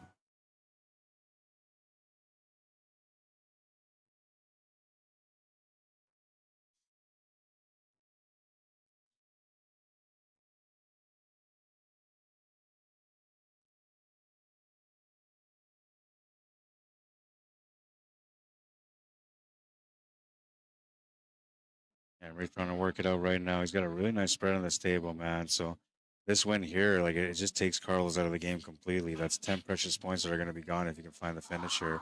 That is going to be the difference in this match in the long run. Just has to stay composed and find a way through, which I played with him last year, and he's just growing in his game still. But he's grown quite a bit since last year, so I'm assuming he's going to use that maturity here to try to overcome the pressures that he's probably feeling in his mind at the moment in this matchup.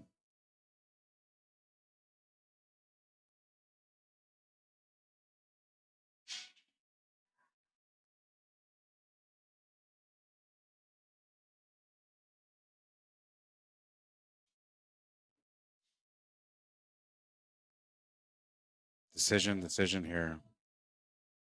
He's got the 15 ball in a weird spot, but he also has a shot on the 9 ball. He's got to make a choice. He's choosing the 9 ball on this one.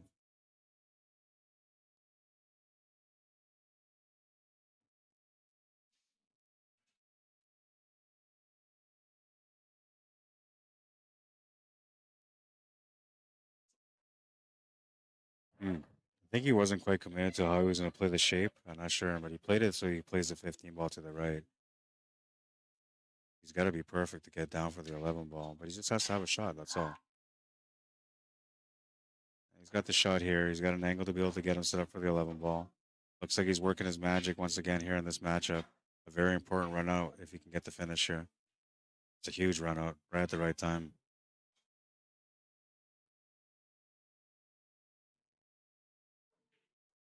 Watch for the pace on this one. Oh, he's good. He's good. He's got the shape on the 11. Angle to get set up for the 8 ball. Take a little breather here, but you got to be focused, man.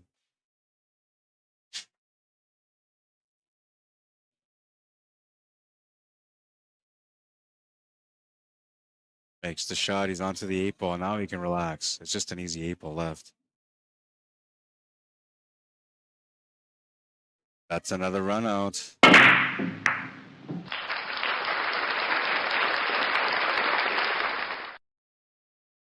Another run out from the young gun, Emery Cameron, at a right perfect time. A 10-0 win for him and LERROL Descendants. 105-94. Small chance that this could finish in the first set here. At least Cameron trying to support that right now with a positional shot for the 8 ball. She's going to come up a little funny on it though, and I'm not sure what she's going to do here. You tend to lean towards the corner, but there's a little setup here on the 3 and the 6, so like you're going to try to play this in a two-way where like you don't sell out the shot if you don't make the 8 ball. Oh, she's just going to make that shot into the pocket. Oh, hard. Watch out for that cue ball though. Oh, and it stops perfect. That's a 10-6 or 10-5 win. 115-99, and that's the match. It's going to finish in one set. Unbelievable. I stressed over nothing, but I was right. See, if I would have left to deal with all this stuff, I would have came back and I would have missed everything. I had an instinct that, I had to be here. And I'm glad that it worked out for my family, and I'm glad that they're not going to be kicked out on the street right now and they're going to be on their way here. Congratulations to LERROL Descendants. Different team name, different 4th player this year, but once again, champions. Congratulations to you guys, man.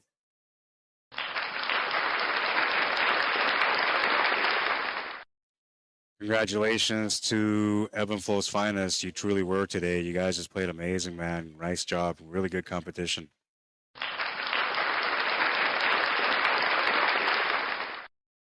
To the organizers for doing such a great job on being patient with me and everything around me and doing the best that they could to keep everything going so smooth.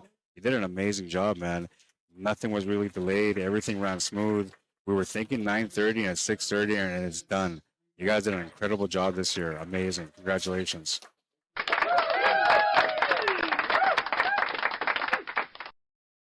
We're going to go to the one table setup here.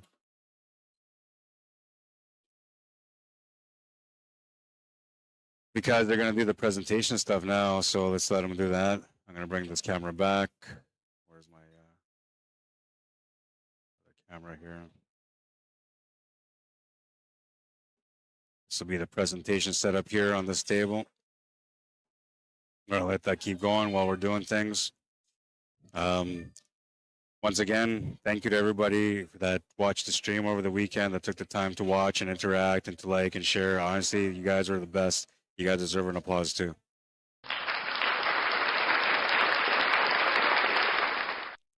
Your support to me has meant the world, man, and your understanding throughout this difficult day and challenging day is absolutely something I'll never forget. Those of you that tuned in and kept staying in there even through the tough moments, because there was a lot of personal stuff being talked about too and other stuff. Thank you for being patient. You guys are awesome.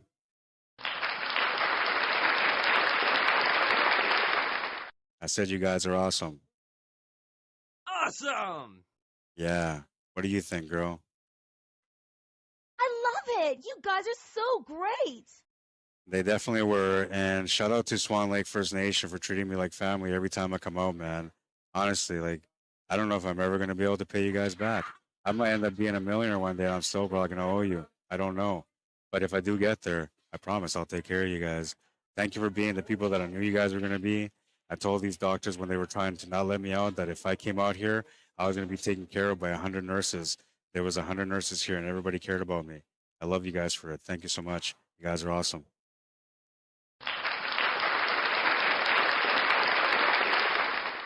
It's been a great time. I hope everybody enjoyed it. There was a lot of good battles, a lot of good laughters, and I think it was fun for everybody. I really do, man.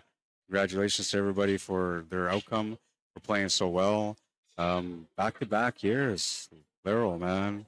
What's going on? They found the secret recipe to win. And we're just going to keep this going because I'm doing the presentation, so we'll just keep it going. As we do this, so let's take a look at the highlight of the tournament. It was originally highlight of the day, but it is now official. It is the highlight of the tournament. Brought to you by Carlos Malcolm.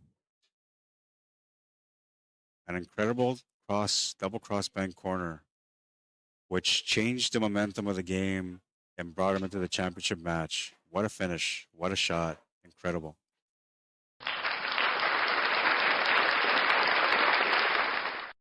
Don't forget to play your best game with CUESPORTS Live. And when you do, I'll be waiting for you and your highlight of the day.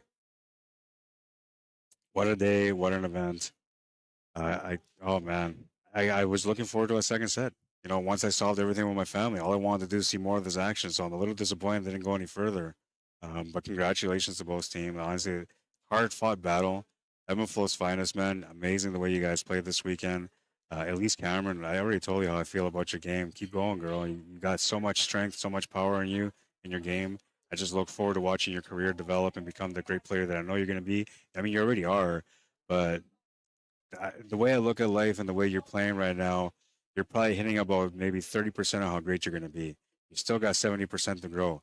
And once you get there, you got to find a way to stay there. So you got lots of time to grow, lots of time to learn and keep going. You're on a great path. Amazing play. Liz Dorothy, man, yeah, so much heart.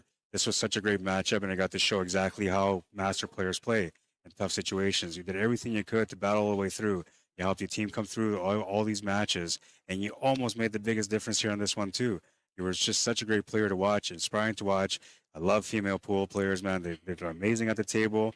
Anybody that thinks that they're not the same as men, they're stupid. They're absolutely stupid. Women are incredible players, man. Give them more credit. Teach them some more. Help them become more powerful at the table because it's only going to help the game.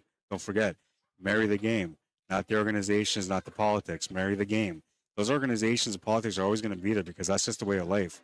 But if you're doing things for the right reason, you're a part of the change. So just marry the game. Do everything for the game. Follow your heart. Play with your heart every day. Become the champion within. I'm rooting for you. All right, so the last highlight. A huge cut, a big difference maker right there. She just said, you know what, I'm just going to go for it. And she almost scratched. Wow. Almost scratched. That was an incredible matchup, man. That was fun. I don't know what you think, John Travolta, but I'm assuming you enjoyed that one, right? What's not to enjoy, he says. It's pool, baby. Yeah, you're right, man. You're right. That was fun, though, honestly. Thanks to everybody for being patient, and I hope you guys enjoyed the coverage. I look forward to the next time I get a chance to do this. Right now, I'm going to go into hibernation, I guess we'll call it, because I got to deal with my health for the next couple of weeks. But I'm glad I was able to survive this weekend, and I'm glad I was able to be here for this important event that means so much to me. I look forward to the next time I get a chance to be on the stream, and hopefully you guys will be able to support me like you guys always have. I know you have so far, so I don't. If you're not there, it's okay. I understand. Much love all the time, man. Congratulations to the players. You know the Sharks came out, like I said. They came out and they played, and they did an amazing job. And the Beast came out to play today too. There's a lot of beasts, man. A lot of beasts. Oof. Yeah, you just stomp your way through, guy. You do your thing. Yeah, let it out. Let it out. The monster within. Yeah. That kid's like, whoa, is that a dinosaur? Yeah, it was, man. It was. All right, so that's it for now, and we're gonna do the usual stuff. So don't forget, if you want to support my work, I know I get a little personal sometimes. I apologize for that enough, but if you do want to support my work, you can follow me on Facebook or on YouTube. On Facebook, you find me under Rod Arriagada, two different words, Q Sports Live, one word, space Manitoba. And if you look for me on YouTube, you find me under Rod Arriagada / CSL Manitoba. Okay, guys.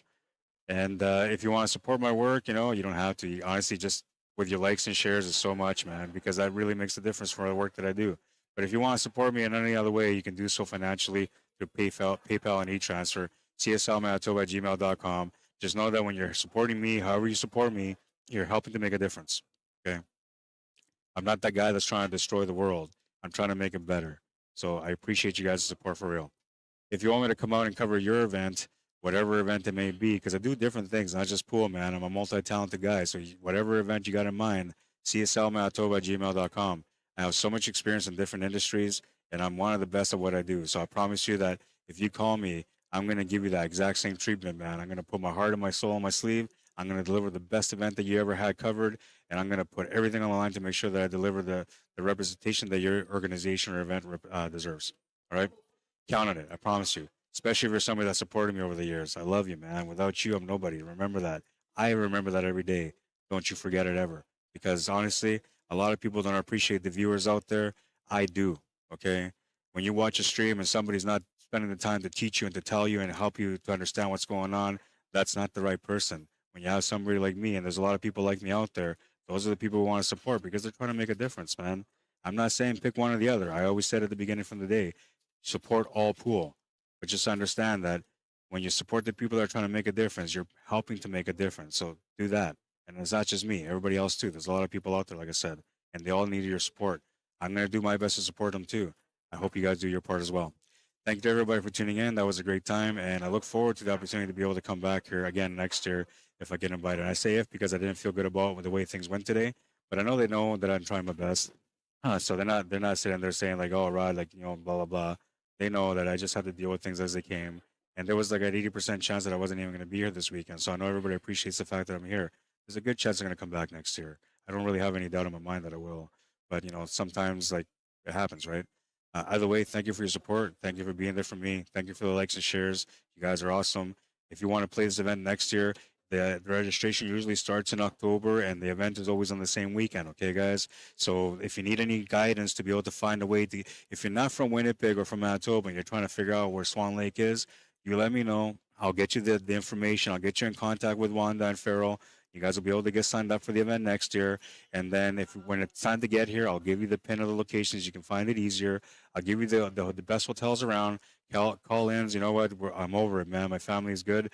You guys have great beds. You have great service. They were patient with me today. It was just a misunderstanding. That's one of the best locations that I've been to. Give them a chance. Forget about what happened today. It's circumstantial.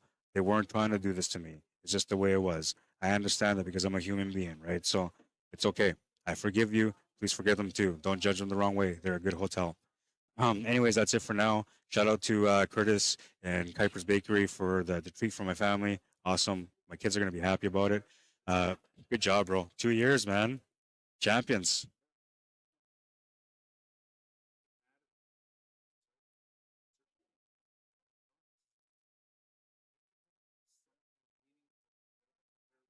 Yeah, yeah, it's a team effort, right? Did you ever? That's the worst I've ever seen you play. Yeah, yeah, yeah. Bro, you're raising champions, man.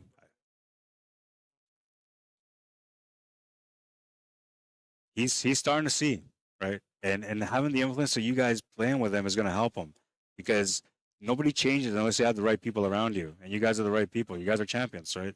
I said that. People were talking about like he's always wearing that sweater. I said, you know what? When he's wearing that sweater, you got to be careful because that means he's hunting. So you should be scared of him.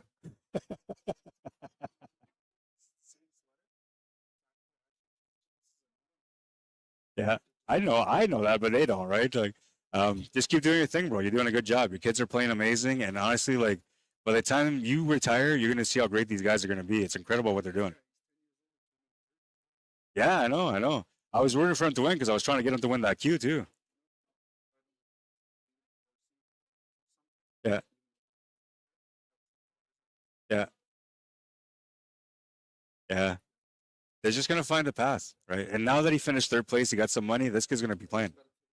And I think like there was two shirts that were there, and I said give it to one of each of the boys because it'll fit him.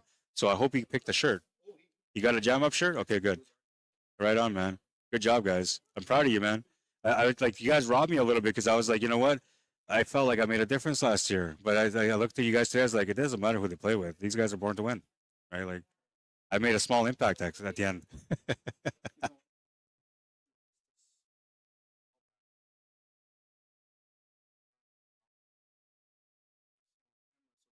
Yeah, yeah. No, yeah, and I mean he's a good player too, right?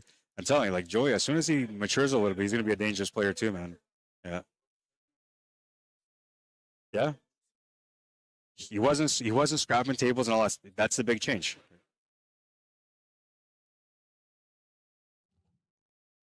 Yeah, yeah. Keep doing it, man.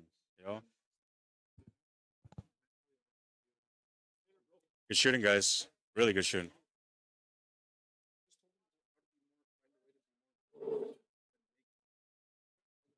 You know what, Earl? So my whole life is about making a difference in pool. What you're doing right now with him, that is making a difference.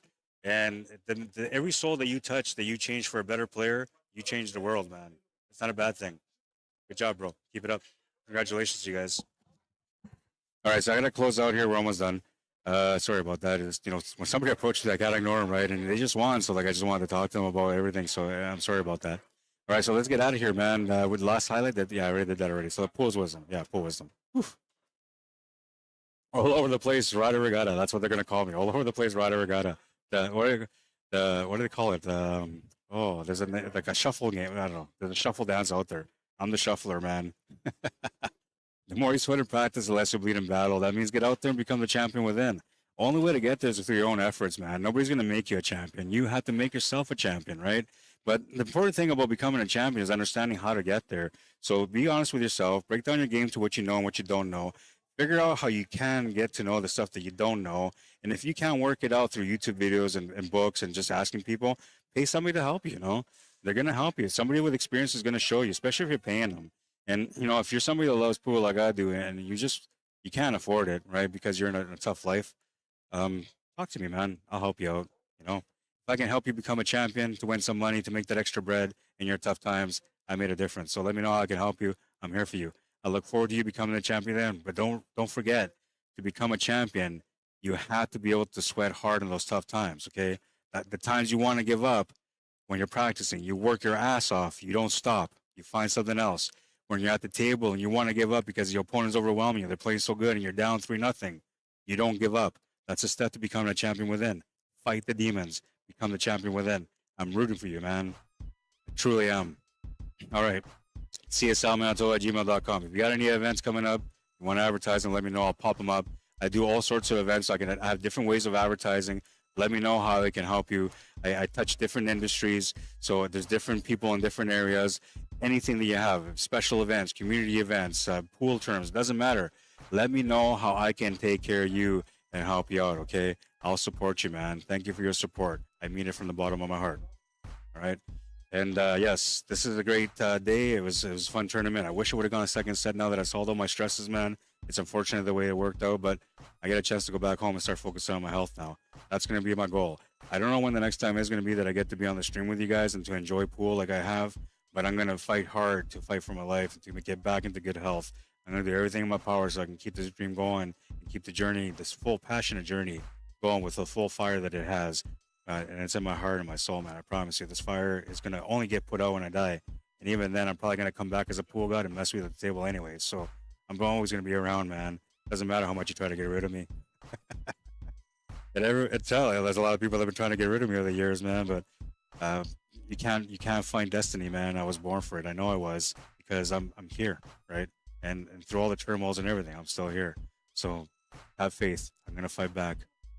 All right, so let's go here. Swan Lake, beautiful community. We all love you. And the job you do, says LJ, thank you. I appreciate that. Stacy Beaulieu, really happy for her son, Joey Beaulieu. Way to go. Yeah, congratulations, man, for sure. That was incredible.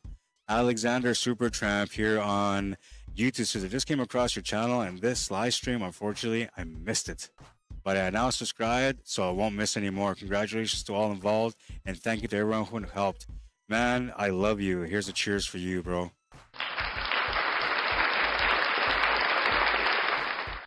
That's the power of the like and the share. Like I said, if you subscribe to my YouTube channel, you're helping me make a difference. Like I said, Alexander just came on for the first time. Now he knows that I love pool. From this point on, every time he tunes in, he's always going to know more about pool because I'm always going to share that knowledge with you.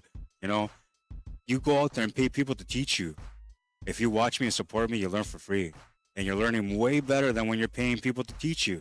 Because even those people, they might be great players, but they don't know how to teach sometimes. I know how to teach. I have proven results through many players that have changed their game completely just from learning lessons from me. I can change your game, and all you gotta do is just support me like you have by watching the streams. Tune in. Sometimes the matches aren't as exciting. Sometimes I talk about personal stuff. But you know what? In the end, when the time is done, when you watch that stream and you go back and you watch everything, you learn so much, you appreciate pool more, you understand what true passion is all about. I'm trying to show you. Please.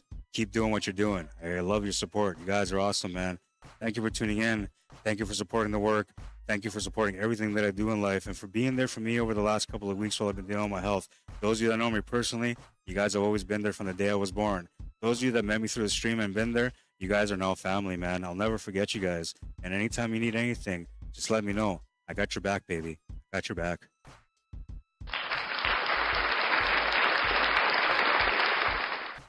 All right, and cheers once again to everybody for winning because that was good. We're out over here now. I'm about to leave right now, so yes, congratulations to both teams for winning, the winners and the runners-up. What an amazing performance. I wish I would have gone a second set. For those that came up short, I'm sorry, this is all I got for you, but thanks for coming out. I look forward to you guys playing again next year. Just drop another coin, get that one up, and just, keep playing. I'll do it again.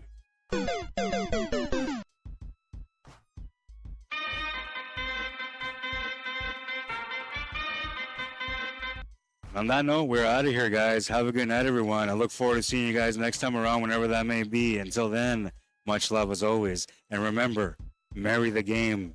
That's all you need to marry, man. You started playing because you love pool, and that's what should be your focus in life. Everybody else around you is just trying to make money or trying to find a way to capitalize to the players, and that's okay because that's just a reality. But if you don't give in to that politics of the game and you just support everyone around you to help the game grow however you can, you made a difference, right? We'll see you guys next time. Thank you for tuning in. Yeah, hang on.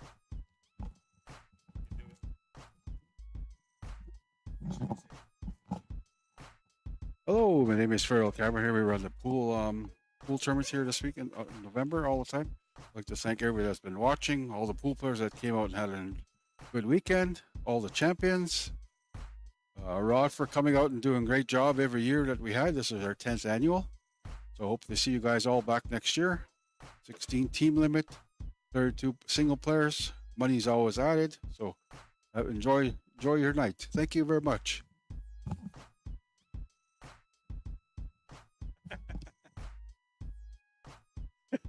Yeah, well, you broke the ice now, right? All right, so we'll see you guys next time, next year for sure here for this one, and next time whenever I tune in. Thanks for tuning in, guys. Thank you for everything. Awesome job for the organizers. I'm telling you, these guys just worked so hard to make sure this event went so good, and they did everything perfect, man. I don't think there was any mishaps. They dealt with every single situation that happened professionally. I don't think anybody complained or bitched or got angry. The schedule went good. Everybody got some good rest. They got to wake up in time. It was amazing. Honestly, Swan Lake First Nation, you don't get enough credit for how hard you guys work and how great an event this is. And I hope that those of you that are out there watching right now, you come on and support this event this year because it's an incredible event and it deserves the support that you guys are giving us so far and even more. We're going to try to make a difference next year. I'm going to see if I can help them to make this even more exciting. We're going to figure it out. But we'll see you guys next year for that event, and we'll see you at the tables next time, whenever that may be. Much love as always, and forget about all the other negative stuff. Just love pool, man. Okay? Don't let nobody else tell you any different. Just love pool, and you're doing your part. I'll see you guys at the tables next time. Let me know if I can help your game. And if you're not in Winnipeg or Manitoba and you want me to help you over line, I can help you too, okay? If you're a viewer that watches over line and you've been a supporter of mine for years and you want to learn, I'll go to a pool hall. I'll live stream. I'll put on my mic for you, and I will help you learn from a distance, okay? I want to help you. It doesn't matter. I don't care how good you get. I want you to be the best. So trust me, I'm on your side. Let me know how I can help you. Cheers, guys. Have a good night, everyone.